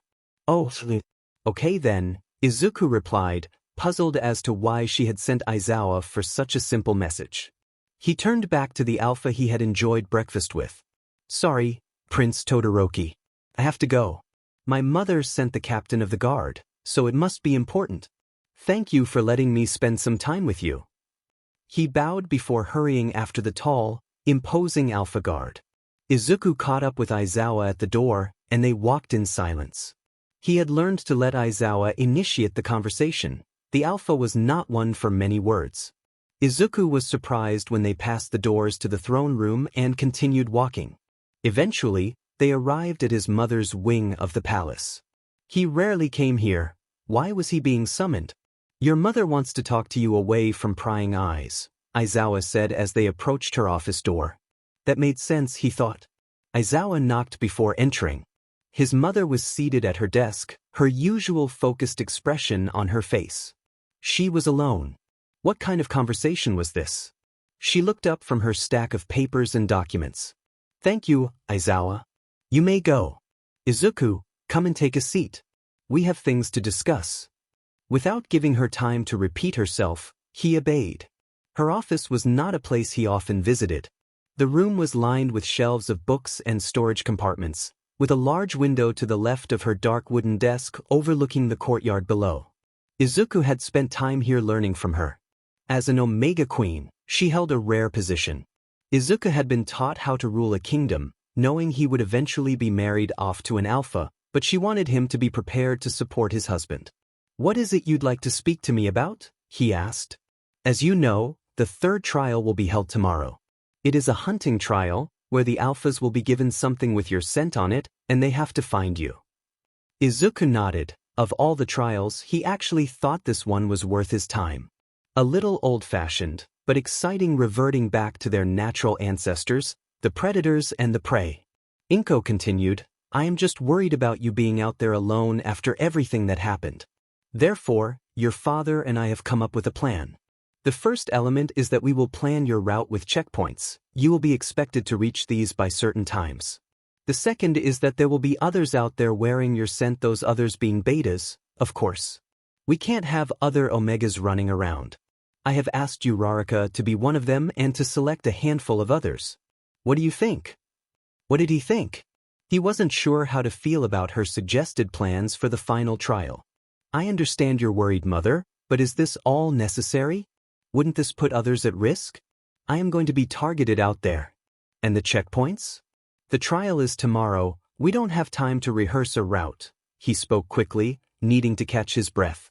"We will be doing this, Izuku.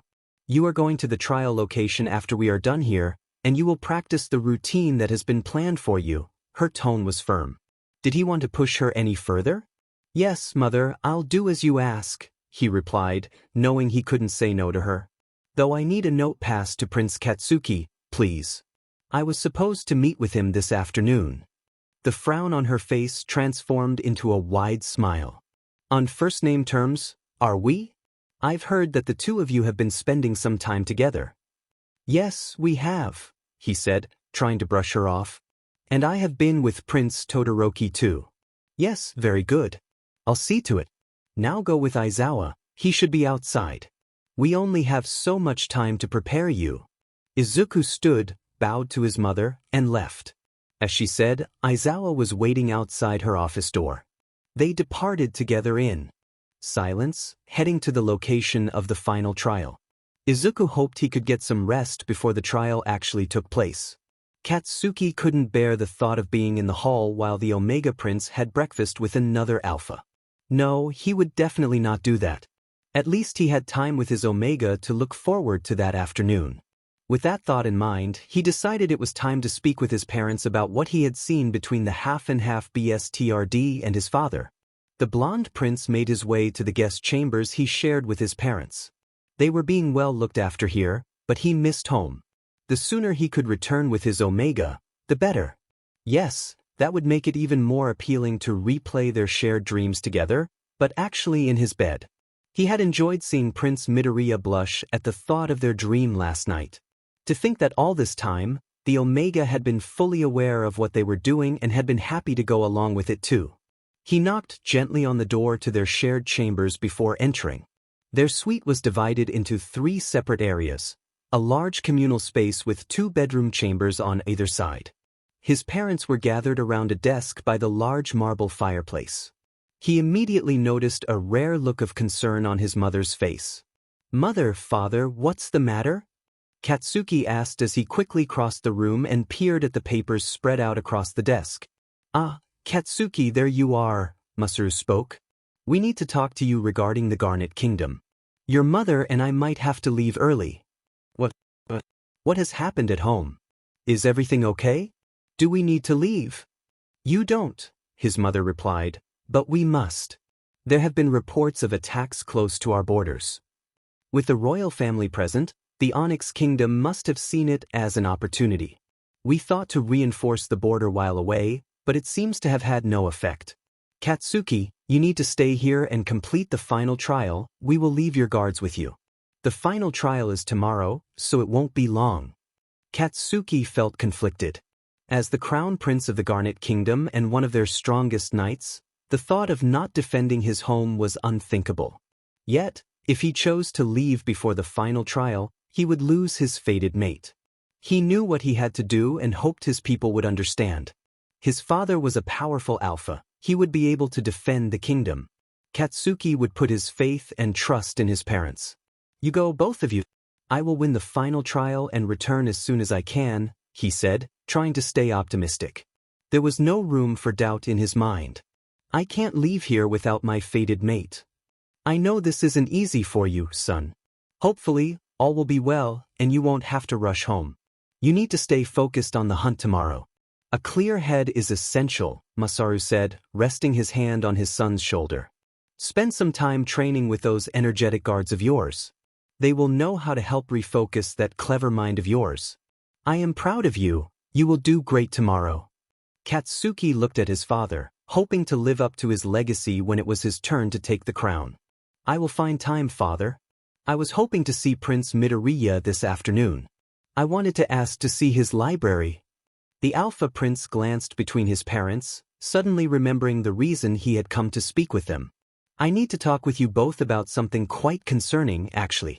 It's the reason I came here.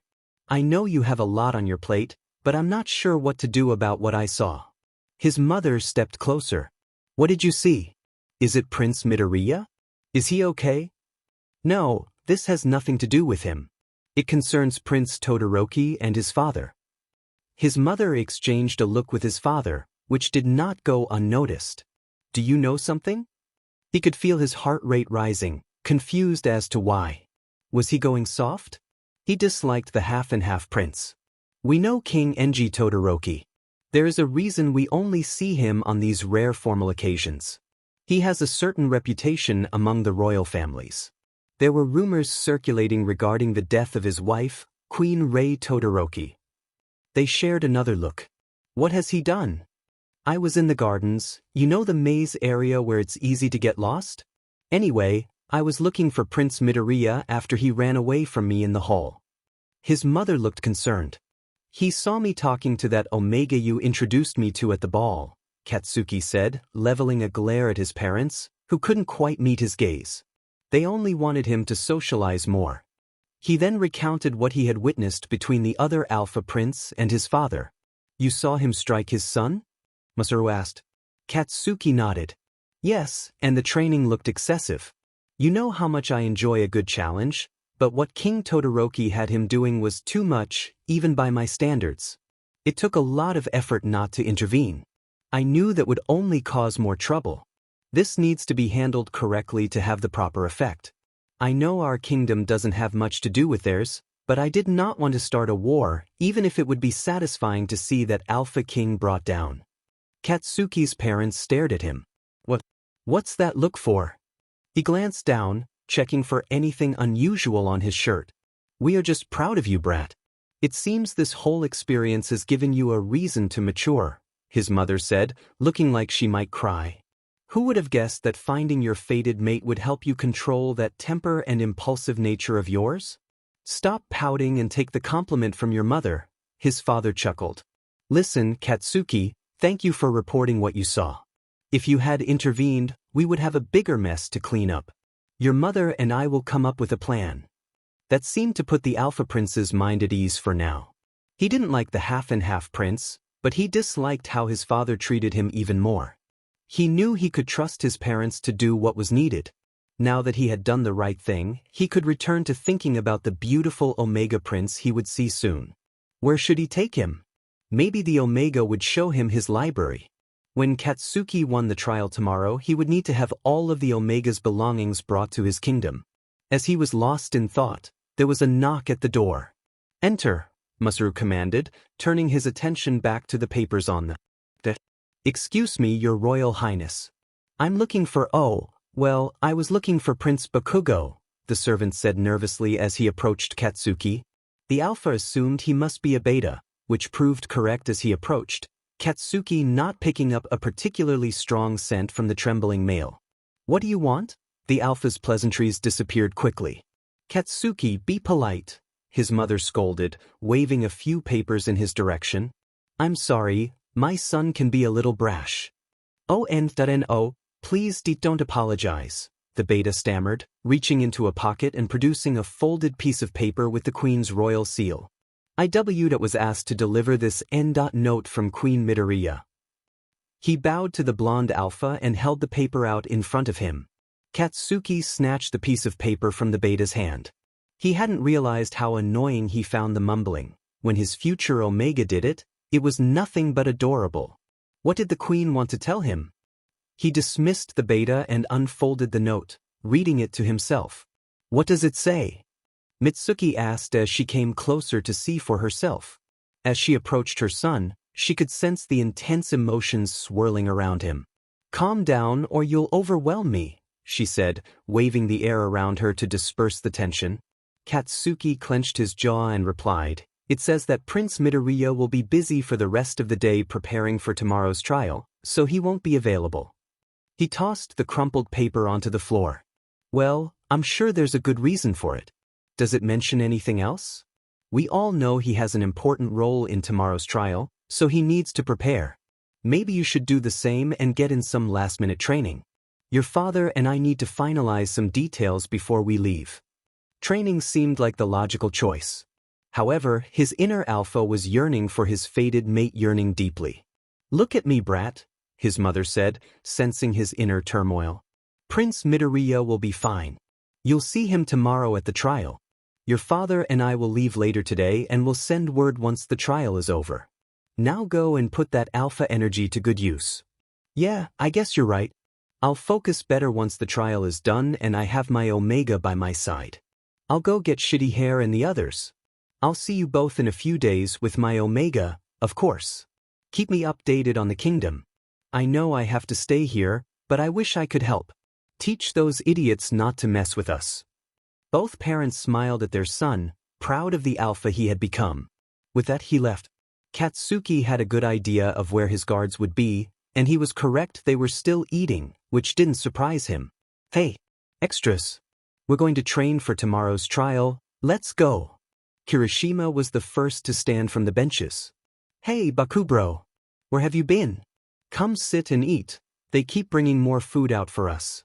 They will, you idiots, your guests here. Katsuki felt his temper rising. Now do as your prince says and follow me.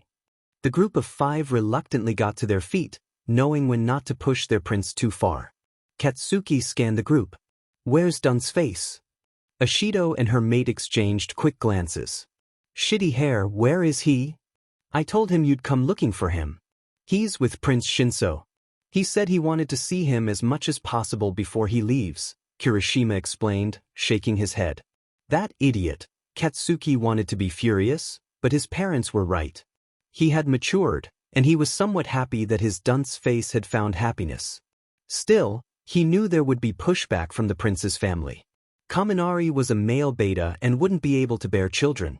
But that was a problem for another day. Leave him be. I'll take you all for now. Our big grumpy alpha prince has gone soft now that he's found love, Ashido teased, earning a playful growl in response.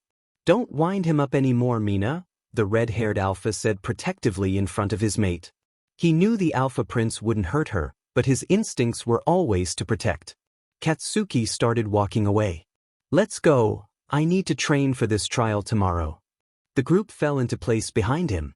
The blonde alpha prince smirked, sensing them trailing behind. They were chatting loudly about something, but he tuned them out as he always did. They could be annoying and often caused him grief, yet deep down he knew they were his friends and he would trust them with his life. Let's go again, young Izuku. King Yagi instructed as he led the Omega back to the beginning of the trial grounds. You need to know this route perfectly before we call it a night. The sun had set about an hour ago, and Izuku wondered if he would even make it to bed before tomorrow. He groaned as he followed the tall alpha. He knew the route by now, but he still hadn't mastered the timings. They were deep in the Jade Forest, an ideal location for this type of challenge. They would all start at the edge of the forest, where Izuku would give each of them an item of clothing heavy with his scent. He would set off into the forest first, followed by the 2 alphas, a classic hunt. Prey and predator. Omega and Alpha returning to their basic instincts. Aizawa walked behind him. We won't be out here much longer. This is all for your safety, so please bear with us. You won't be alone tomorrow, but you need to know this route like the back of your hand. The timings are essential for the trial to run smoothly. All Izuku could do was nod. He was exhausted and craved a comfortable bed. Well, any bed would do right now. He knew he had no say in the matter. The 3 of them resumed training. Again and again, Izuku almost reached each checkpoint on time. He wasn't an alpha, he didn't have the power or speed needed. Maybe he needed to approach this differently? He let out a deep sigh, pausing at the second spot to catch his breath. I can't do it. We need to change something here. We've been at this for a while, and I'm only getting more tired, which means I'm still not hitting the required targets. He knew that if he presented his point this way, the alphas would have to listen. After all, he was their prince. The two alphas exchanged glances. He may have a point, King Yagi said, having waited at the checkpoint while Aizawa trailed Izuku. Maybe we made this too difficult for him. A subtle smirk appeared on Aizawa's face. Yes, maybe we did. We need to consider that an Omega, even an Omega Prince, might not be able to reach these points in time. We're all aware of the two alphas competing tomorrow. I'm sure they would want it to be somewhat of a challenge, he said, holding the blonde alpha's gaze while noticing the sudden determination on the young prince's face. That had worked quicker than he had hoped. Maybe there was still hope for his problem child. Izuku couldn't believe what he was hearing from the two alphas he trusted most. How could they speak about him in such a way? He stood tall and declared, "Let's give it another go. I'm sure I can master the timings before midnight." With that, the Omega dashed back to the start, determined not to be outdone. As he strode off with purpose, the two alphas exchanged amused glances. They had known Izuku his whole life, and one thing they were certain of was that he didn't like to be bested, especially by an alpha. By the time Izuku managed to reach each checkpoint within the allocated times, it was close to midnight. He was exhausted and desperately needed his nest. The small group headed back to the palace, hoping to get some rest before the third and final trial began. As he walked back, his feet feeling heavy, his mind raced with thoughts of the trial ahead. Which alpha would emerge victorious? Which did he want to win? His inner Omega was drawn to his fated mate, Prince Bakugo, yet part of him felt an undeniable connection to Prince Todoroki. His head and heart were at odds, and the only way to decide would be after the trial. He was escorted to his room, where he collapsed onto his bed fully dressed. He would worry about changing in the morning. Right now, all he needed was sleep. Katsuki awoke with a start, irritated by the loud knocking on his chamber door. He growled, "What? Who is it? What do you want?" A timid voice replied, "I'm so sorry, Your Highness. I was sent to ensure you were awake and prepared for the third trial today." Katsuki recognized the nervous beta from yesterday. Lucky him. "Enter," the alpha grumbled. Although he enjoyed his mornings, he hated being disturbed. He knew it couldn't be helped. His parents had already left when he returned to his chambers after training. They would have been the ones to wake him and supervise his preparation for the trial. He would never admit it, but he missed them. Back in the Garnet Kingdom, he was a very independent alpha prince. Here, he had enjoyed spending more time with his parents. Maybe he would make an effort to change that when he took his bride home. Had he taken them for granted? Refocusing on the task at hand, he watched as the nervous beta entered his room. "I can dress myself," he stated firmly, not wanting anyone touching him except for his future Omega. "Oh, of course, Your Highness. I am simply here to escort you to the trial location. I shall wait outside until you are ready." The beta bowed and quickly exited the room. Good, he was alone again. Katsuki could now prepare in peace. Yes, he missed his parents, but he didn't miss his mother's overly fussy nature during events like these. He dressed quickly, grateful for the trial attire provided a dark ensemble of knee-length shorts and a snug tunic. He needed to move quickly, and these clothes were practical. He checked himself in the tall mirror next to the chest of drawers. Not too bad, he thought, though something felt missing. Where was it? Katsuki scanned the room, realizing he couldn't arrive without it. There it was. He stepped over to the small table next to his bed and picked up the pin he had won during the second trial. Attaching it to one of the buttons of his tunic, he felt ready. He needed his future mate's token close. He was going to win this. He had to win this. Katsuki left his chambers, the beta servant scurrying to catch up as he led him to the trial's starting point. They walked in silence, and Katsuki sensed the guide's anxiety. Sweat was beginning to show through his clothes. Typical, Katsuki thought. This extra better not get him lost. He would not be late for this. They soon arrived at the outskirts of the forest where the hunt would take place. This was where Katsuki had trained a few days ago. He had taken his guards to the farmlands yesterday, ensuring he covered a variety of landscapes. This seemed like the most suitable place for such an event.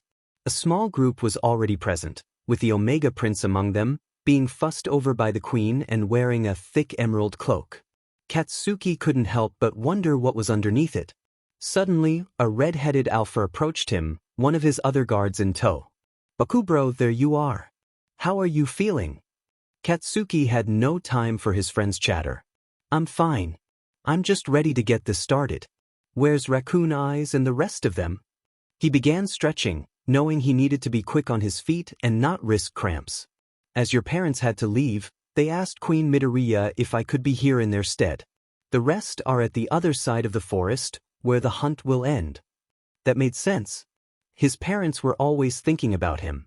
He needed to thank them properly when he next saw them. He couldn't help but wonder how his kingdom was faring. No, he needed to stay focused on the trial. His parents had ruled for years. They knew what they were doing. "Have you heard anything from either of them?" Katsuki asked as he stood back up. He wouldn't openly admit his concern, but his oldest friend could read him like a book. "They sent word this morning that they arrived back in the Garnet Kingdom. They didn't want to worry you, so they won't be sending any further letters until tomorrow. We all know you need to concentrate today." Katsuki simply nodded, grateful yet again for his parents' foresight. A loud throat clearing pulled his attention back to the present.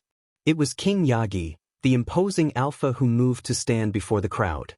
It was then that Katsuki noticed his competition. Prince Todoroki stood a few feet away next to his father. King Todoroki looked as imposing as ever, yet there was something else lurking in his sharp blue eyes. Katsuki couldn't quite identify it. Was it triumph? "Well done to both of the alpha princes who have made it this far," King Yagi addressed the young men standing before him. "Today, you will participate in the third and final trial, hoping to be chosen by Prince Midoriya as his alpha and mate. The trial will begin soon, but I need to inform you of a slight change to today's proceedings." Katsuki's expression darkened. This didn't sound good. What was happening? "We have added an additional element of challenge to the trial. Several betas have been positioned throughout the forest, heavily masked in Prince Midoriya's scent. You will not be penalized if you find one, but they are there to distract you and lead you away from the prince's true location. You have a few more minutes to prepare before we begin." With that, King Yagi turned and joined the queen and prince. Katsuki was uncertain about this new information. Why had they only been informed now? If he had known earlier, he could have incorporated it into his training. It hardly seemed fair. Yet, he wasn't in a position to argue. He was here to win, and that was exactly what he intended to do. As a prince skilled in strategy, this was a simple hurdle he would overcome. "Wow, that sounds tough. They could have at least mentioned that sooner," Kirishima expressed their shared frustration. "Yeah, but it is what it is. No point in sulking about it." Katsuki gestured toward the Todorokis. The king looked like he was about to explode with anger, clearly disagreeing with the new information. The poor prince was ignoring him, evidently accustomed to this. Katsuki couldn't help but feel a bit sorry for him. It couldn't be easy living with an alpha like that. Katsuki's attention shifted again, this time to the Omega Prince, who was now the center of everyone's focus. He stood in the middle of the small crowd, an Omega servant untying the string of his robe. The garment fell away to reveal beautiful jade-colored shorts and a camisole, showcasing a lot of pale skin. Katsuki's inner alpha struggled to maintain focus. A small growl escaped his lips. He needed to concentrate. Prince Midoriya stepped forward first to Katsuki, bowing his head and holding out a piece of green fabric. "For you, Alpha." Katsuki took the offering and held it to his nose. The strength of the scent sent a jolt through his body. His fated mate smelled particularly enticing today. The Omega moved to the other Alpha Prince, offering him a second piece of green fabric. "For you, Alpha," he repeated. This trial needed to start now, before Katsuki lost control over his instincts regarding his future mate's scent. Prince Midoriya stepped back and turned to face the towering trees. The hunt was about to begin. The Omega Prince began running, the route he had meticulously practiced the previous day at the forefront of his mind. His parents had advised him to focus on that. One of the two alpha princes would catch him and claim him. To his surprise, he felt a thrill about this trial. When his mother had first introduced him to the tradition, he had thought it barbaric and outdated. Yet now, as he dashed through the forest, he felt a deep connection with his inner Omega. Whichever alpha caught him first would become his alpha, mate, and husband. Izuku hadn't been informed of the beta's positions. His only role had been to provide them with clothes infused with his scent. They would wear these garments to mask their own scents. Uraraka had been excited to participate, brushing aside his concerns. Izuku couldn't shake the unease about the plan.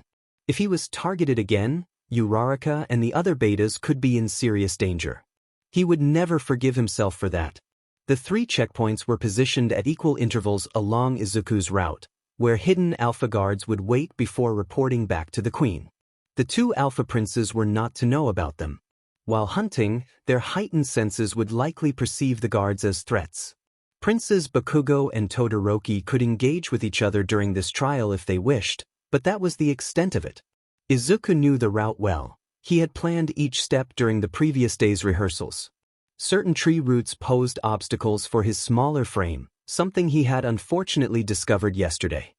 He knew bruises would soon appear across his legs and arms. He was grateful for the practice, though his muscles felt sore from all the running. The Omega spotted the first checkpoint ahead. 3 specific trees, wrapped in bright purple flowers, marked the locations he needed to reach. He could see the first one up ahead. He was almost there. Even without the markers, he knew this forest well. The Omega had spent time here as a young pup, exploring and learning about nature. He had always been a keen learner, something he hoped to pass on to his own pups he would have with one of the 2 alphas not far behind him. Izuku didn't have time to dwell on that now. He needed to focus and ensure he reached the trees in time. He had to stick to the plan. His senses were heightened. Although he couldn't hear as well as alphas, he was more aware than ever.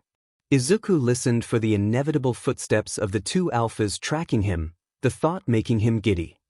He had seen their eyes widen when he presented them with the scented fabrics. He had been instructed to make it potent, and he had done just that. He wiped the fabrics over his body, even in the most NTME areas. He wouldn't be surprised if Prince Bakugo recognized the scent from their dreams. Izuku chuckled at the thought. When had he become so playful? He reached the tree, placed his hand against it, and began running again. He knew he would be caught soon. He needed to keep moving. This part of the forest was a little denser. The trees were closer together, and Izuku had to watch where he placed his feet. He had stumbled a lot in this section yesterday, and today he was determined not to repeat that. A nice hot bath awaited him after this trial, and the thought spurred him on. To his left, a loud snap echoed through the forest. He had to keep moving. They were hunting him. More snaps followed, accompanied by some grunting. Izuku couldn't shake the feeling that something was off. Were the 2 alpha princes fighting? They had both found him quickly. His concerns were confirmed when 2 large figures tumbled out from the trees. Izuku immediately recognized the blonde. He was throwing punches at another alpha. Was it the alpha from the first checkpoint? Izuku felt a wave of worry wash over him. However, as the 2 got closer, he caught sight of the other alpha. He had dark hair and several scars across his face. Izuku froze. No, it couldn't be. The 2 alphas were locked in a fierce struggle, landing blows on each other. Their fangs were bared, ready for a fight. What should Izuku do? This was not how things were supposed to go. Should he move on to the next checkpoint, where the alphas might help him? Or should he retreat to the previous one?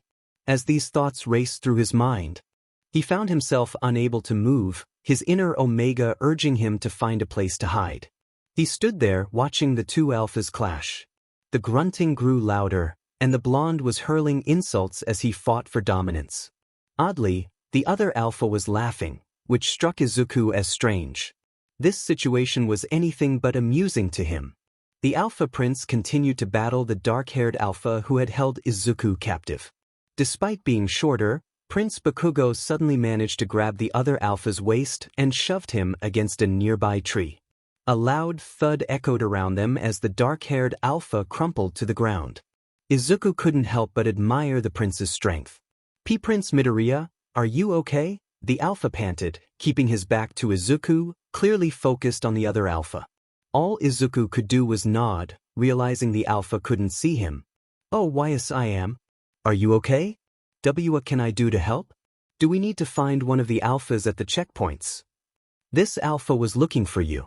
I saw him attacking one of the betas when he realized it wasn't you. What? Are they okay? Izuku felt a surge of concern for the injured beta. I didn't see them clearly. I think it was a beta with brown hair and pink cheeks. She'll be fine. Try to calm down.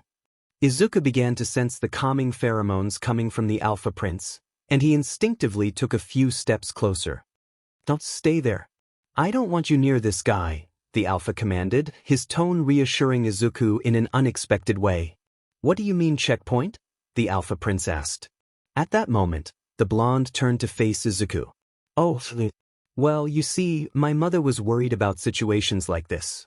I suppose she had a reason to be. That's why she set up decoys with the betas and made me practice a route with checkpoints. It helps them keep track of me without altering the trial too much. To be fair, I haven't reached the second tree in time, so word will get back to my parents that something has happened. We need to get going.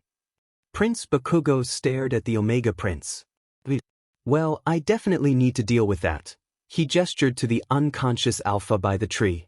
Let's get you out of here, and then I'll come back for him. But what if he wakes up? I'm okay to continue. I mean, you technically haven't caught me yet. To actually win this trial, you were supposed to hunt me and then sent me, Alpha? Izuku said, unsure where this confidence was coming from. It was as if his inner Omega had taken over. Prince Bakugo's full attention was now on the Omega standing before him. You do have a point there, little Omega. I do need to catch you. His voice was deep and smooth as he stepped closer to Izuku, who felt small under the prince's imposing presence. Now wasn't the time to lose control. It had to be the pheromones and their proximity. Izuku gulped, hoping he could maintain his composure. Am I interrupting something? Came a deep growl from behind the blonde alpha. Both heads snapped to look at the now standing scarred alpha. Prince Bakugo positioned himself protectively in front of Izuku, a low growl rumbling from his chest. You will not touch my Omega, he roared, sending a shiver down Izuku's spine. He liked how that sounded when the Alpha Prince said it. Maybe the prince was his fated mate for a reason. I will be taking that Omega. My father has plans for him. He'll be mated to my youngest brother, the dark-haired Alpha grinned wickedly. My father always gets what he wants. Izuku trembled. What was this strange Alpha talking about? Who was his father? Who was his brother? More importantly, why did they want him? Over my dead body, Prince Bakugo seemed to grow in stature before lunging toward the scarred alpha. Just before he made contact, Izuku saw another figure racing toward them from the trees. Another alpha, perhaps? They collided, and the three of them fell in a heap. That was when Izuku recognized the third figure, Prince Todoroki. The two-tone alpha looked disheveled, with scratches along his left side as if he had been in a fight. His eyes were sharply focused on the dark-haired alpha, who wore a surprised expression. The three alphas stood, staring at one another. Izuku tried to control his panic, hoping that with the other alpha prince present, he would be okay. After all, it was Prince Todoroki who had rescued him. Well, what an interesting turn of events, the dark-haired one laughed, his gaze fixed intently on Prince Todoroki. It was the blonde who replied, I'm getting really tired of people trying to take my Omega. I'll take both of you down. Right now. He lunged at the tallest alpha, but Prince Todoroki held him back. Wait, I won't win this way. You take Prince Midoriya and get him to safety. I will handle this one. I'd like to see you try. He's not going to be happy about this, the dark-haired alpha said just before a purple swirl of smoke appeared beside him, expanding rapidly. Oh, it looks like my time is up. Goodbye for now, Prince Midoriya. I'll see you soon. The smoke grew taller than him, and he stepped through it as he had when he took Izuku. The Omega shivered, his knees buckling as he dropped to the floor. Yet he felt warm arms around him. Looking up, he met the deep crimson eyes of a concerned alpha. Izuku gently reached up to touch the alpha's cheek, surrounded by soothing pheromones. A clearing of a throat interrupted their moment. I hate to disturb this, but we need to get out of here. Report to Queen Midoriya and see what she wants to do about this trial. The involvement of those alphas complicates things, Prince Todoroki stated matter-of-factly, eliciting sympathy from Izuku. He had feelings for the alpha, but they paled in comparison to the bond forming between him and Prince Bakugo. What should he do? His heart was a whirlwind of emotions. He needed time to think and to speak with his parents. Prince Bakugo gently set Izuku on his feet, ignoring the other alpha. Are you hurt at all? Shaking his head, Izuku replied, No, I'm okay. A little shaken up, but I'm not hurt. I want to get out of here, though. I need to check on the betas and make sure they're okay. Of course, but only after you've been looked over by a professional. Let's go, half and half B2D. Prince Bakugo lifted the Omega into his arms. Izuku felt warmth spread across his face, unable to look directly at the alpha carrying him. He squirmed to see where they were going. The three of them were silent as they made their way out of the forest. Chaos awaited them beyond the treeline. Word had reached the queen immediately after Izuku failed to arrive at the second checkpoint. Guards had been sent to deal with the intruders, but they hadn't returned yet. The field was bustling with activity. Several tents had been acted, and people hurried around. No one was certain if Izuku had been caught by one of the contending alphas. The response had been delayed upon learning that the trial area had been invaded. Queen Inko was beside herself with worry, and seeing her son in the arms of one of the alphas brought her to tears. King Yagi strode purposefully toward the three. What happened? Are you okay? Are you hurt anywhere? The large alpha was doing his best to check the Omega Prince for any injuries, but Prince Bakugo was holding him tightly. Realizing this, the blonde alpha gently set Izuku on his feet. Thank you. Thank you both, he said, looking at the two alpha princes before him. Once again, you were there to protect me. I owe you both a great deal. Izuku bowed his head to them. Prince Bakugo simply grunted in response, while the other alpha straightened his posture and said, I will always be there to protect you as long as I am needed. Oh, thank you, Izuku replied, surprised by the depth of the serious alpha's words. He then turned his focus to his father. What about the betas? Is Achiko all right? King Yagi smiled down at his son. They are fine. She and one other have a few cuts and scrapes, but they will be okay. You can see them once you've been checked over yourself. He pointed to a tent a few feet away. I will escort you there myself. This way. He guided the young Omega to the medical tent, where his mother was waiting, not so patiently. As soon as he was within her grasp, she began to fuss over him. I knew something like this would happen. I just knew it. Didn't I tell you? Just imagine if I hadn't put these precautions in place. I dread to think what would have happened to you. Though she had stopped crying, her distress was clear on her face. I'm okay, I promise. The Alpha Princes were there to protect me. Now, I want to speak with you, but I need to check on the betas first. They were there to help protect me. I need to see them, Mother. I know. You can, once the doctor has looked you over. Izuku whimpered but nodded, knowing his mother would not budge. He felt fine physically, but being in the presence of that scarred alpha again had unnerved him more than he let on. As a prince, he had to keep his emotions in check. His alpha would need a strong Omega Queen, not a stressed-out and anxious wreck. Some time alone in his library might help. Izuku was quickly checked over by the palace doctor and cleared without issue. His mother gave the all-clear for him to visit the betas who had been attacked during the trial. He dashed over to the other tent. Achiko, there you are. Are you okay? Of course, you're not okay. You were attacked. Prince Izuku, please calm down. I'm fine, just a few scrapes that will heal. The beta smiled at her prince. I must have smelled strongly of you. I hadn't been in position long before a blonde-haired female alpha tried to attack me. Please don't cry, I'll be okay. Izuku struggled to hold his emotions together, but seeing his friend on the small cot bed, her arms and left leg wrapped in bandages, was more than he could handle. I know, I'm sorry. I just wish you hadn't been put in this position in the first place. You will take as much time as you need to heal and rest, I'll make sure of it. Izuku looked around for an alpha and spotted Ida not too far away. Always the professional, he couldn't resist the pull toward his potential future mate.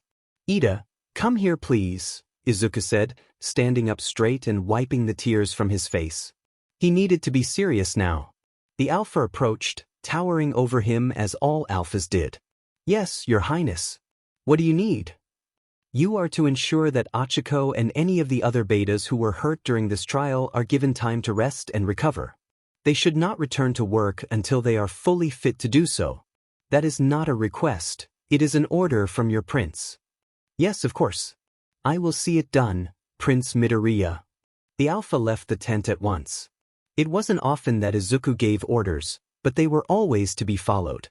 No one wanted a grumpy Omega Prince in the palace. After Ida left, Izuku turned back to Uraraka. You are to rest here.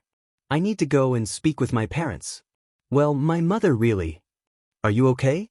I should have asked that sooner, I'm sorry. Did one of the alphas win the trial? I need to know what happened. She was shifting on the cot so much that she almost fell off, causing them both to giggle.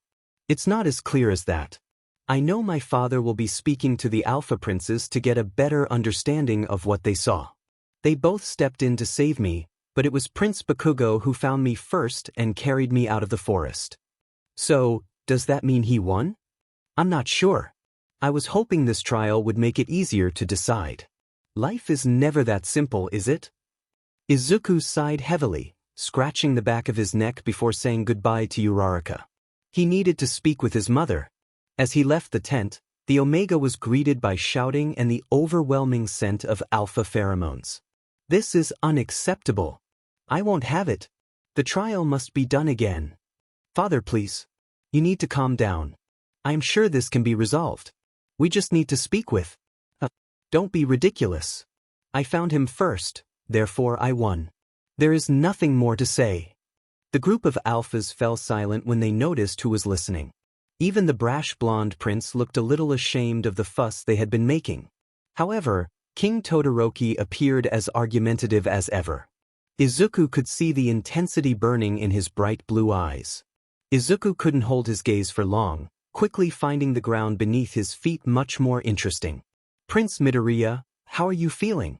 Are the betas well? It was Prince Todoroki who spoke, stepping away from his father and toward Izuku. The alpha pheromones had calmed now, and Izuku could detect both princes' soothing scents. As they reached his nose, he took a step back. Sorry, yes, I am doing well. Thank you for inquiring about the betas. The two who were injured are being well looked after. If you'll excuse me, I need to speak with the queen, Izuku said, standing straighter. He was not going to feel threatened by an alpha king. Yes, of course, Prince Todoroki smiled gently. He really was a handsome alpha, and Izuku didn't want to hurt him. Izuku bowed his head to the three alphas and began making his way to where his mother was speaking to a small group of soldiers. Katsuki watched the Omega Prince walk away, longing to chase after him and never leave his side. His experience during the trial had intensified his protective instincts toward his fated mate.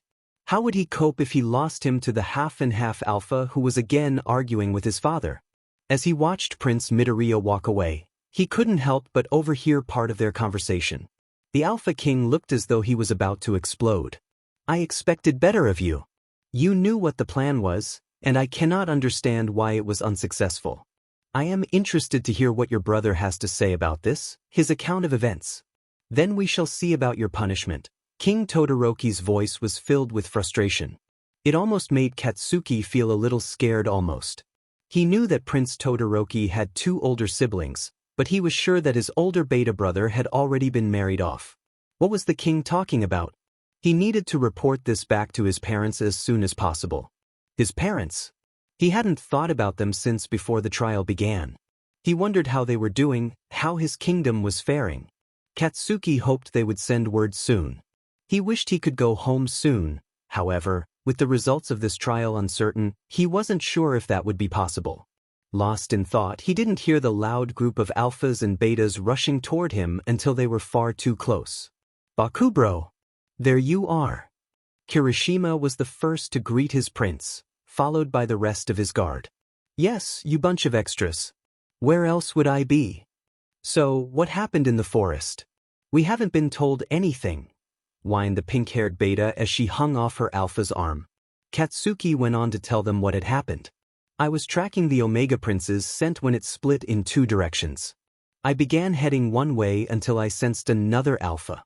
I saw the dark-haired, scarred alpha from when the prince was kidnapped running through the trees, so I began after him.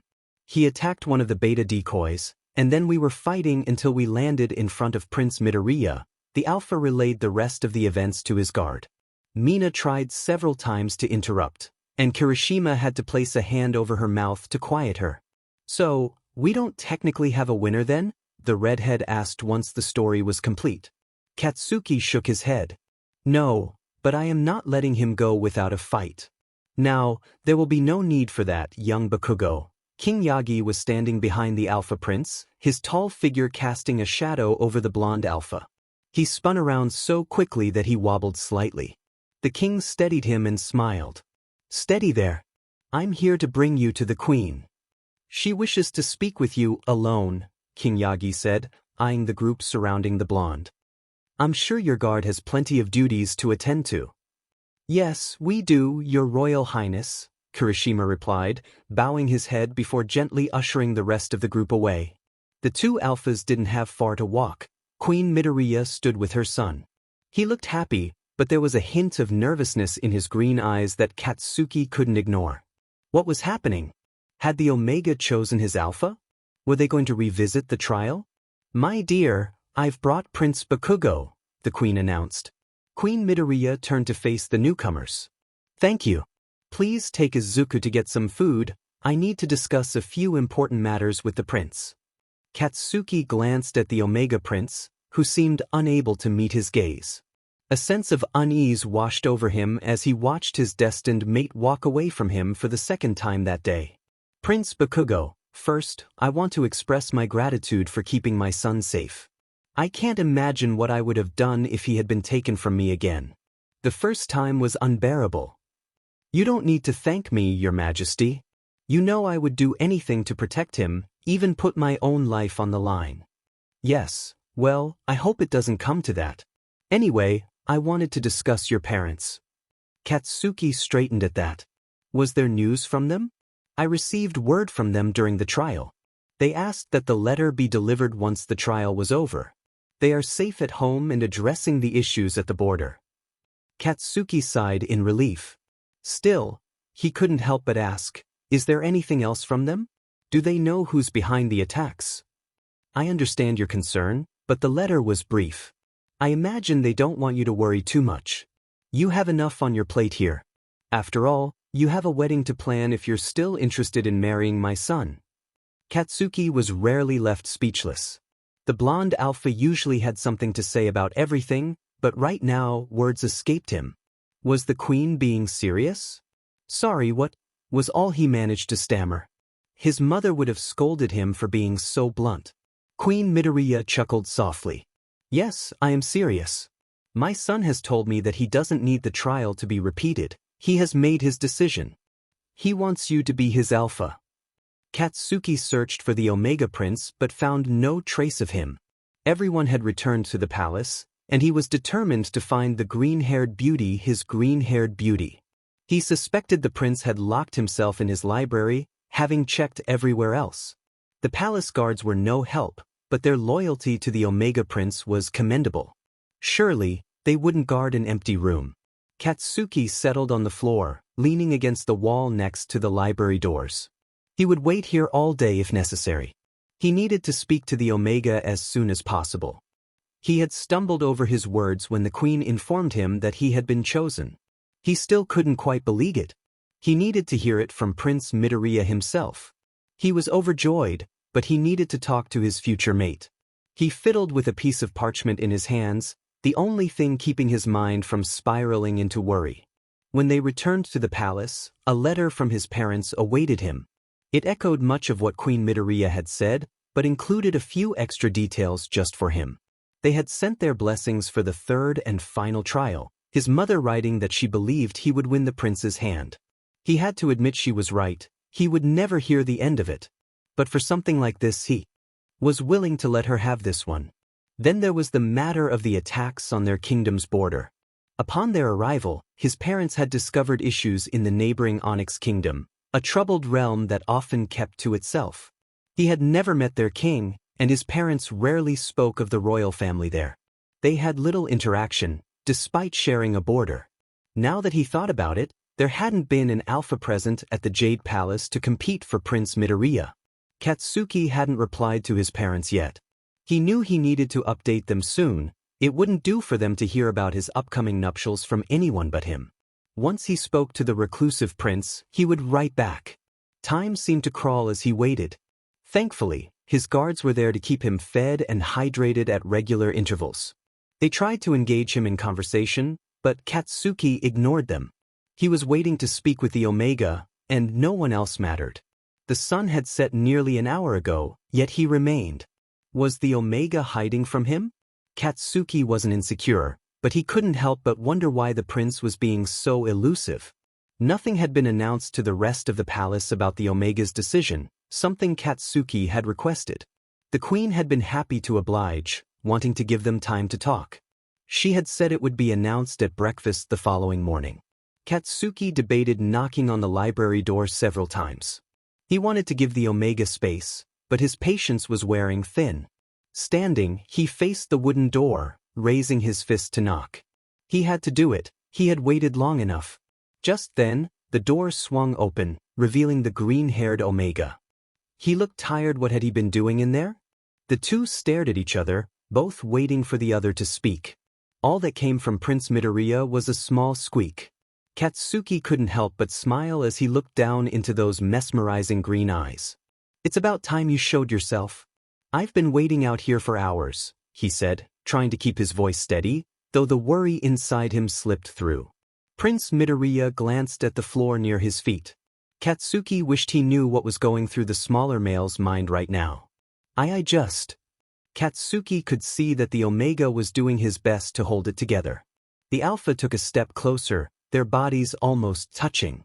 Katsuki was doing his best to keep his inner Alpha in check. He looked down at the flustered Omega, gently lifting his chin to see the blush that had spread across his face. Oh, how he wanted to kiss those delicate lips. "Shoo, stop talking. I'm not mad, I was just concerned. After speaking with your mother and learning that you had chosen me," the Alpha felt his own cheeks heat up. "I simply wanted to hear it from you." The Omega's cheeks burned bright, both unsure of how to navigate this conversation. "I needed a little time to myself to do some research. I wanted to find out about the shared dreams we've been having." That surprised Katsuki. It had been a few nights since they last shared such a dream, and he wouldn't deny that he missed them. The Alpha leaned in, his mouth close to the Omega's ear. "Interesting, and what did you find?" Katsuki enjoyed the effect he was having on the younger male, his inner Alpha reveling in the almost trembling presence before him. It took a moment for the Omega to respond. "Well, it turns out that it can happen between fated mates. Though even then it is still rare. I read that it's supposed to happen when..." What happens?" Katsuki found it cute when the little Omega stumbled over his words, but the suspense was killing him. Surely whatever the prince had discovered couldn't be that alarming. "A couple of the books I looked at said that if you can communicate with your fated mate through your dreams, like we have been doing, then it means we were fated mates in a past life." Katsuki stared down at the green-haired Omega prince. A past life? What was the prince talking about? He couldn't hide his shock. "What are you talking about? Just because I've been with you in our dreams, it means we were together in a past life. I know it sounds ridiculous, I wasn't sure if I should tell you. But I think it's important to know. It's also made me more certain of my choice to pick you as my Alpha." Prince Midoriya nodded, looking directly at him, and Katsuki stared right back. A deep bond was blossoming between them. He couldn't help but glance at those soft lips, wishing to taste them. Katsuki caught the Omega looking at him, excitement shining in those eyes. He took his chance. Prince Midoriya's lips were just as soft as they had felt in their dreams. The little Omega returned the kiss, the passion growing between them. Katsuki held the prince close, losing himself in their mingling scents, a warm, earthy fire blending beautifully with the sweet aroma of the Omega Prince. A deep clearing of a throat brought them back to reality. The Alpha looked at the blushing Omega still standing close to him, looking adorably dazed. Who had interrupted them? So you've made your decision, I see? It was the half-and-half prince, as expressionless as ever. Prince Midoriya stepped away from Katsuki, causing him to emit a small growl. How could this annoying presence make his future Omega act like that? No, he would put a stop to this. The Omega Prince spoke next. Prince Todoroki, I'm sorry. I was going to come and find you this evening. I didn't want you to find out this way. Katsuki was seething. The Omega did not owe that half-and-half prince an apology. He moved to step in front of him, but the Garnet placed a hand on his arm. Please, I need to speak with him. Teeth, fine, he said through gritted teeth, allowing the smaller male to step around him. Alone, Prince Midoriya said gently, looking up at the Alpha with captivating green eyes. Katsuki roared, What? No, I am not leaving you with that extra. You are my Omega, and I do not trust him. I am not your Omega yet. You should remember that, Your Highness. Yes, I have chosen you, but you will not speak to me like that. I am not a meek little Omega, I am to be your queen. Katsuki was certain the Omega had grown in stature as he spoke, the fierce look in those eyes captivating. He should have been irritated by the Omega's sass, but instead he found it breathtaking. He still wouldn't leave him. He took a few breaths before speaking. Yes, I am to be your Alpha. And you need to understand that as your future Alpha, I need to protect you. Especially after what has happened recently. I will stand over here so you can have your conversation. Katsuki gently kissed the back of the Omega's hand and stepped away, giving them some privacy. Prince Midoriya smiled at the Alpha before turning to face the taller prince. Katsuki's keen hearing picked up parts of their conversation. Typical Prince Bakugo, always a hothead. I really didn't intend for you to find out this way. It all happened so quickly that I needed some time to process the events of the final trial. I understand, Prince Midoriya. I really do. I just wish the outcome had been different. I believe we would have been so happy together. My father will not be pleased about this. He mumbled the last part, but it didn't go unheard. Why would your father be so bothered? Katsuki could see Prince Midoriya staring quizzically at the other prince. Yes, why had he brought up his father? Oh, it's nothing. He was just very interested in us being together. Forget I said anything. Katsuki had heard enough. He strode back toward the two. I think it's time for Prince Midoriya to get some rest. I'll escort him back to his chambers. Oh, did I guess so? Good night, Prince Todoroki, Prince Midoriya said, bowing his head slightly before departing with Katsuki. Yes, good night, Katsuki replied, casting a glare at the two-tone Alpha as he spoke to the Omega. Something in his gut felt off. The two walked in silence, Katsuki unsure of what to say to his Omega-to-be. Was he still upset with him? Prince Midoriya broke the silence. I know that Alphas can be overprotective by nature. I've grown up surrounded by them. I just need you to be a little understanding if this is going to work. I need some freedom, room to be myself. Not just the King's Omega. Do you understand?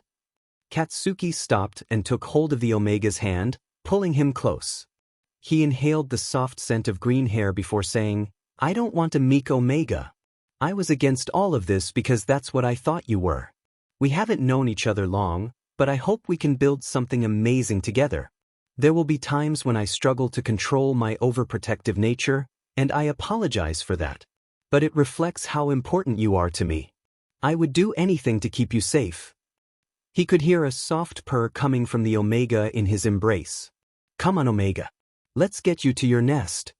Katsuki placed a gentle kiss on the top of the Omega's head before they continued walking toward Prince Midoriya's chambers. A subtle blush danced across the Omega's cheeks when they arrived at the door. I will see you tomorrow for breakfast? His voice was soft. Katsuki knew he would be asleep as soon as he snuggled into his nest. You will. I wish I could join you in there, but I know we have to wait until our wedding night, he said with a wink before bowing his head slightly. Good night, Prince Midoriya. Good night, Prince Katsuki. You can call me Izuku if you wish. Before Katsuki could respond, the Omega slipped into his chambers and shut the door. The Alpha stood there, staring at the spot where the prince had been moments ago. He glanced at the two guards by the Omega's room. I trust you two can keep your mouths shut? Both nodded enthusiastically, knowing better than to cross the Alpha Prince. A warm feeling built in his chest as he walked back to his room to write a letter to his parents. He had never felt this way before. It had a weight to it that surprised him. They were all gathered in the throne room. Izuku couldn't stop his legs from shaking. He wanted this, so why did he feel so anxious? Looking around, he saw both Alpha Princes conversing with their guards. To his surprise, both seemed happy. Izuku focused particularly on Prince Todoroki and the dark-haired woman he was talking to. She was beautiful, tall, elegant, and exuding a commanding presence. What were they discussing that made the Alpha Prince smile like that? Prince Todoroki's father hadn't arrived yet, and Izuku wished he never would. That Alpha terrified him. The Omega stood with his parents on the dais when King Yagi cleared his throat. Good morning, everyone. Thank you for joining us here this morning. A loud thud echoed across the room. Izuku couldn't contain a whimper and took a few steps back. King Enji Todoroki had arrived. The gigantic Alpha didn't speak, not even apologizing for being late. He huffed loudly as he went to stand with his son, placing a large hand on the young Alpha's shoulder and grinning. Izuku noticed a slight wince on the prince's face, gone almost instantly, replaced by a stoic expression. The smiling Alpha Prince was also gone.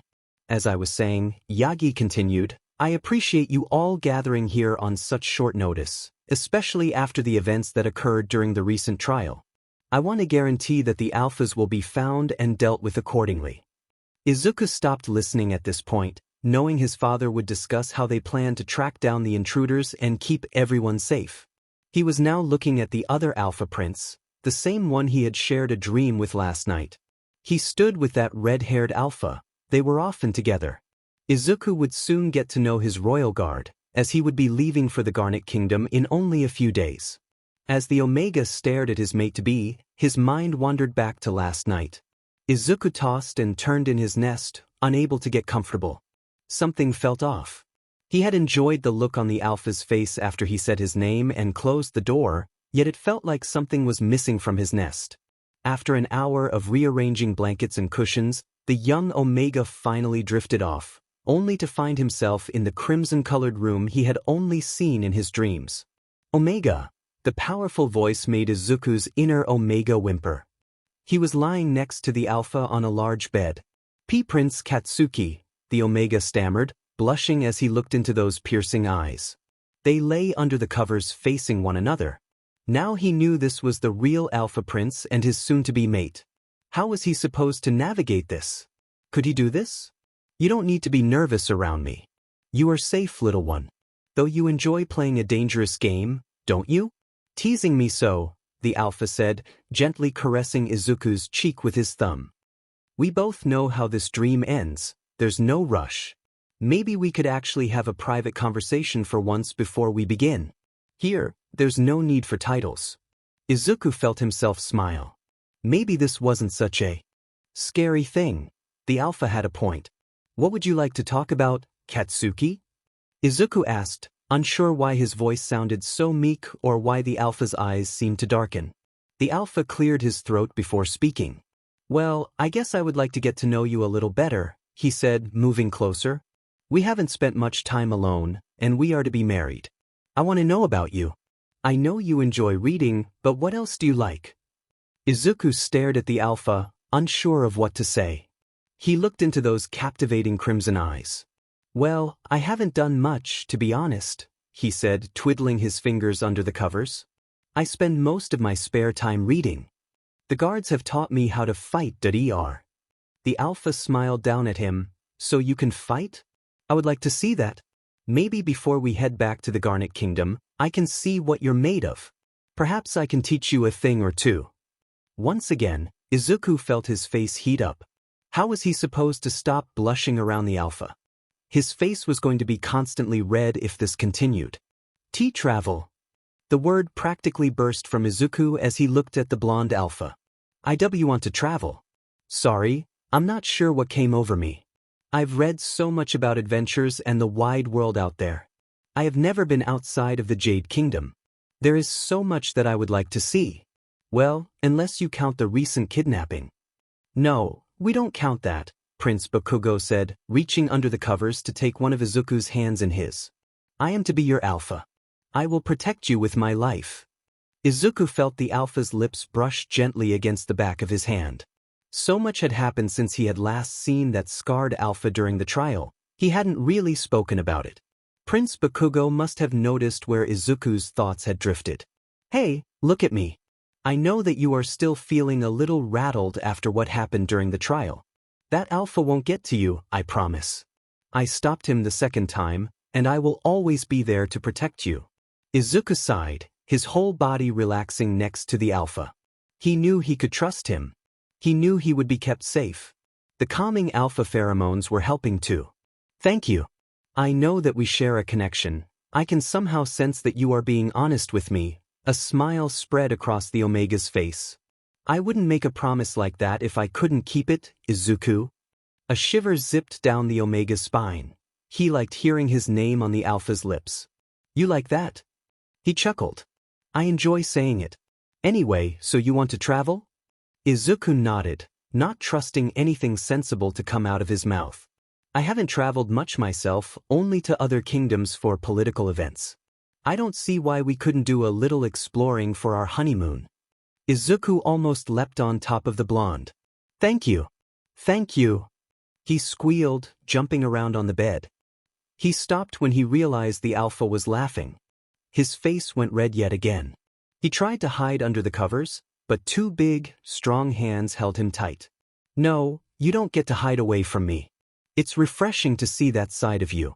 I know there are certain expectations on us, on how we need to behave. But seeing you act like that, you can do that around me all the time, he said, still chuckling. Izuku wasn't sure where to look. I thought I have shared some things about myself. I think it's your turn now, Katsuki, Izuku said, trying his best to sound assertive as he looked at the alpha, hoping it had worked. Yes, I guess you have a point there. Unfortunately, I don't have much to share. I spend most of my time training or fighting. It's what I enjoy. The only alpha stronger than me in my kingdom is my father. What's happened? Your scent changed when you mentioned your father. It's nothing, don't worry. Izuku could tell the alpha was trying to brush it off, but he wasn't going to let that happen. No, I am to be your Omega, Katsuki. You need to be as open with me as you want me to be with you.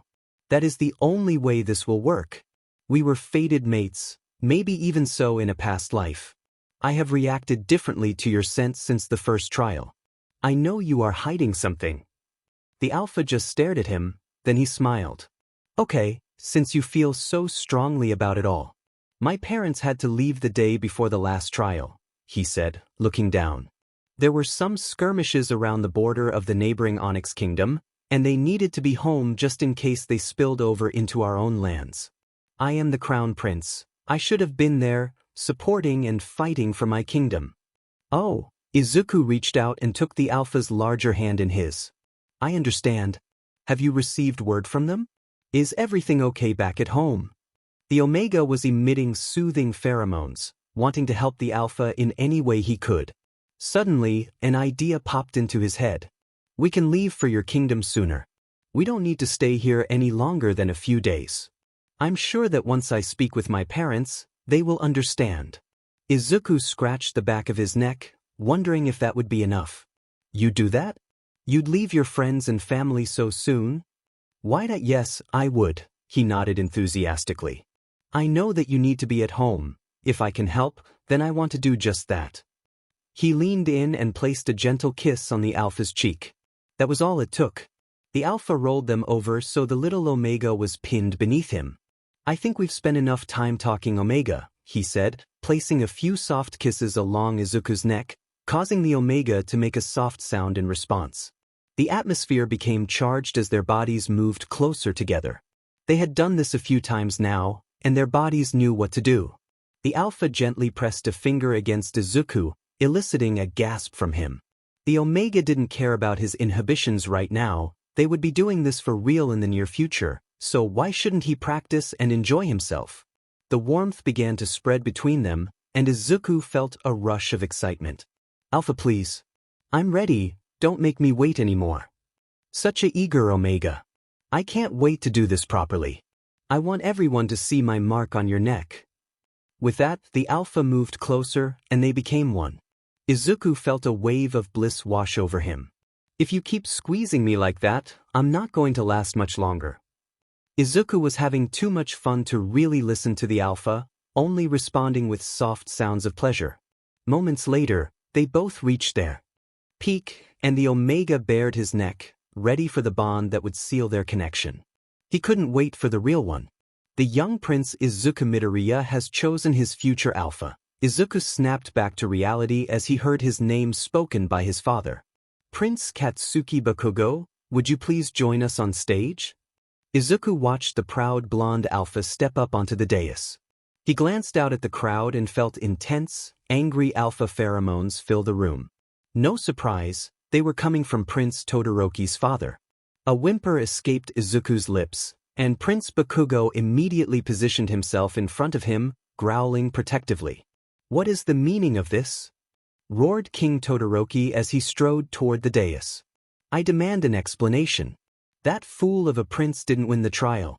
It should be done again. This is outrageous. Immediately, the enraged Alpha King was seized by Aizawa before he reached the dais. Yet, it was Izuku's mother who spoke. King Todoroki, I understand your concern. My son has the freedom to choose. The trials are merely a guide. He has chosen, and I expect you to respect that. You came here knowing that your son might not be picked. You signed a contract that ensured there would be no conflict if your son was not chosen. You will be removed and asked to leave the kingdom if you do not correct your behavior. Izuku's admiration for his mother grew. She wasn't afraid of alphas. He only hoped he could be like her one day. I will leave. Shoto, let's go. The king shrugged off the Alpha holding him. Izuku then felt the Alpha King's gaze land directly on him. This is not the end of it. The Omega reached forward and held tightly to the back of Prince Bakugo's shirt, trying to steady himself. All Izuku saw was a concerned-looking Prince Todoroki as he followed his father from the hall. Katsuki could feel the Omega trembling behind him. That arrogant Alpha King would pay for making his future Omega react this way. He glared at the king who had just stormed from the hall. More needed to be done. He'd be sending a second letter home to his parents before leaving the Jade Kingdom. Something had to be done about the aggressive Alpha. As soon as the king was gone, Katsuki spun around and pulled the shivering Omega into his arms. Soothing pheromones began to seep from him, and the Omega clung to him like a baby koala. I've got you. You're safe, Katsuki said, holding the Omega close. He didn't want to let him go. These recent experiences with alphas were clearly affecting Prince Midoriya, and Katsuki needed to rectify that soon. Maybe he should plan a little surprise for the Omega Prince. We need to talk. Katsuki turned to face Queen Midoriya as she spoke. He couldn't agree more, they did need to talk. He only hoped she would listen. Let's head somewhere a little more private. We need to discuss the next steps, she said, already making her way from the room. The small group followed Queen Midoriya to her office. Katsuki stayed as close to the still silent Omega as possible. He couldn't wait until they were bonded, then he'd know how the Omega was feeling. His inner Alpha was howling with concern as he looked at the green-haired prince. The 4 alphas and 2 Omegas entered the queen's office. It seemed somewhat darker than his father's, as if negative energy was seeping from somewhere. The queen sat at her desk, her husband standing behind her. Katsuki shook his head as he took a seat next to Prince Midoriya, on the other side of the large desk. He needed to think straight. Kirishima and the Jade's head guard stood a few feet away. Izuku, are you okay? Katsuki's focus returned to the Omega. He was still holding his hand but hadn't said a word. He just stared at his feet. What do you need? Still no response. What was going on inside the Omega's head? Katsuki saw King Yagi move toward Prince Midoriya, but the queen placed a hand on his arm. Omega, look at me, An alpha's commanding voice cut through the tension. Immediately, Prince Midoriya's beautiful emerald eyes met his. Not how he wanted to do this, but he needed the Omega to listen. I'm sorry, I know we aren't mated yet. Please talk to me What's going on? What do you need? Prince Midoriya looked around the room, almost as though he had no idea where he was. Katsuki watched as those green eyes stopped on the queen's. Regaining his composure, the Omega straightened his posture and spoke. I'm sorry, I don't really remember what happened after King Todoroki spoke. It felt like his eyes were piercing my soul. He shuddered, grasping Katsuki's hand tighter. You needn't concern yourself with him, King Yagi said, trying to reassure the young Omega. I have instructed the royal guards to ensure that he and his party leave the kingdom by midday. It must have worked. Katsuki felt Prince Midoriya relax a little, their hands still intertwined. I just don't understand what his problem is. Those eyes of his. I feel like a target. I hadn't met him until recently. Prince Midoriya looked at the floor again. Katsuki gently lifted his chin with his hand. He's not your concern. He's upset that his son didn't win. A small smile appeared on the Omega's freckled face. Katsuki couldn't help but note how breathtakingly beautiful he was. Soon to be his. Prince Bakugo is right. You have other, more important things to think about. One of them being your upcoming wedding. Now, the two of you will be leaving here in just over a week. There is a lot to do before you depart. The green-haired prince turned a shade of red. Beautiful and adorable. Katsuki turned his head to the queen. This was not going to be an easy conversation, but it had to be said. Yes, and regarding that, I would like to take Prince Midoriya back to the Garnet Kingdom in 2 days, he continued, knowing he needed to get his point across before the queen spoke again. I understand that this is an important step for my mate-to-be. I would like Izuku to have some time to become accustomed to his new home. I also need to be back home supporting my parents with the conflicts close to the kingdom's borders. The Alpha let out a breath. Was it enough? He'd considered just taking the Omega with him, but that would only cause more problems. His parents would never allow it. Queen Midoriya wasn't looking at him, however. She was focused on her son. Izuku, what are your thoughts on this? She asked calmly, doing her best to give nothing away. Yet, Katsuki could see the slight hint of worry in her green eyes. The Omega glanced at Katsuki before he spoke. His posture had changed. He looked taller. I want to go with Katsuki, mother. I understand that I would be leaving here before the original date set, but I feel as though this is important. Important to my Alpha-to-be and important to me. I am to be his queen, his Omega. I wish to support him in any way that I can. This is what I want. To Katsuki's surprise, the queen was smiling. There were still tears gradually appearing in her eyes, but she was beaming at her Omega son. Izuku, I am so proud of you. Katsuki looked between the two Omegas. The younger one was also crying now. What was going on? Don't worry, Prince Bakugo. It's an Omega thing, you'll get used to it. Just listen and give them what they need, King Yagi said, holding his wife as she sobbed. The Alpha Prince held the Omega's hand tightly. Yes, he would look after him and treasure him. Once the two Omegas had finished crying, they began setting out the plans for the following days. There was to be another ball, this time to celebrate the engagement of the two princes and to say farewell to Prince Midoriya. It would be held tomorrow, the day before the two would leave for Katsuki's home. His mind couldn't help but drift back to his home and his parents. There would be plenty of time to celebrate once he arrived back in the Garnet Kingdom. All of the details were ironed out, a little squabbling between Prince Midoriya's parents resulting in it taking longer than planned. The two were left to spend some well-deserved time together. What would you like to do with the rest of your day? The blonde Alpha asked as they left Queen Midoriya's office. Prince Midoriya looked up at the blonde, an overly innocent expression on his face. Well, it may sound a little strange, he said, scratching the back of his neck again. Katsuki stopped walking, causing the Omega to almost tumble over. He grabbed both hands and pulled the smaller male to face him. What do you want to do? Katsuki couldn't help but notice the Omega's face was flushed yet again. He gently brushed his thumb across those delicate cheeks. I want to train with you. The words tumbled out so quickly that the Alpha simply stood there staring, before he processed what the Omega had said. He laughed, which was a mistake. Prince Midoriya huffed at the Alpha's response, pulling away and pouting. You don't have to laugh. That's why I didn't want to tell you. No, I'm sorry. It just wasn't what I was expecting, he said, still chuckling as he took a step closer to the prince. I can always find another Alpha to train with. I'm sure the red-haired guard of yours would be happy to. A deep growl cut the Omega off. Katsuki knew exactly what Prince Midoriya was doing. There is no need for that, Omega. The Omega shivered. Katsuki could sense the tension in the air. You need to control yourself before I do something I shouldn't. A small whine escaped the Omega as he looked up at the Alpha. This Omega was going to ruin him. Maybe that wasn't such a bad thing. After the two had composed themselves, they made their way to the training grounds. Katsuki had spent quite a bit of time there since arriving, and he wasn't surprised to find his guards there. He had berated them about being idle. At least they were listening to him. He paused for a moment to watch Kirishima and Kaminari sparring against one another. The others were split off into pairs as well, but it was these two that were going to be useful. As the two princes entered, the rowdy bunch of alphas and betas turned their attention towards their prince.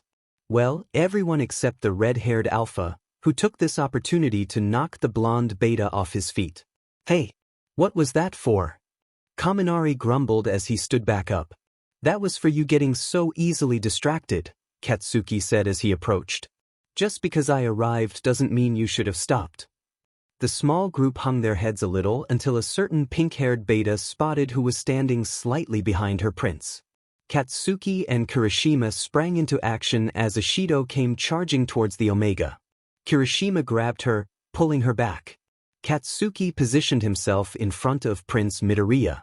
The growl that escaped his lips caused the beta to submit instantly. Ishido! The blonde alpha had used her name. That wasn't a good sign. You need to control yourself. You cannot act in such a way, especially when it is your future queen. He was still growling, the intensity emanating from him. She bowed her head to her prince. Yes, of course. I am so sorry. I just wanted to meet him properly. Even though her head was lowered, she was still trying her best to get a closer look at the Omega. You will have plenty of time to get to know Prince Midoriya. Shitty hair, I assume you've told the extras that we are heading home in 2 days? The alpha in question nodded, still holding his mate tightly. But now, I have come here to train with my future Omega. I think we could use some help. Katsuki looked around, his eyes settling on the perfect target. Dunce face, come here. The blonde beta trudged over to where Katsuki was standing with Prince Midoriya. Yes, Your Highness. What can I do for you? First, stop acting like a fool and speak properly. Second, you are going to spar with my Omega. It was then that Katsuki heard a small squeak from behind him. He chuckled. This was going to be fun. A mop of green hair appeared in front of him. Katsuki, what do you mean? As I said, Izuku. You will spar with the beta. Stop pouting. I need to see what you can do. The best way of doing that is by watching you fight. Okay. The Omega, still pouting, nodded. Fine, I guess you have a point. Now it was Kaminari's turn to look confused. I don't know what is happening here. Groaning, Katsuki picked up 2 wooden swords, giving them to Prince Midoriya and Kaminari.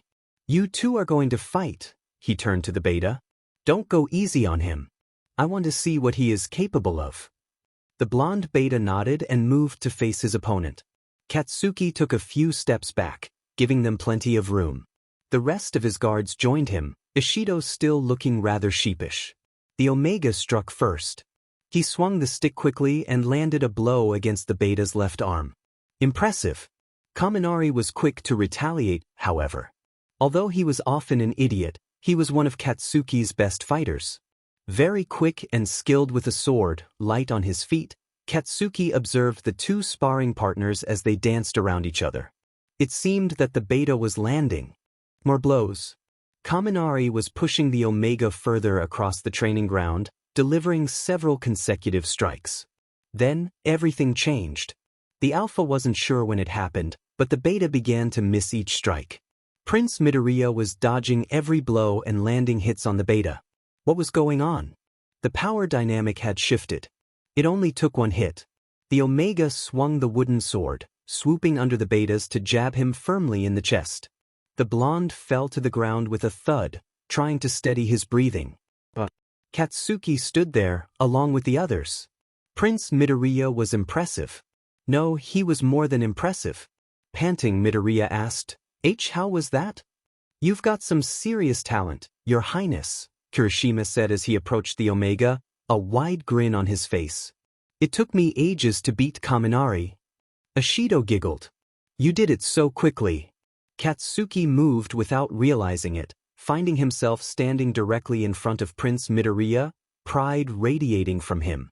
I am a very lucky alpha, he said, cupping the Omega's face, which had turned red once again. I wasn't that good. I'm sure that. Katsuki silenced him with a quick kiss. He felt the Omega lean into him, warmth bubbling inside him. He was a goner. Reluctantly, he pulled away. You were amazing. When we get home, you'll be fighting against me, the Alpha said with a wink. Your Highness, please stand still. I just need to tighten this last section, the dark-haired Omega maid spoke quietly yet firmly as she dressed the Omega Prince. Izuku was trying his best to remain still, but the corset vest they were tightening was not the most comfortable.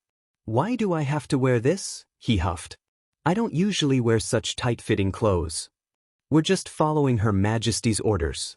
I'm sorry, but this is what she wants you to wear, a blonde Omega added. Izuku got along well with the Omega maids who attended him.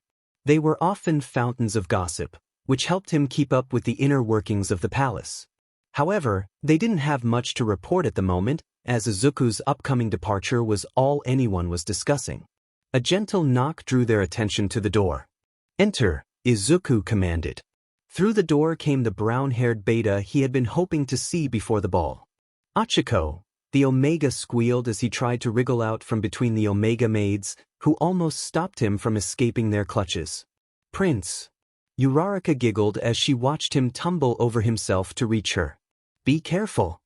He fell onto the floor in front of her, and still laughing, she helped him back onto his feet. Are you okay? A little out of breath and slightly red-faced, he replied, Why, I'm fine. What about you? You should be resting. I was planning on visiting you, but this is taking far too long. Come, let's sit. He led her over to the chaise lounge by the large windows. I am feeling much better, thank you. The palace physician has worked his magic as usual. Each of the betas that were harmed have been treated, and we will be back to work in a matter of days. That's good to hear. As long as you are healing and Ida is looking after you, Izuku said, fluttering his eyelashes. Uraraka stumbled over her words. Why yes, he's been doing a fine job. Oh, has he now? Izuku winked, enjoying seeing his friends squirm for once. He'd better propose soon. I can't wait to see your pups running around. I'll be having words. Izuku stopped, realization hitting him. He wouldn't get to see that. More importantly, he wasn't sure when he would see his friends again after tomorrow. Oh no. Please don't get upset. I know that you are leaving tomorrow, but I'm sure I'll be able to come over to see you. You will be back here for certain occasions too. The Queen has to allow it. It's a big step for all of you. She rubbed small circles on the back of Izuku's hand. Let's finish getting you ready before your mother comes and scolds your poor Omega maids. We all know your hair has a mind of its own and will need to be tamed. Izuku knew she was right, yet it still hurt. Everything was changing so quickly. He stood and let the maids finish getting him ready while they chatted pleasantly among themselves, speculating about who else would attend the ball that night. I heard from Ida that King Todoroki requested an invitation. Izuku felt his body tense at Uraraka's words. He looked over to where she was still sitting, unable to hide his concern. Don't worry, his request was refused. Ida also told me that the guards have been instructed to keep an eye out for him. If he does show up, he won't be allowed anywhere near you. Though I wouldn't worry about that. Your mate-to-be has been quite vocal about what he'd do to him the next time he sees him. The Omega felt himself relax a little. She was right. Prince Bakugo had shown just how protective he could be. Once Izuku was fully dressed and his hair had been tamed, he stood and faced the mirror. The last ball had not been that long ago, Yet so much had happened since then. He was about to leave his home and family to start a new one with an alpha. Another knock startled him, causing his mind to refocus. Whoever knocked this time didn't wait to be called in. It was Ida. The blue-haired alpha, his manner and voice as serious as ever, said, "Prince Midoriya, I am here to—" Izuku smirked when he saw that the alpha had spotted Uraraka, his iron-like composure cracking just for a moment. "Ida, I assume you are here to escort me down to the ball?" Izuku moved away from the mirror. Ida cleared his throat before speaking. "Yes, I am, though I was asked to give you this." The alpha held out his hand. Izuku couldn't quite tell what it was from the distance between them. He moved closer, curious to see what the alpha had for him. In his gloved palm lay a pin, red in color and about 2 inches in diameter. "What is it?" Izuku asked, picking it up to get a better look. "It is from Prince Bakugo. It is a garnet stone for you to wear this evening." Izuku's eyes widened in surprise. "Where should I?" Before he could finish, Uraraka stood in front of him, taking the pin and clipping it onto his corset vest. "Just here," she said with a smile. "Thank you. Are you coming to the ball?" Izuku asked, admiring the new addition to his attire. "No, I need to rest. I will come and see you off tomorrow, though." Izuku tried his best to smile, knowing he would miss his friend. He gave her a quick hug before following the blue-haired alpha down to the ball. Despite knowing the outcome, butterflies fluttered in his stomach. They soon arrived at the door to the hall, the same door he had entered last time, where Prince Bakugo awaited him. As soon as he saw the alpha, warmth spread through his body. The alpha looked stunningly handsome, dressed in a deep red corset vest with black accents, a black shirt underneath, and tailored black trousers. The fit accentuated his commanding presence. Izuku knew what the prince looked like beneath those layers, and he felt a rush of thoughts he quickly pushed aside. Now wasn't the time for that. He shook his head, trying to regain his composure. "Prince Izuku," the alpha said, standing directly in front of him. The intensity in those crimson eyes made Izuku's legs feel weak. He wasn't sure he could last the night. "You look beautiful. You wore the pin." The sincerity in the alpha's gaze was undeniable. Izuku felt heat rise to his cheeks. "Thank you. You look very handsome, alpha. Of course, I am to be your Omega, your queen." A low rumble emanated from the alpha, his crimson eyes darkening. "Can I kiss you?" Izuku found himself momentarily speechless, his mind racing. "Izuku!" Realizing he had been staring, he heard someone chuckling softly behind him, but that was the least of his concerns. He nodded enthusiastically, mumbling a "please." The alpha's lips met his immediately. Though this kiss was not as intense as the one they had shared the day before, it was still filled with a sweet tenderness, mindful of their audience. The sound of someone clearing their throat broke the moment. "Young princes, it is time to enter," King Yagi said with a smile, stepping around them. He nodded to the guards by the door. The two broke apart, Izuku's heart racing. Prince Bakugo took Izuku's hand as the door opened, squeezing it gently. They stepped through together, the alpha's comforting scent easing Izuku's anxiety. King Yagi's voice rang out as they stood on the balcony. "May I present the newly engaged Prince Katsuki Bakugo and Prince Izuku Midoriya." Cheers erupted from the hall. Izuku looked around, noticing how beautifully the hall was decorated with both his family's and the alpha's colors. They complemented each other perfectly. "Would you honor me with a dance, Izuku?" Prince Bakugo asked, turning to face him, their hands still connected. "Yes, I would like that very much." For the first time, Izuku felt confidence rather than nervousness. This was right. He let the alpha lead him down the stairs and onto the dance floor, where it was tradition for the couple to have their first dance alone, as it would be at their wedding. The music began, and Izuku moved closer to Prince Bakugo, who held him gently.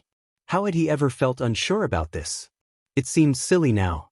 The alpha and Omega glided across the floor as if they were the only two in the room. Izuku couldn't help but smile at the handsome alpha who had captured his heart. "You truly are enchanting, Izuku." Izuku's smile widened. "Only because you make me so, Katsuki." Before long, others joined them on the dance floor. Izuku caught glimpses of his parents dancing, happy to see them enjoying themselves. He knew how much stress his mother had been under recently, and he made it a point to write to her regularly and visit whenever he could. They danced until Izuku's feet felt heavy.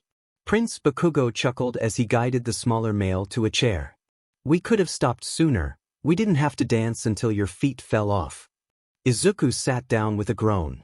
"I know, but I was just enjoying myself." He pouted playfully at the alpha, who continued to laugh. "Oh, I'm glad you're enjoying yourself. Wait here, I need to speak with your mother. It's nothing to worry about, just a little something I need her help with. A surprise, if you will." "Oh, okay, but don't be gone too long." Izuku watched the alpha walk away, admiring his broad shoulders and strong back. Though his heat wasn't due for another few weeks, his thoughts wandered back to their recent kisses, which felt similar to those they shared in their dreams. He touched his lips with his fingers, reminding himself to keep his thoughts in check. Why did the alpha always bring on such distractions? A beta waiter walked past with a tray of drinks, and Izuku took one, drinking it down in one go. It was sweet and fruity, clearly non-alcoholic. Trust his mother to have thought of everything. At least he would be able to celebrate at his wedding. His attention had been so focused on his engagement to Prince Bakugo that he hadn't given his own birthday much thought. It was next week, and it would be the first time he wouldn't be spending it with his family. Surely they would be able to visit. He'd ask the Alpha Prince when he returned. Izuku couldn't help but wonder if that was the surprise. Before he could ponder further, something caught his eye. Why was she here? Prince Bakugo was making his way back through the crowded dance floor when he was stopped by Cammy Utsushimi, who had her arms around him and was clearly not backing down. Izuku felt a surge of protectiveness. He was not going to let this stand. He rose quickly, marching toward the two. He couldn't hear their conversation, but as he got closer, he could see that the alpha was about to do something he might regret. Izuku stepped in between them, releasing his pheromones to assert his claim. "It's lovely to see you, Utsushimi. I didn't realize you would be here. Have you been enjoying yourself?" Izuku fluttered his long eyelashes as he spoke. The best way to deal with someone like her was to overwhelm her with kindness. The blonde-haired Omega quickly wiped the shocked expression from her face, replacing it with an exaggerated grin that didn't reach her eyes. She bowed before speaking. "Your Highness, thank you. It's wonderful to see you too. My father received an invitation, so I simply had to attend with him. I was just telling His Highness, Prince Bakugo, how much I admired his dancing at the first ball. I was hoping for a second one." The hand around Izuku's waist tightened slightly. The pheromones from the Omega were becoming more potent, and there was only one way for her to back off. Izuku looked up at the handsome alpha holding him close. Yes, that would work. Izuku leaned in and pressed his lips against Prince Bakugo's. He felt the alpha's initial shock, but his passion was quickly reciprocated. The Omega Prince knew this was unconventional, yet he didn't care. He would openly claim his alpha. Prince Bakugo was his, and this blonde-haired. Distraction needed to understand that. When they broke apart, it was the alpha who looked slightly disheveled. Izuku glanced around. The female Omega had hurried off somewhere. "Good riddance." "What was that for?" asked the alpha. "I'm not complaining, but wow." Izuku rubbed the back of his neck. "Sorry, I'm not sure what came over me." "Well, if you do that again, I won't be apologizing for my actions, Omega. You smell divine. However, it's getting late. Let's have one more dance before you go to bed." The Omega nodded, taking the outstretched hand. They ended up dancing for more than just one song. Izuku felt truly at peace in the alpha's arms. Eventually, it was time to say goodnight. He couldn't help but hope to see the alpha in his dreams that night. He had to admit he enjoyed their private moments together. Would they continue once he was in the Garnet Kingdom? He left the hall, escorted by 2 guards. Prince Bakugo had offered to accompany him, but Izuku had declined. He wasn't sure if he would invite the alpha into his room at this rate. No, he was leaving tomorrow. He needed to focus. As Izuku walked down the long hallway, he glanced out of one of the large windows. He stopped. Had he just seen that? No, it couldn't be right. He looked again, but there was nothing and no one there. "Is everything okay, Prince Midoriya?" one of the guards asked, concern evident on his face. The Omega Prince shook his head. Yes, yes. Nothing to worry about.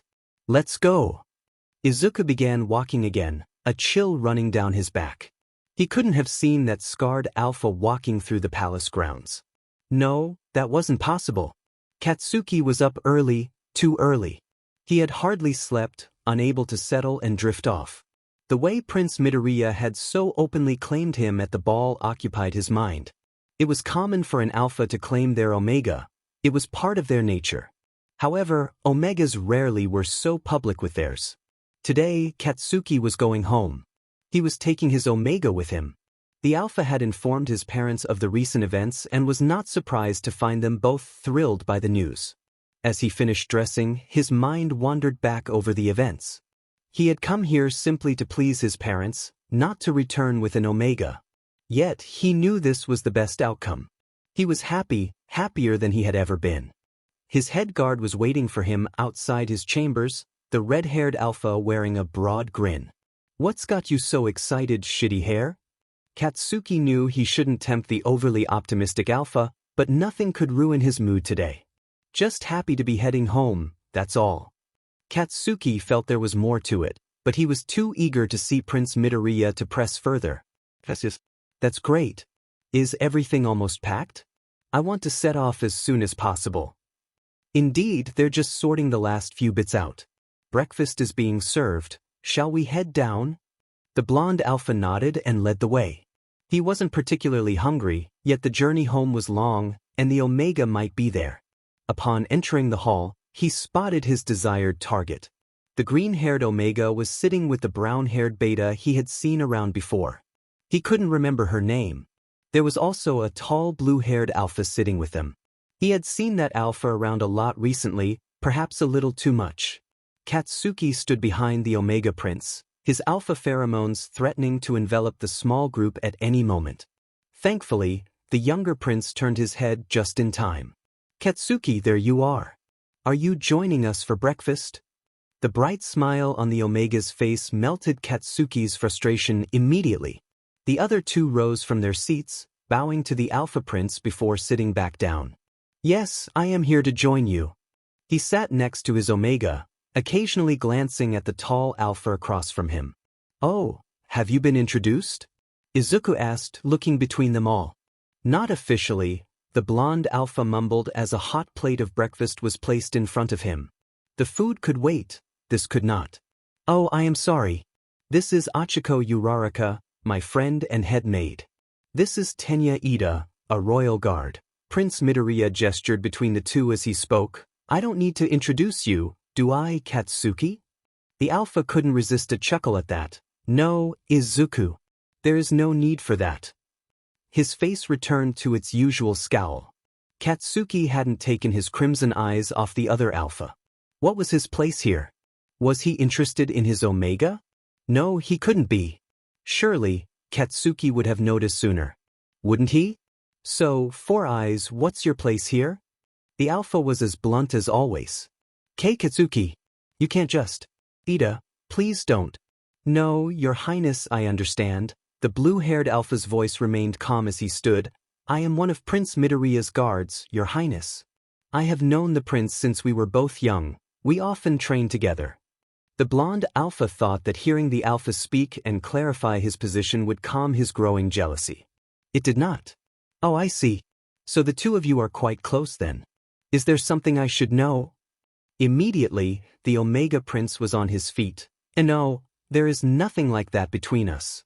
Katsuki, Prince Midoriya reached out, placing his small hands around the Alpha's face. You are my Alpha, no one else. Katsuki's aggression began to settle as he inhaled the calming scent of the Omega's pheromones. The rich aroma of cinnamon was just what he needed, what his inner Alpha craved. Forgive me, Your Highness. That is not what I meant. I am not of a suitable rank to be with a prince. I am also interested in someone else. Katsuki noticed the overly serious Alpha flush slightly and glance at the brown-haired Beta. Interesting, so that was what was happening here. Very well then, he turned his attention back to Prince Midoriya. Are you almost ready to depart? I am eager to head home. Katsuki could see that the Omega was still recovering from their earlier conversation. The green-haired male was staring at his friend, whose cheeks had somehow become redder. Izuku, are you listening to me? The Alpha gently held the Omega's face in his hand, guiding him to look in his direction. Oh, I am sorry. Yes, Katsuki. My things are packed and ready to go. My mother said she will have my books sent over as soon as possible. Katsuki couldn't help but notice the other's face drop a little, surprised that the Omega Prince would have to wait. Marvelous, let's finish eating and then we can head home. The small group enjoyed their breakfast together, with the Omega and Beta leading most of the conversation. Katsuki had to admit it was comforting to see his Omega to be so relaxed. He only hoped he could offer such comforts back in his own kingdom. An hour later, they were ready to leave. Katsuki was eager to depart, but he knew this was an emotional time for Prince Midoriya and his family. Write to me as soon as you are settled, Izuku. I need to know that you are happy and safe. We will be traveling across to see you on your birthday and your wedding day. I wish you weren't leaving so soon, but I understand. I really do. Tears that the queen had clearly been trying to suppress began to flow. King Yagi held his wife tightly as she cried. Not the most appropriate way for a queen to behave, yet on a day like this, it was expected. Mother, I will be fine. Yes, I am sad to leave you, but I am starting a new chapter of my life. I am ready for this. You have helped me be ready for this, both of you. The Omega Prince's eyes were bright with tears, but he seemed to have better control over them than his mother. Katsuki watched as he said goodbye to his parents and friends. He knew his Omega would be a little emotional, but he couldn't help the swell of pride in his chest at how well the smaller male was holding it together. He definitely wasn't a weak Omega. Kirishima mounted his horse and nodded to Katsuki. It was time to go. The Alpha's guard would ride alongside the carriage. They had precious cargo to protect. Not that Katsuki would ever admit he needed any help. Katsuki said his own farewells. I can't thank you both enough for everything. I will treasure Izuku, I promise. He grasped the Omega's hand in his, placing a gentle kiss on the back of it. I look forward to seeing you on Izuku's birthday. He bowed his head to the king and queen. He truly owed them everything. He made a silent vow to himself to ensure his Omega had everything his precious heart desired. As soon as he stepped into the carriage, he sensed its sour pheromones. Prince Midoriya had gone in before him and was now sitting at the far side, trembling. As Katsuki felt the small door close behind him, he took a seat next to the prince. I know that this isn't easy for you. You are safe and will see them again soon. He released his own pheromones, hoping they would help. I know that you have never left your home, but think of this as our first adventure together, like one from your books.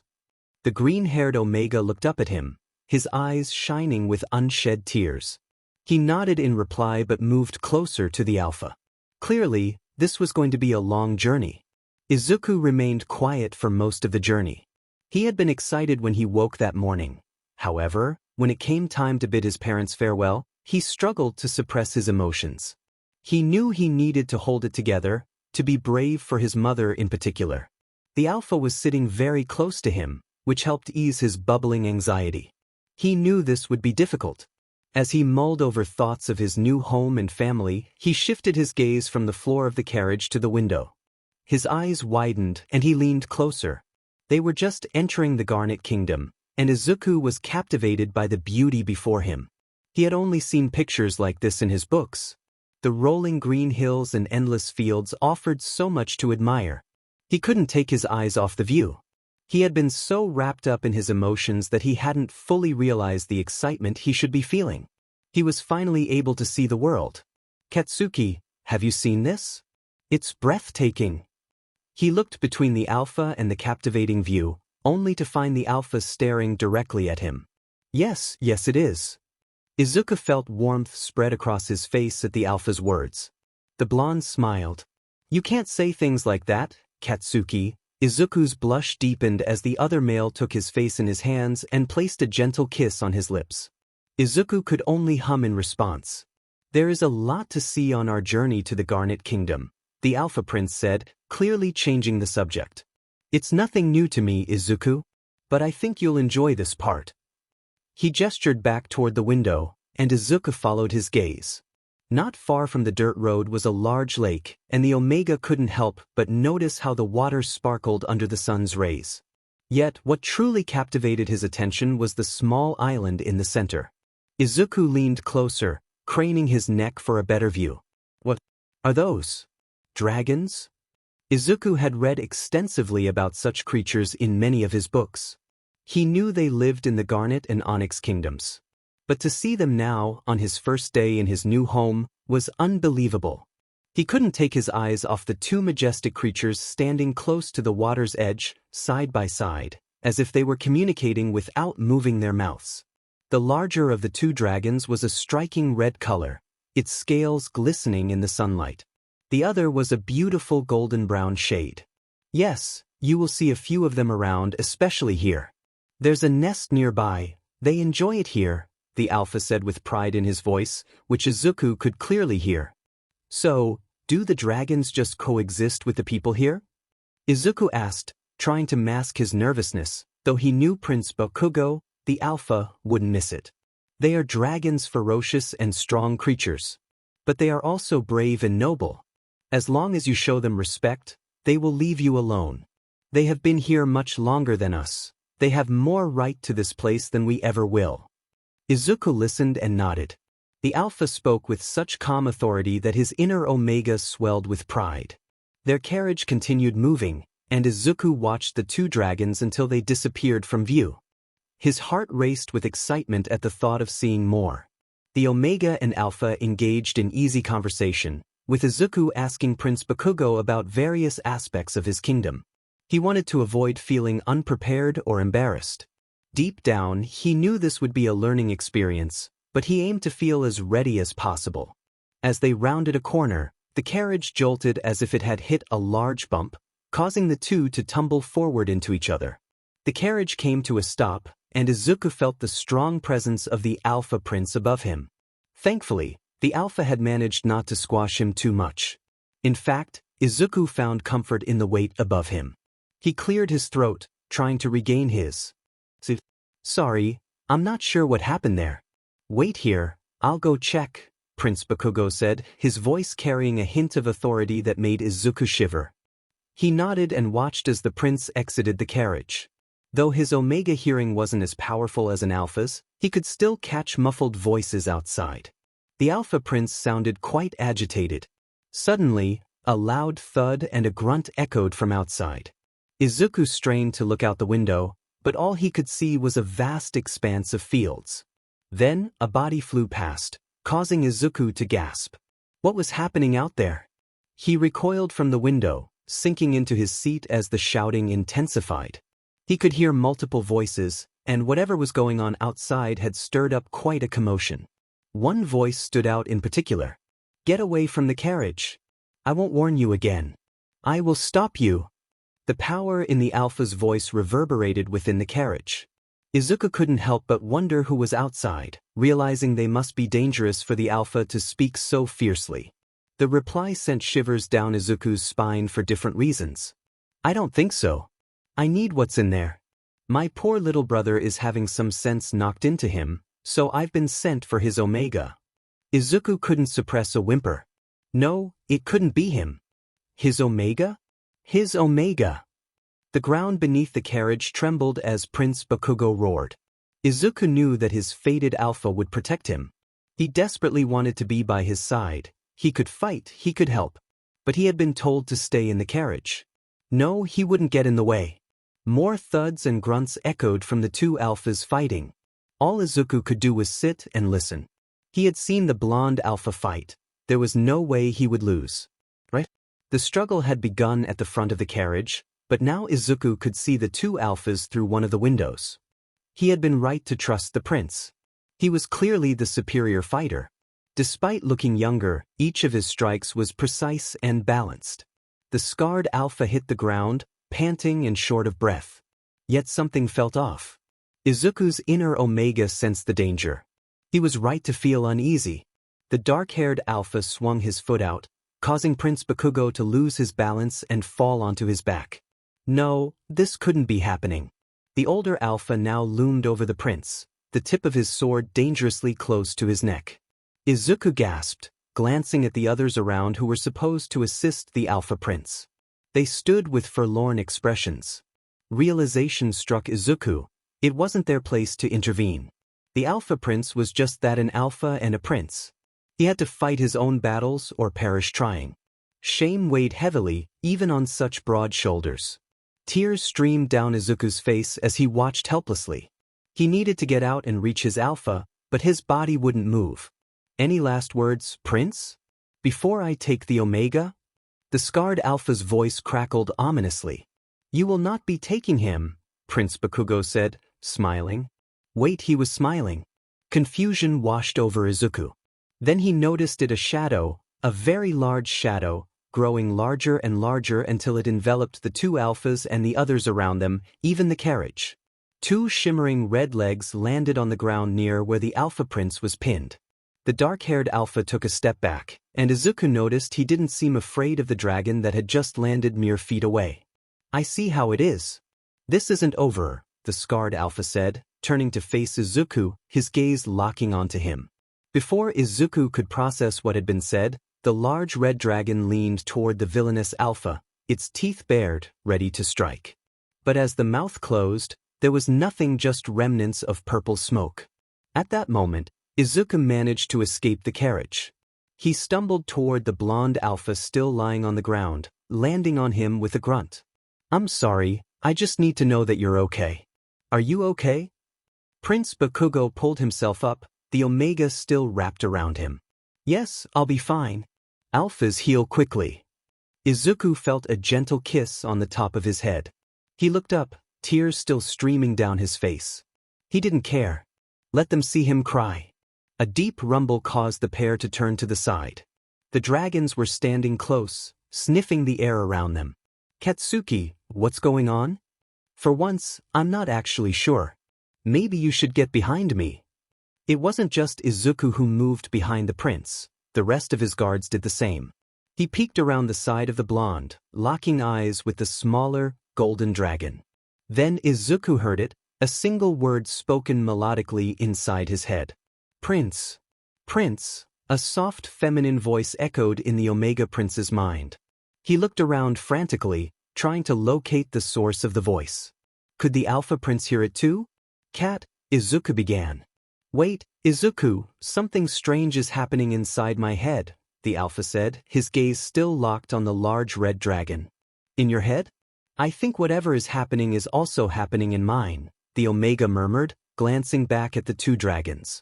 He felt an inexplicable pull toward the smaller one, the golden dragon. Yes, this is happening inside your head, Prince Izuku. Look at me. But Izuku was unsure where to focus. Who was speaking to him? No one new had arrived. Then he locked eyes with the smaller dragon, whose piercing blue gaze seemed to penetrate his very soul. Yes, it is I who is speaking. Just as your mate is communicating with AKA. There is no need to worry, we have been waiting for you. For both of you.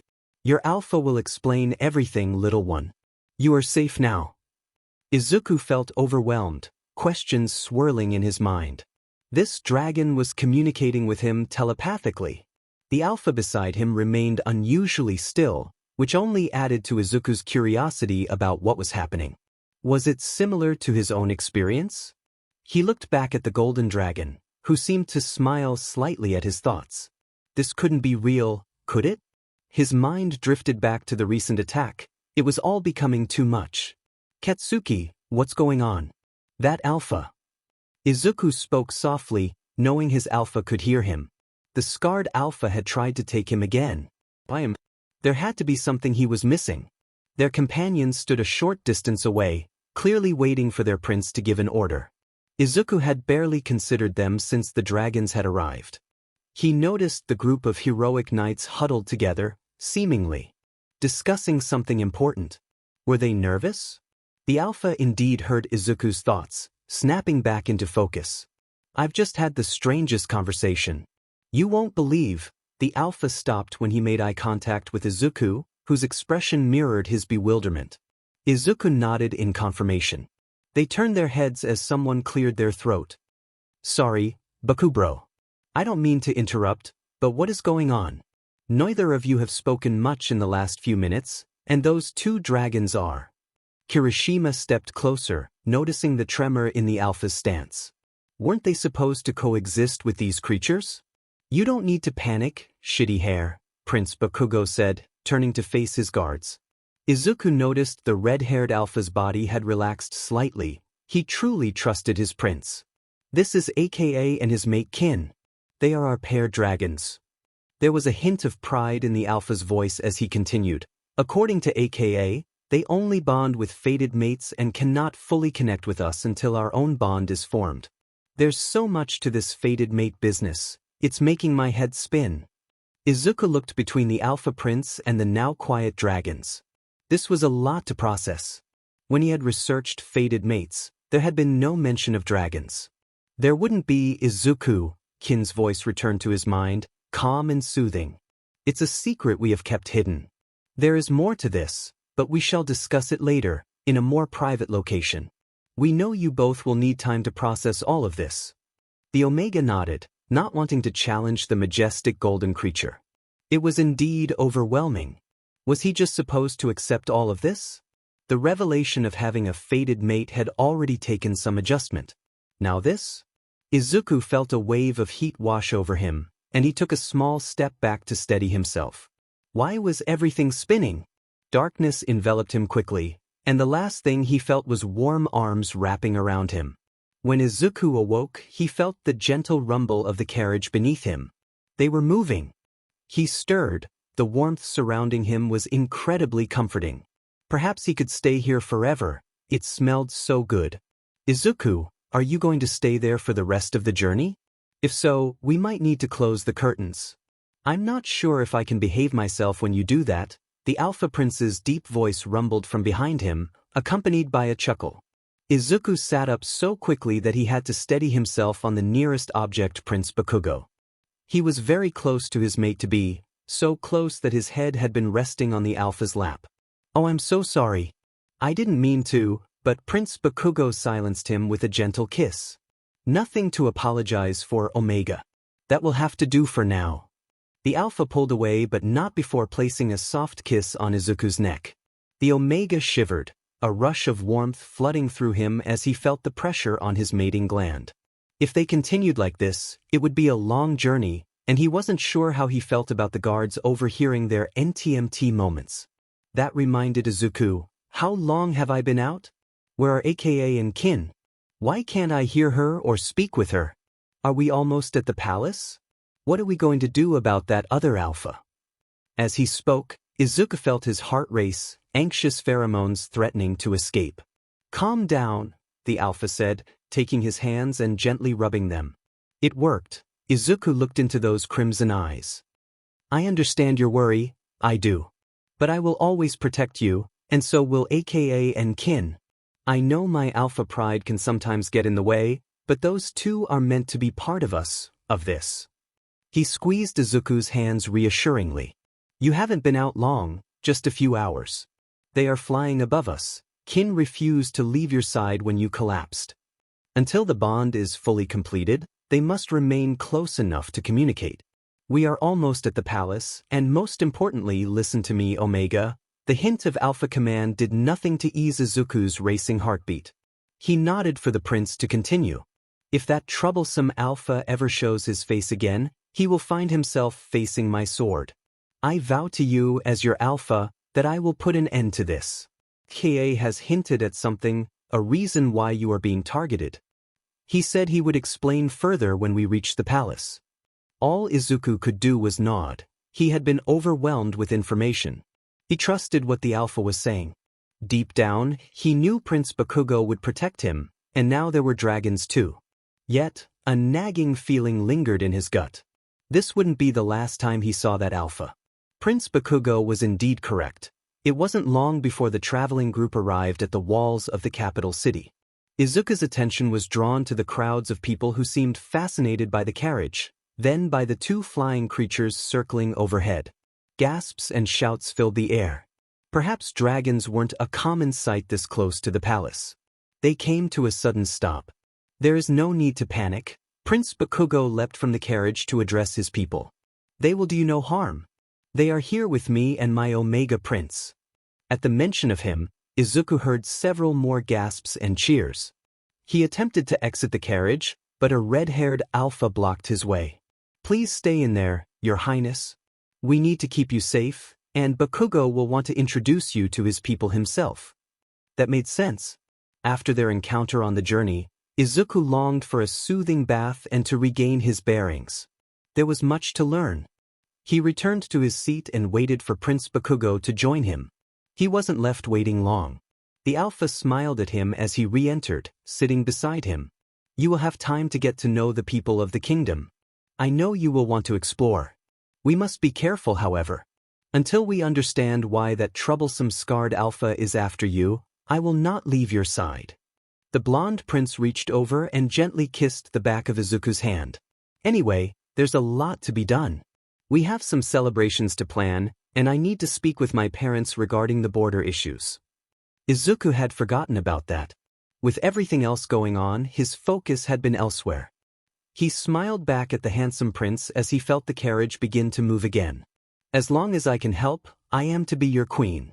I want to be involved in as much as possible, Izuku said confidently, determined not to be just a pretty figure on the prince's arm. He wouldn't give the alpha a chance to argue. Noticing the lack of response, he turned to look out of the small window, taking in as much of the Garnet kingdom as he could. It was a prosperous place, and Izuku knew that. The current king and queen were firm but fair leaders, supporting and guiding their people. The Omega could only hope to follow their example. As they approached the palace, Izuku felt a swarm of butterflies in his stomach. He had met the prince's parents, but not as their future son-in-law. How should he behave? What should he say? Were they happy that their son was returning home with him? Izuku felt his thoughts tumbling around in his head. Suddenly, he felt a warm hand caress his cheek and turned to see a concerned look on the prince's face. I know what you are worrying about, Izuku. They will love you, I promise. They know how much this means to me, how I get to be with you. Prince Bakugo leaned in to gently kiss his cheek. The whole kingdom will adore you. The alpha's words helped calm Izuku somewhat, but he knew he wouldn't feel fully comfortable until he had seen it for himself. To be honest, the two of them had not had much time together. The alpha's reassurance soothed his inner Omega. Izuku had very little to do with the running of the Jade Kingdom. He didn't get to see the people unless he was strictly supervised. That was something he planned to change here. Once the threat was dealt with, he would be fully involved in his new home. The carriage came to a stop. They had arrived. The green-haired Omega could see part of the palace from where he was sitting. It was a fortress. The pale stone walls seemed to stretch endlessly, clearly built to withstand something terrible. Prince Bakugo stepped out first, extending his hand for Izuku to take. He did, gripping it firmly. He needed his fated mate close. Izuku kept his eyes on his feet until he was fully out, not wanting to trip and embarrass himself too soon. That would likely happen at some point. He felt his hand release as the blonde must have gone to his parents. What he wasn't expecting was the sudden embrace he found himself in. It was the queen. Queen Mitsuki Bakugo had her arms tightly wrapped around the younger Omega, so tightly that he began to struggle to breathe. A grunt escaped his lips, drawing the attention of the king and prince. Hey mum, let him go before you crush him. I'd like an alive Omega. Prince Bakugo's voice was firm, yet there was a clear smirk on his chiseled jaw. Izuku was released immediately, blushing and shaking off the concerned queen. Oh my dear. I am so sorry. The Omega Queen stepped back. How was your journey here? I want to hear all about it. I was informed that you have brought 2 dragons with you. I can only hope you have a justified reason for this, Katsuki? You know the trouble we had with the dragons a few years ago. Queen Bakugo's eyes were now fixed on her son. Izuku couldn't help but notice that there was something more to her words. He would have to ask the alpha later. There was clearly an unusual relationship between the people of this kingdom and the dragons. Yet another thing to add to his list. Izuku, come with me. I want to show you where you will be staying. Well, you'll be there until our wedding and mating is completed. We will fill you in later. Right now, I need to show Izuku something, Prince Bakugo said, taking the Omega's hand in his and leading him into the palace. A playful wink directed at the smaller male. Prince Midoriya tried his best to keep up with the alpha's long strides. "Oh, Weiss, of course," he managed, giving a quick bow to the king and queen before being led up the palace steps. But where are AKA and kin?" "They are fine, don't worry about them. They will find a place to rest until they are needed. Remember, dragons were here long before us. They know more about this land than you could find in one of your history books. I need to show you something much more important." Katsuki led the Omega down several corridors until they reached a grand burgundy door. The Alpha hoped this would be enough. Katsuki pushed the door open, hearing a small gasp as they entered his chambers. "Wait, but this is..." Green eyes scanned the room, and the Alpha enjoyed the reaction a little too much. "Yes, these are my chambers. I was hoping you might find them familiar, Omega." Katsuki could tell by the color of the smaller male's face that he was recalling their dreams. He stepped closer to the clearly flustered Omega, leaning down so that his mouth was close to his ear. "I can't wait until we can reenact some of them here. The thought of you sprawled out on the bed as I claim you as mine over and over again." He chuckled at the reaction, the poor little Omega looking down at the floor. Gently, he lifted the Omega's chin with his hand. "There is no need for that, Izuku. I'm to be your alpha. You don't need to be so shy around me, even if it is adorable." Prince Midoriya trembled slightly, and Katsuki's inner alpha couldn't have that. "May I kiss you?" Katsuki wasn't expecting such a reply and had to take a step back as the Omega launched himself forward, their lips meeting in a passionate embrace. He welcomed it, pride swelling within him at the thought that he could evoke such a reaction in his mate-to-be. Katsuki hugged the little prince close, reveling in the closeness. But now was not the time for this. Reluctantly, he pulled away. He felt Prince Midoriya lean back into him. The Alpha looked down at the green-haired Omega, knowing there would be time for that later. "The real reason I brought you here is so you can start building your nest. I know it won't be the same as your old one, but I want to let you pick anything from here." Katsuki hated to admit he felt a little nervous as he waited for a response. His eyes never left the Omega, those mesmerizing emerald eyes far too easy to get lost in. He had fallen hard. He was in trouble. "Anything? I can choose anything." Katsuki stepped back to give him space, gesturing to the open door across the room, his dressing room. Prince Midoriya scanned the room quickly before practically bouncing through the door. Katsuki watched as the Omega began rifling through his clothes. He had never seen an Omega prepare a nest before, amazed at how each item was sniffed before being either taken off its hanger or ignored. He couldn't help but laugh as the prince became submerged in the clothes. Maybe he should go and assist. As Katsuki stepped closer, he could hear purring. Where was it coming from? Another step into the adjoining room. The Omega was now completely buried in the Alpha's garments, so much so that only his green hair was visible. "Izuku? Are you okay in there?" Katsuki knelt down, reaching a hand out. The purring was replaced with a sudden growl, startling the Alpha. Why was his Omega growling at him? "Omega, what's wrong?" Soothing pheromones seeped from him as he continued to reach forward, but the growling only grew louder. What was this? Retracting his hand, Katsuki took a deep breath before sitting on the floor. "I shall wait here until you are ready, Omega." He did just that, sitting and watching the large pile of clothes shuffle around. This was not what he had expected. His Omega continued to amaze him. He should have known, one wasn't supposed to get close to an Omega's nest unless invited. Thankfully, Katsuki wasn't left waiting too long. The heap became still for a moment before a head poked out from the top. The Omega's cheeks were pink, and he looked rather pleased with himself. "There you are, Izuku. I thought you had gotten lost somewhere inside my clothes."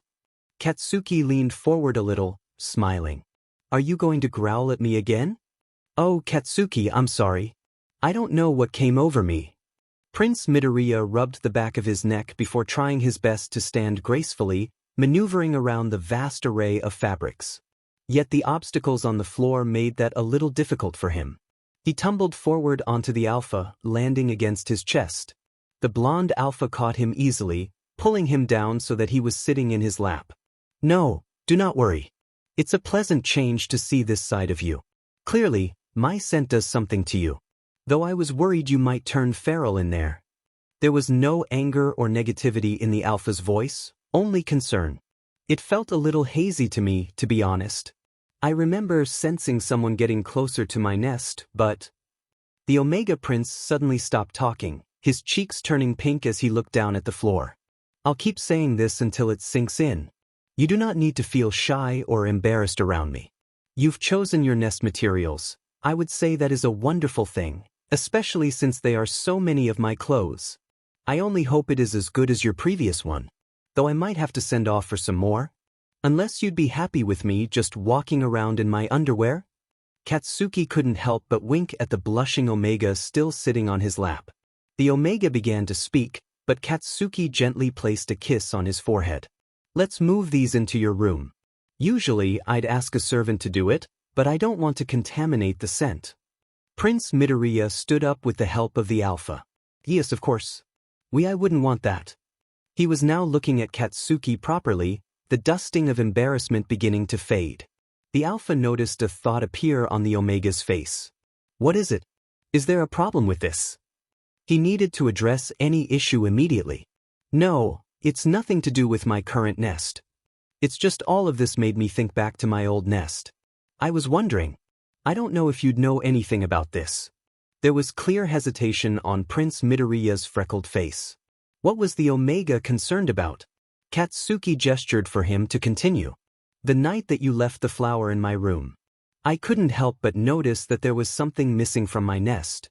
Katsuki thought the way the Omega twiddled his fingers was quite endearing. How should he respond to this?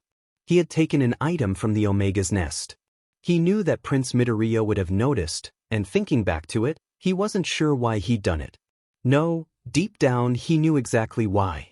There was little space between the two of them, so Katsuki closed the gap, bowing before the Omega. Yes, I did take something and I'm sorry. I know that I shouldn't have done it. I went to deliver the note, and your scent was too tempting to resist. I don't know what I can do or say to make it up to you, but I will spend every moment rebuilding what I damaged.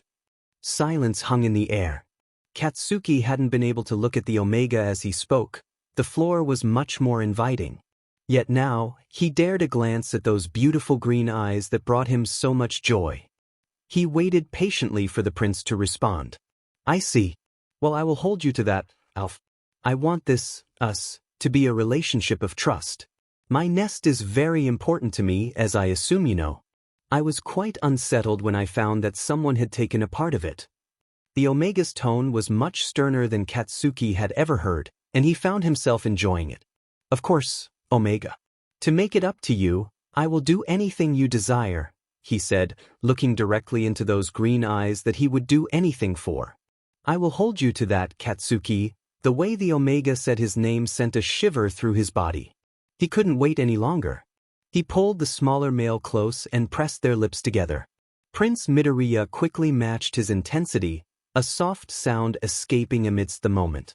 The bravado emanating from the Omega seemed to vanish, lost in their shared passion. This time it was the Omega who pulled away first, panting and flushed. Katsuki enjoyed making his fated mate so flustered. Let's go, we have other things to do this evening. I would be very happy to continue this, but now is not the time. Katsuki carried most of the clothes, while the shorter male followed closely behind with the last few items. He had certainly ransacked the dressing room. Katsuki needed to get more clothes soon, or he would be left with only his underwear. Thankfully, the Omega's temporary room wasn't too far away. However, he had to growl at a servant who gave them an odd look and offered to help. The beta scurried away quickly. He would not allow a single item of his Omega's nest to be contaminated with another's scent. Yes, betas had weaker scents, but it wasn't worth the risk. He would do anything for his Omega. Anything. There was a guard positioned outside the Omega's chambers, and Katsuki grunted under the pile of clothes for the door to be opened. He went in first, placing the nesting clothes on the large bed. I know that once we are married, your nest will be moved again. There is a larger suite currently being prepared for both of us. Neither of these rooms is big enough for the two of us. He watched the Omega circle the room, eyes wide and mouth slightly open.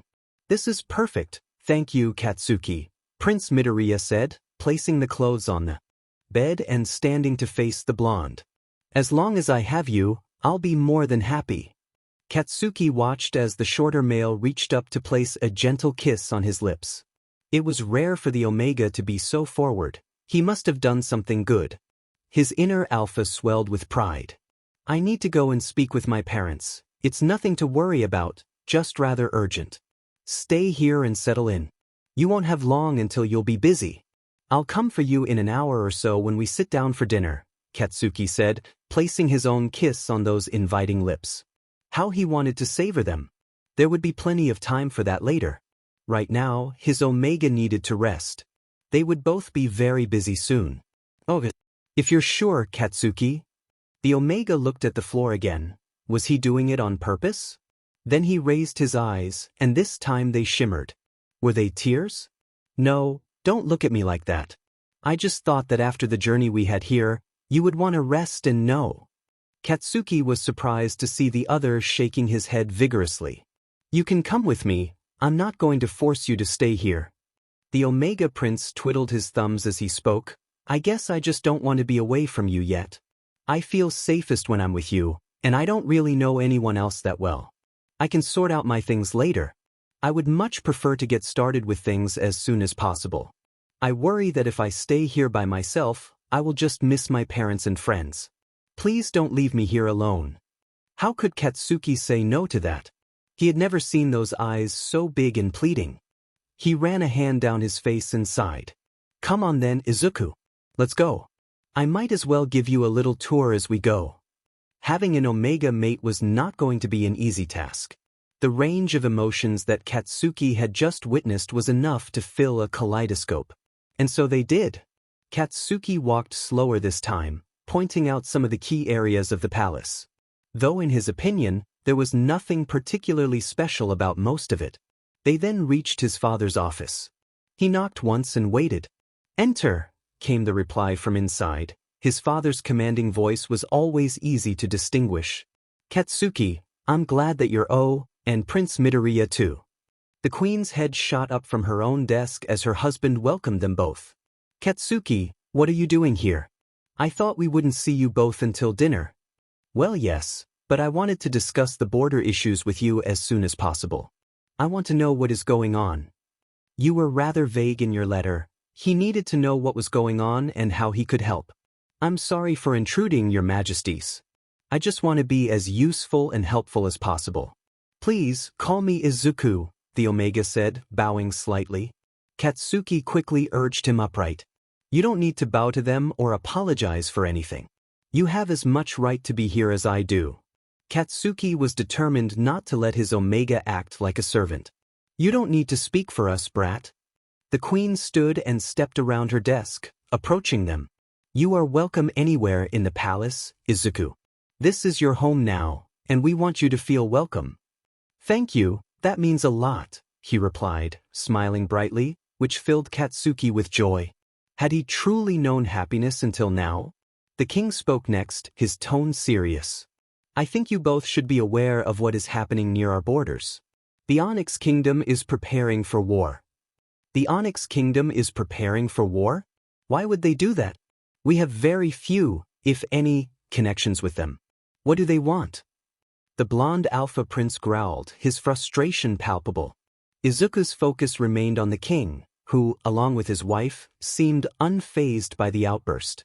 Katsuki, calm yourself before you overwhelm us all, King Bakugo said calmly, waving his hand in the air as if to disperse the tension.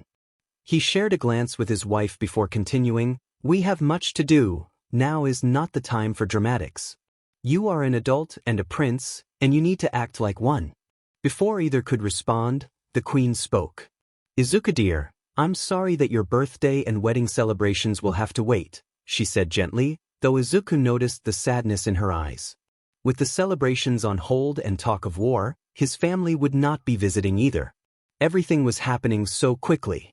His first day in his new home and there was talk of war. I understand, Your Highnesses. Such events can wait. I know my parents will understand. I know the union hasn't been completed, but surely they could send reinforcements? I want to be as helpful as possible. I know that I am only an Omega. Firstly, Queen Bakugo said, her expression shifting to one of focus and determination, there is no need for such formalities. We are to be family, even if that must wait a while longer. We do not want to drag another kingdom into this unless we have to. Hopefully, it can be resolved with words before drastic measures are needed. Secondly, being an Omega holds no lesser value. You are the future queen of this kingdom. There is much for you to do. I've heard that you are quite skilled with a sword. She moved around her desk to stand in front of Izuku. Hang on a second, I won't have my fiancé, my fated mate, fighting Izuku. I haven't finished. Izuku frowned as he listened to the blonde. He was quite capable of fighting alongside everyone else. I know you can fight, Izuku, I've seen it. I loved it. The only way I will feel comfortable out there is if the mating bond is completed. That way, through our bond, I will know that you are safe. Izuku looked into those red eyes filled with passion and determination. He understood the alpha's concerns, but he wasn't of age. But I am not yet 18, Katsuki. For us to complete the bond, we need to. The Omega felt heat rise to his face. How could he discuss such NTMT matters in front of his soon-to-be in-laws? Thankfully, they came to his rescue. Katsuki, the two of you cannot complete the mating bond until Izuku turns of age. I know his birthday is next week. Even with these circumstances, I will not cause conflict between the kingdoms. We would be held accountable for facilitating such a thing before Izuku is 18. Other kingdoms could seek compensation. What's more, Queen Inko would never forgive me, Queen Bakugo said, her scowl matching that of her sons. I don't want to cause any trouble. I'm sure there are ways I can assist that won't. Yes, of course, Izuku, we will find a role for you to undertake, the Alpha King interjected, his gaze focused on the papers spread across his desk. But for now, we need to fortify our kingdom. Our people need protection. Katsuki, you are the crown prince and my strongest alpha. I need you in the training grounds preparing our soldiers. Understood, father, Katsuki replied, his voice formal. Izuku watched the Alpha King flick through a few papers. I truly want to be of assistance. Perhaps I could help people in the kingdom. He had never been involved in a war before, but he knew from his readings that it wasn't only the soldiers who were affected. Yes, that might not be a bad idea, Izuku, Queen Bakugo considered. We will offer shelter to the outer settlements and villages within the walls. Izuku, can I leave you in charge of that? Ideas began to blossom in the young Omega's mind. He longed to be useful to his alpha and family to be. Yes, I'll get started right away. He began to leave, lost in thought, until a strong hand pulled him to a stop. Hold on, Izuku. Where do you think you're going? We aren't finished here yet, and you need this, Prince Bakugo said sternly. His voice made Izuku's inner Omega compliant. He looked into those crimson eyes, realizing he would do anything for the man standing before him. How had such feelings developed in such a short time? In his recent research on fated mates, he had come across examples of pairings whose feelings had developed almost overnight. He had thought they were exaggerating, caught up in their bond. Neither of them had said it yet, but was this what love felt like? Izuku watched as the Alpha lifted an amulet from around his neck and handed it to him. It had been hidden beneath his shirt, so he hadn't noticed it before. Izuku took the circular object, surprised by its weight. It was just smaller than the palm of his hand and dark in color. He couldn't tell what stone it was made from or what the unusual markings represented. Perhaps one of his books would help? That would have to wait until the books actually arrived. The thought soured his mood slightly. Thank you, Katsuki. I'm not sure. Izuku ran a finger over the amulet, trying his best to hide his melancholic mood. Come here, the Alpha chuckled, taking it back from the confused Omega and lifting the loop of string over his green locks, gently caressing his cheek as he did. Make sure that it is always on display, that way, everyone will know that you are mine. I wanted to present it to you at your birthday celebration, but I don't want others thinking you are available when I'm not around. Just because my mark isn't on your neck yet doesn't mean I want to leave you unguarded. It is a family heirloom, to be passed down to the firstborn so they can give it to their mate. There is more to it, But that will become clearer on our wedding night. Izuku felt warmth swell inside him, this time closer to his heart, the sadness he had felt moments ago fading away. Was it too soon to tell the Alpha how he felt? Maybe he should wait until they were alone. He twiddled with the stone as the others talked of strategy and resources, interjecting when appropriate and absorbing as much information as he could.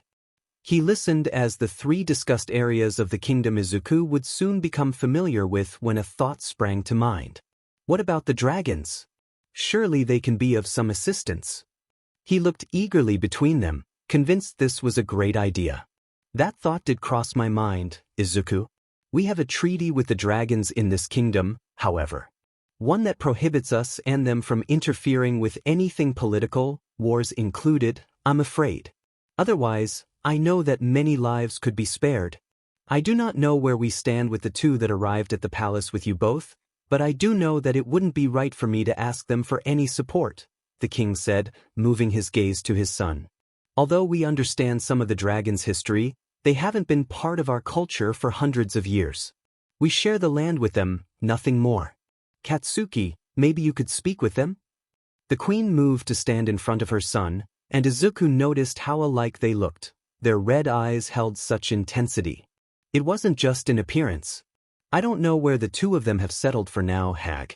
I'll have to find them and soon, though I'm not quite sure how.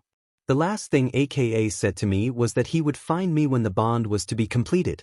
They both would be a definite advantage against the Onyx Kingdom, the blonde Alpha Prince said, turning to look out of one of the large windows to his right.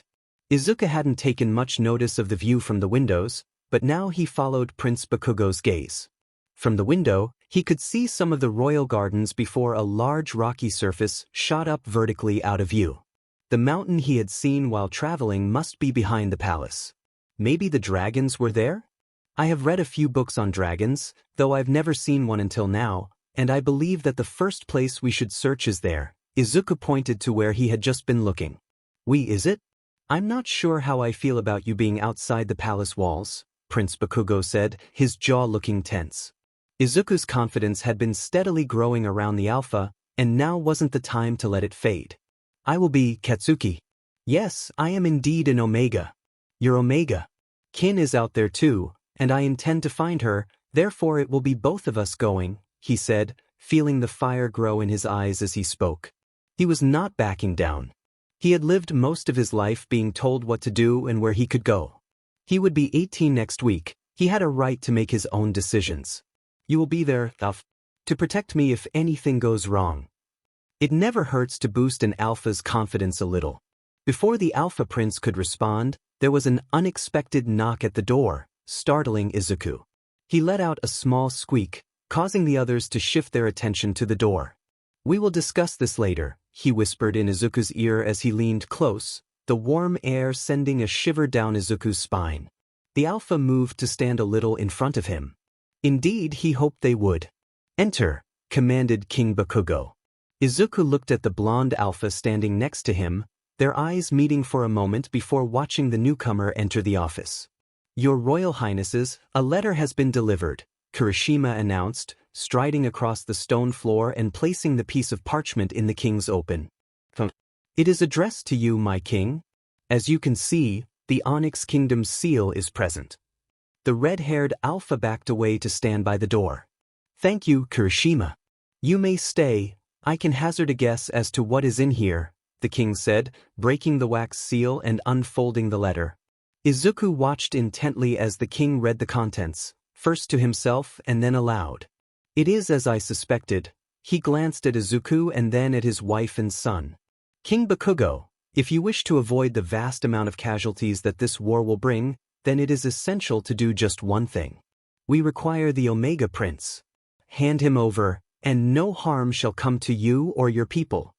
The visceral growl that erupted from the Alpha standing next to him sent Izuku's inner Omega into pure panic. The whine that escaped his lips caused him to crouch to the floor. Katsuki, get a hold of yourself. King Bakugo demanded. The Alpha pheromones clashed, making the Omega Queen unsteady on her feet. The king rushed around his desk to support his wife. Kirishima, get him out of here. He gestured toward his son. He's going to suffocate us all. Kirishima nodded once before approaching the enraged Alpha Prince. Izuku watched from his position on the floor, unsure if the Alpha Guard would be successful. Prince Bakugo was one of the strongest alphas he had seen. Going feral was not something an alpha could easily escape. Wait a minute. Maybe he could help. They weren't bonded yet, but clearly, there was a connection between them. Izuku let out the loudest whimper possible, followed by a burst of distressed pheromones.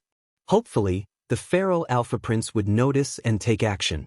Prince Bakugo growled again, this time his eyes focused on Izuku. The Omega let out another whimper, calling to the Alpha for help. The Alpha did just that.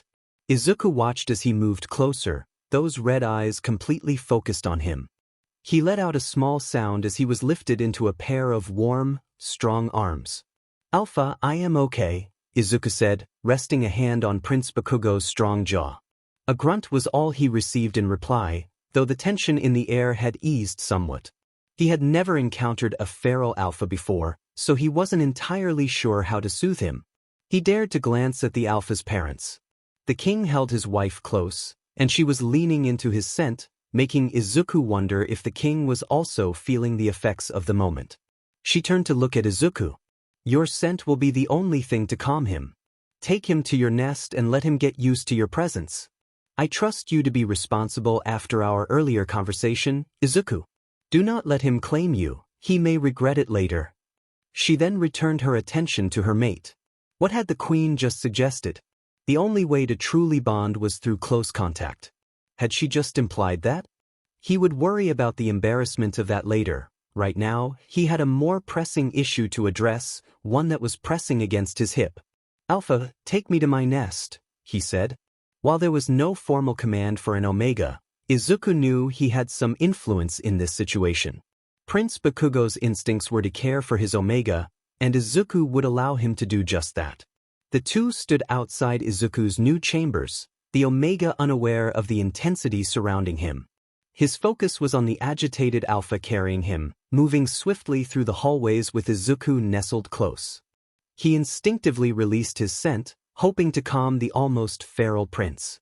The guard at the door was silenced by a fierce snarl from the Alpha Prince. The pheromones were clearly affecting him, and the guard quickly lowered his head and stepped back.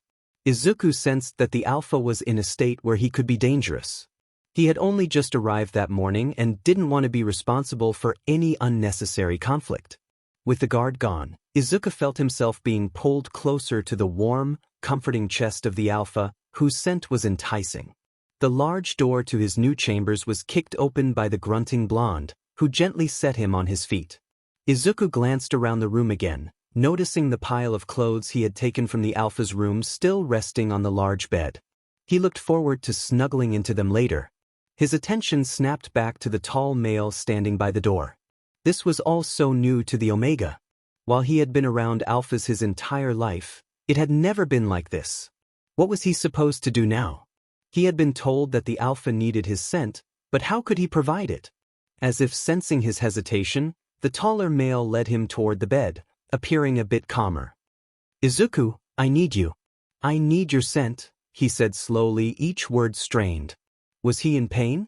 Izuku met the Alpha's piercing red eyes, unsure if what he was about to do would help, but feeling compelled to try.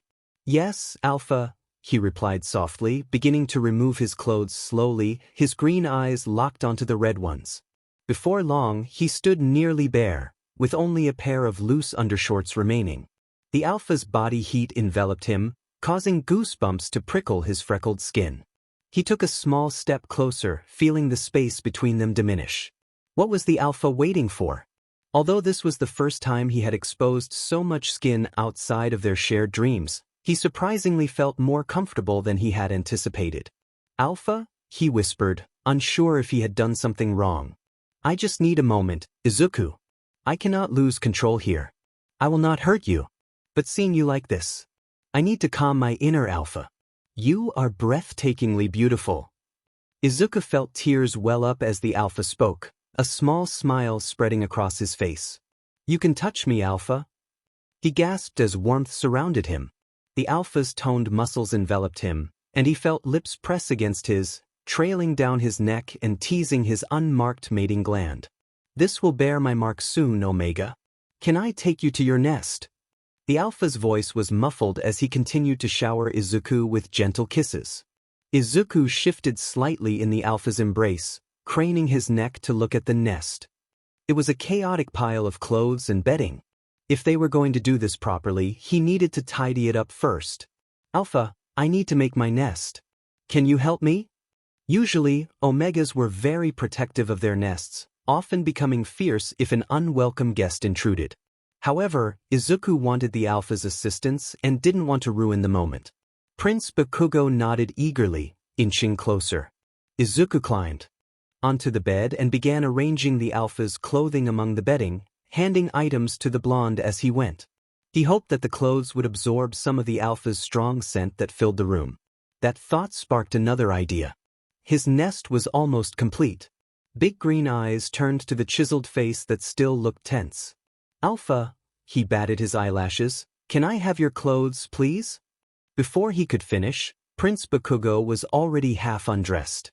His muscles glistened with sweat. Izuku shook his head, needing to focus on finishing his nest. He received the alpha's shirt and trousers, unable to resist running the fabric under his nose, reveling in the warm, woodsy scent that made his inner Omega flutter with excitement. His nest was going to smell fantastic. He glanced at the alpha, who was clad only in his undershorts, clearly still maintaining some control over his inner alpha. Izuku shuffled back to the edge of his new nest. "Alpha, I'm ready. You may enter my nest." That was all it took. Prince Bakugo was on him in seconds, a deep rumble emanating from his chest. The alpha's body felt warm as he peppered Izuku's neck with kisses. Izuku couldn't help but groan as firm hands traced over his body. He liked the weight of the older male above him. It reassured his inner Omega. As the alpha's rough hands glided over his skin, Izuku felt his own sweet scent fill the air. He could sense the excitement building within him, confirmed when he felt playful nips at his skin. "Such a good Omega for me. You smell so sweet."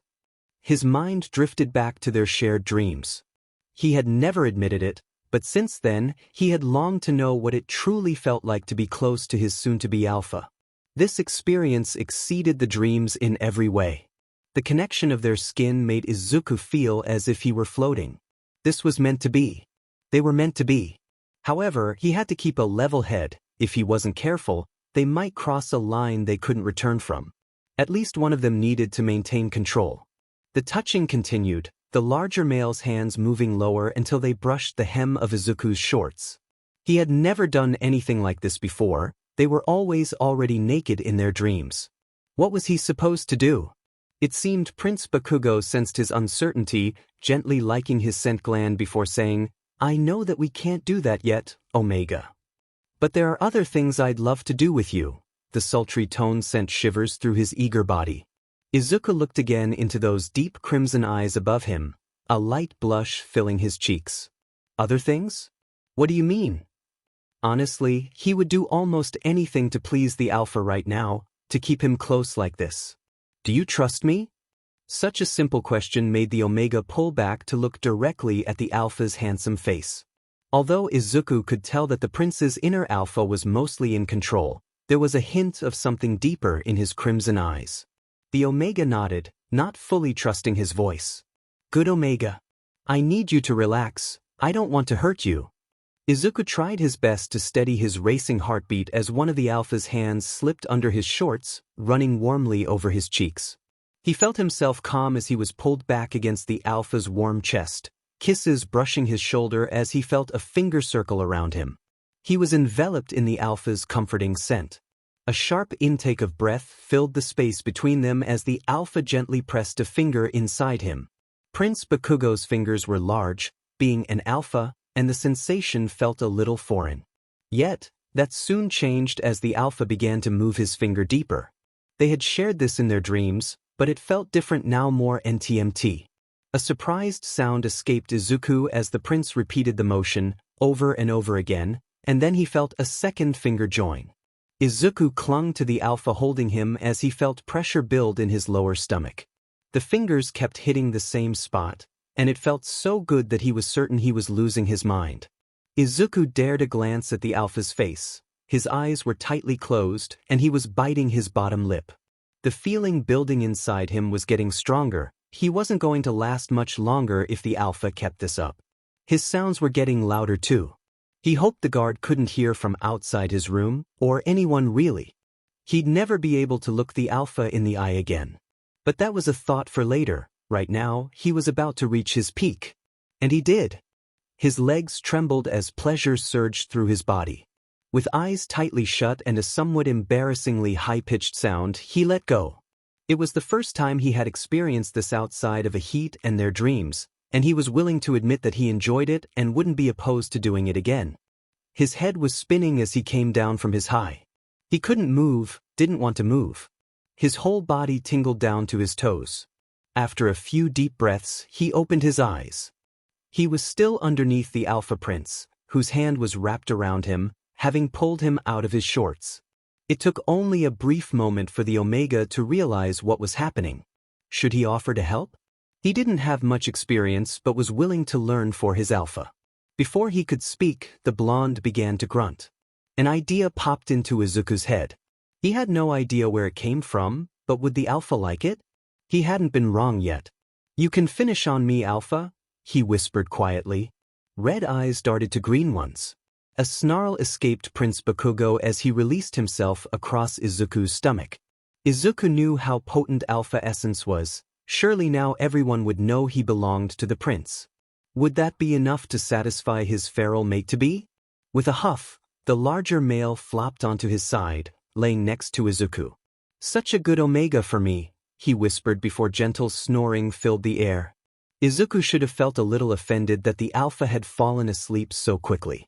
However, he knew that the prince had used so much energy to stay in control. He slipped out of his nest to clean up a bit, feeling oddly possessive about the strong scent lingering from the Alpha.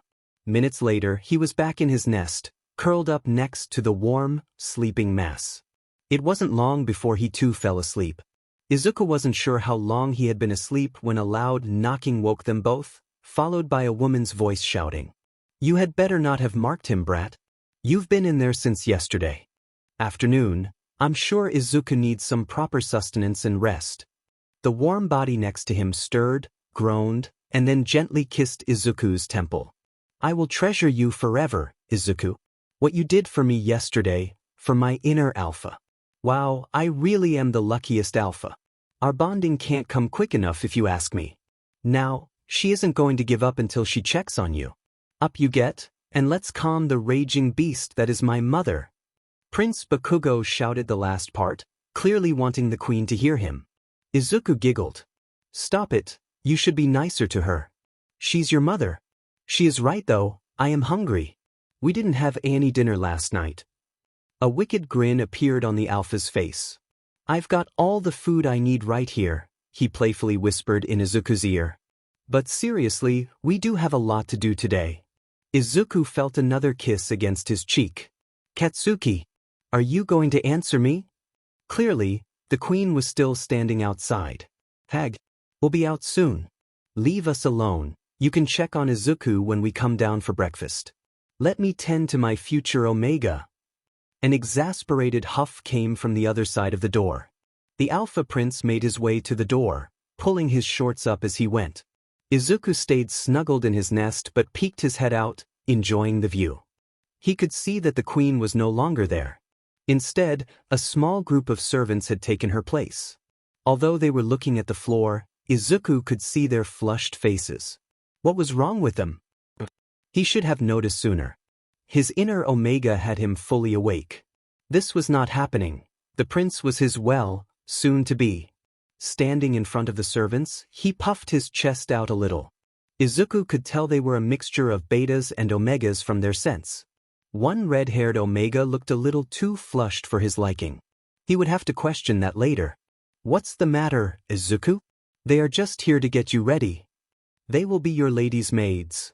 Izuku wasn't surprised that the Alpha was oblivious. That would need fixing and soon. "I know that, I just wanted a better look myself," he replied, trying to sound confident and assured.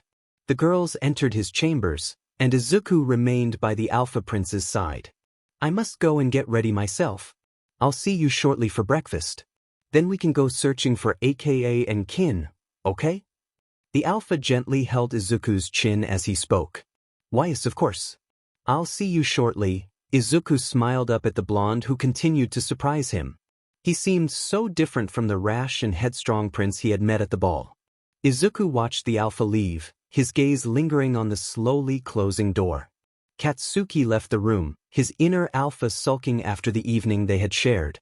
He knew the servants would help Prince Midoriya get ready, so he hurried to dress himself, eager to return to his Omega. The evening had been intense, and he had fought hard to maintain control, unwilling to see his future mate hurt in any way. Katsuki would never forgive himself, or his inner Alpha, for that.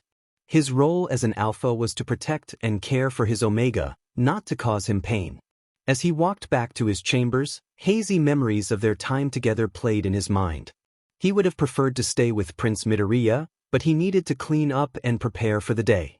His kingdom was at war, and he had to think like an Alpha Prince, ready to defend his realm. When he rounded the corner to his chambers, he found a smug-looking redhead leaning against the door. "What are you doing here?" Katsuki sighed, irritation creeping into his voice. "And wipe that look off your face before I do it for you." He was not in the mood for conversation. He just wanted to get back to his Omega. "What's got you so wound up, Bakubro? I thought after last night you'd be more relaxed," Kirishima teased, his grin widening as Katsuki pushed him against the door. "Hey, calm down. I'm just joking. I saw how you hurried off with Prince Midoriya. I'm just assuming that the two of you." Katsuki let out a breath. His temper had always been a challenge, but around Prince Midoriya, things felt easier, his heart lighter. "Move out of my way. It's none of your business what we did," he said, shoving his way into his room and slamming the door behind him. He needed to be alone. He cleaned up quickly, not wanting to wash away the lingering scent of his Omega. His inner Alpha wanted the world to know he had satisfied his mate. He hoped Prince Midoriya felt the same about their time together. His mind drifted back to the image of the breathless, nearly bare Omega beneath him. He felt a rush of warmth at the thought but shook his head, reminding himself he had no time for distractions. He needed to get to breakfast. He was on the hunt for dragons today. The way Prince Midoriya had submitted to his inner Alpha highlighted the strength of their bond. The Omega had cared for him, allowing him to mark his scent. They had shared NTMT dreams, but the reality of their bond was a significant step. He needed to find a way to thank his future mate, but that would have to wait. The looming threat of the neighboring Onyx Kingdom was a pressing concern. With that thought, he focused on getting presentable for breakfast, not that he cared much about appearances. It was more for Prince Midoriya's sake. He knew how innocent the young Omega was, though last night had changed things. With his thoughts still racing, Katsuki finished dressing and opened the door to find Kirishima still waiting outside, an annoyingly cheerful grin on his face. "What are you still doing here? And why are you so happy?" Katsuki growled, not in the mood for his friend's antics. "Just waiting for you, Bakubro. I've never seen you act this way over anyone. It's nice to see this side of you," Kirishima replied, his grin unwavering. "Whatever. I'm going to find my Omega. You have other things to do with the war coming up." "Oh yes, I'll be heading out soon. I just wanted to make sure you'd be at the training grounds later. It's not like you to skip breakfast with your parents when you could be honing your skills." Kirishima barely dodged the fist Katsuki aimed at him. Okay. I'm going," he said, stepping back. "See you for training later, Your Highness." Katsuki noted the sarcasm in his tone. Kirishima knew how to push his buttons, but that was part of why they were close. Once Kirishima was out of sight, Katsuki ran a hand through his hair. He would need to spend some time at the training grounds today. The dragons were located, he could practice for a few hours. Maybe Prince Midoriya would like to watch him demonstrate his skills, showcasing how well he could fight and protect his Omega. With that thought, he made his way back to the Omega's chambers. A guard stood in front of the door, and Katsuki wondered if Midoriya had already gone to breakfast. "He is still inside, sir," the guard said, nodding toward the door. That answered his question. Katsuki knocked on the Omega Prince's chamber door. He didn't have to wait long. His keen hearing picked up on some mumbling before the door opened. There stood Midoriya, looking flustered. A smile spread across Katsuki's face as their eyes met, and the green-haired Omega returned the expression, though not as brightly. Something seemed off in those green eyes. Was it anger? What had happened? Izuku, shall we head to breakfast? I know my mother will come and drag us down there, he chuckled, but Midoriya just stared at his feet. Something had definitely occurred since Katsuki left, but what? Will you walk with me, Izuku? Saying the Omega's name again seemed to pull him from his thoughts. Oh, sorry, Katsuki. Yes, let's head down to breakfast, the Omega said as he began walking down the corridor. Katsuki took a few quick steps to catch up with him. The two walked together in silence, Katsuki's mind racing with possibilities. What had upset the Omega? Had he done something wrong? Was it because he had left him? The tension between them was palpable, and he couldn't shake it off. Are you going to talk about what's on your mind? I know something is bothering you. If it's something I've done, I need to know so I can fix it. Should I have not left you? I thought you might want some time to yourself after the evening we spent together. Was I wrong? Katsuki paused, realizing he had walked a few steps ahead and was now speaking to an empty space beside him. I'm fine, Katsuki. Just thinking about today and what I'm going to say to Kin when I see her. I really need to do some more research on dragons and their customs. I assume you have books in the royal library that I can read. The Omega's green eyes remained averted from Katsuki's red ones. Katsuki understood the Omega's apprehension about tracking dragons, but there was something deeper troubling him. He decided to give Prince Midoriya a chance to open up, but if that failed, he would dig deeper. Yes, we do. I'll take you there after breakfast. We have a busy day ahead. Now, let's get moving before someone comes looking for us. Gently, he took the Omega's hand, feeling the softness of his skin against his own. He would never get used to how gentle the Omega felt. Katsuki resumed walking, tugging the smaller male along beside him. They continued in silence. If the Omega didn't want to talk, Katsuki wouldn't force him. His mind was likely filled with whatever dragon facts he knew, which, based on his earlier reaction, didn't seem like much. An alpha guard opened the door for them as they arrived at the hall. Katsuki paid little attention to him, his focus instead on the room's contents. What was his mother planning? Instead of the usual breakfast spread of bacon, sausages, eggs, and bread, there was an elaborate feast of fruits, meats, breads, and pastries. What is all this? Katsuki huffed as he stomped over to the table where his parents were already seated. He felt Prince Midoriya linger by the door. Brat. It's exactly what it looks like. It's Izuku's first morning here, and I wanted to welcome him properly. With the threat of war, I'm not sure if we'll have time for family breakfasts in the future. Also, I wasn't sure what he likes, so I asked the cooks to prepare a variety. His mother's scowl remained as she spoke, her red eyes fixed on her son. I also thought he might be a little tired after last night, she added with a chuckle. A soft sound escaped the green-haired Omega, who was once again looking at his feet. Fine, whatever. But there's no need to talk about that, Katsuki muttered, feeling his emotions bubbling beneath the surface. Now wasn't the time for that. You'll get over it. Izuku, come and sit with us. You need to eat something before you head off looking for those dragons of yours.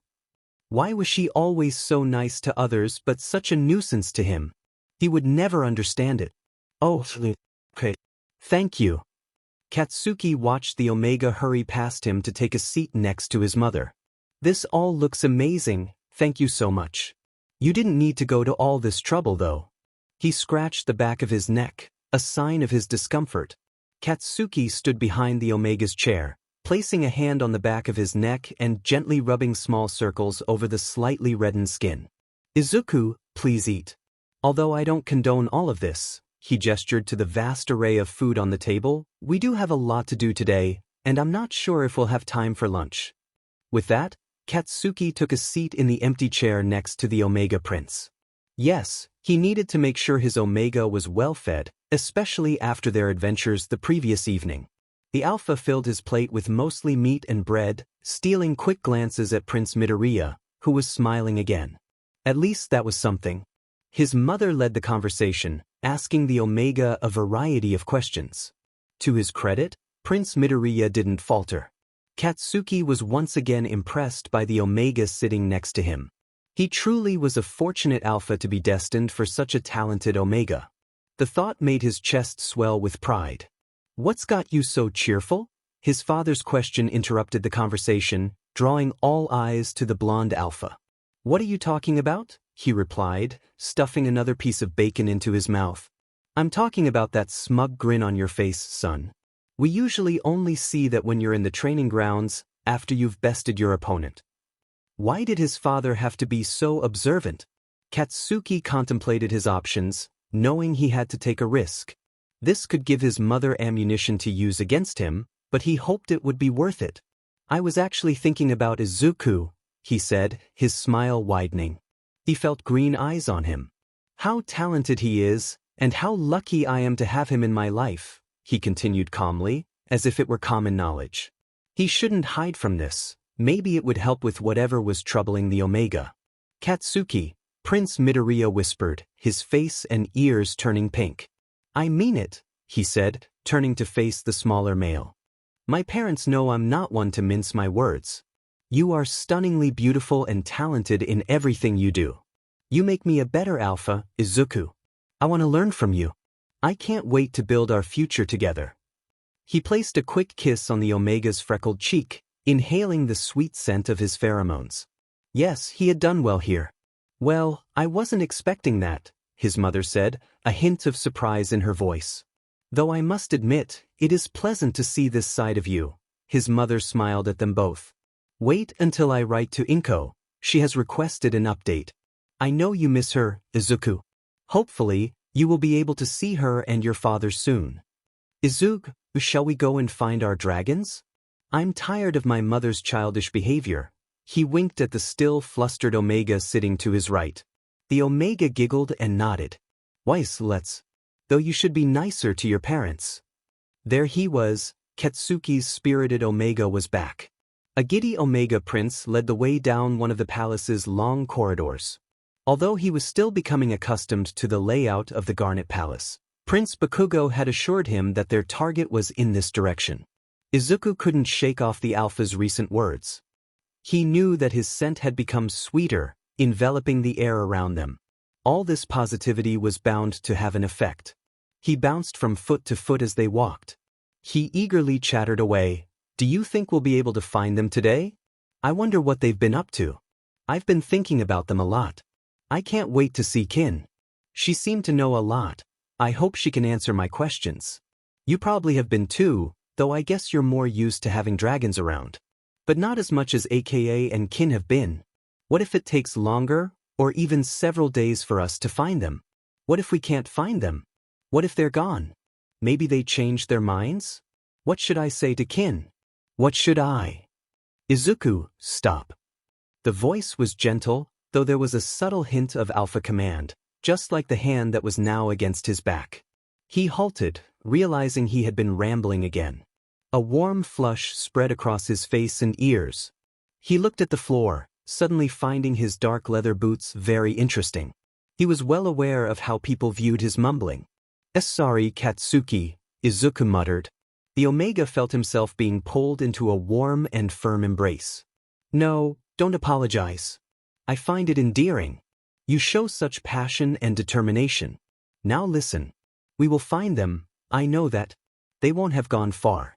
I need to collect a few things from the training ground, and you wanted to spend some time in the palace library. We're almost there." Izuku looked into those fierce red eyes that held so much passion and nodded. Thoughts of the two dragons raced around his busy mind. He indeed needed to do some reading, though there wouldn't be much time for that today. No, he'd have to cover the basics for now. The crimson-walled corridor they were walking down swerved slightly to the right, leading to two large, dark ornate doors. The palace library. Katsuki stepped forward and pulled one of the doors open. "You will only have an hour or so here before we need to depart. The rather grumpy librarian will be able to show you where the dragon books are." "Grumpy librarian, am I? You are as original as always, Your Highness." Izuku had barely stepped inside the library when a gray-haired man blocked his path. "And who is this? You aren't one to frequent my library. What do you want?" He appeared to be a beta, his musty scent tickling Izuku's nose. He was a similar height to the Omega. The scowl on his face seemed permanent. "Teach, there's no need to be so irritable. This is Prince Izuku Midoriya of the Jade Kingdom, my future mate and your future queen." The sternness in the Alpha Prince's voice was clear, yet the beta seemed to pay him little attention. "He needs to look at the dragon history and customs books you have." "Oh yes, I have heard about you and the 2 dragons that you brought back with you. There are a great deal of flammable items in here, you best keep them away." He tapped the wooden stick he was holding sharply on the floor. Izuku was doing his best to keep his pheromones in check. "Calm down, Torino. Just take Izuku to the books. We don't have a lot of time." The blonde then turned his attention back to Izuku. "He's grumpy and old, but he knows a lot. I will come and collect you soon. Stay here, you'll be safe with him." The subtle growl in his tone did not go unnoticed by either of them. "Alphas," the beta called Torino muttered. Izuku felt a gentle kiss against his cheek before Prince Bakugo turned and began walking away. He watched his alpha go, his eyes drawn to those strong broad shoulders under his leather training gear. No, he had more important things to think about right now. He shouldn't dwell on the events of last night and how the alpha had made him feel. Now was not the time for that. Izuku shook his head slightly to regain his focus. He knew he must be in good hands if Prince Bakugo was leaving him alone with this beta. The beta had already begun walking deeper into the library. Izuku hurried after the gray-haired man. Now fully able to look at the room, Izuku realized it was enormous. It had to be bigger than the library back in the Jade Kingdom. There seemed to be an endless sea of towering dark wooden shelves, with books of varying sizes and colors adorning the ones he could see. Ahead of him was an arch, glass lanterns illuminating the way forward. It felt a little dark for a library, and he hoped he would be able to read the required books. He moved through the space, taking in as much of it as possible. The Omega would happily spend days, no weeks here. He couldn't help but wonder how long it would take to read all of them. "I can tell that you are an avid reader, Your Highness." Torino's voice was quiet as he led Izuku through the library. "Oh, wise. I love to read. I've read all the books in the Jade Kingdom's palace library and my own library too. There are so many worlds to explore. It's so easy to get lost in a book, or several really. The last one was particularly captivating. It was all about fated mates and how they..." He stopped, suddenly aware of how much he was oversharing. Sorry." The beta said nothing. He simply continued walking, his wooden stick hitting the stone floor with a loud crack, like an echoing heartbeat. Did he not like Izuku because he was to be mated to the prince? What had Prince Bakugo done to upset? Or was he just perpetually grumpy? If Izuku wanted to frequent the library as often as he wished, he would need to get on the beta's good side. It might take a while. Deciding it was better to keep his thoughts to himself, Izuku remained silent, something he had been doing a lot recently. He wasn't the best at communicating, maybe he needed to work on that. Speaking with the people of this kingdom might be a good place to start. He was so lost in his thoughts that he suddenly bumped into something solid. The object made a gruff grunt upon impact. Izuku stumbled back slightly before realizing it was the gray-haired beta. He really wasn't creating the best first impression. "I'm so sorry, Torino. Are you?" The man was glaring at him, his hand raised and pointing with his stick at the shelf he'd stopped in front of. "The dragon books you are looking for are here, Your Highness." He then turned and walked away, leaving the Omega Prince standing there alone. What the peculiar man? Focusing on the task in front of him, Izuku turned to face the overwhelming stack of books on the shelves. He would definitely need more than an hour to get his head around all of these. The question now was, where to begin? The beta librarian had disappeared somewhere. He was doing this alone. Izuku moved closer to the shelf in front of him, starting with the books directly in his line of sight. There was a true assortment of titles. He reached out and ran his hand across some of the spines. Dragons? A history? Yes, that might be a good start. He pulled the large brown leather-bound book from the shelf. It was heavy in his hands. Clearly, dragons had an extensive past. He had better get started. Looking around for a place to sit and begin his research, the Omega spotted a small reading nook tucked away on the other side of a bookshelf to his left. A few cushions were piled up, and a tall lamp curved out from the wood to hang overhead.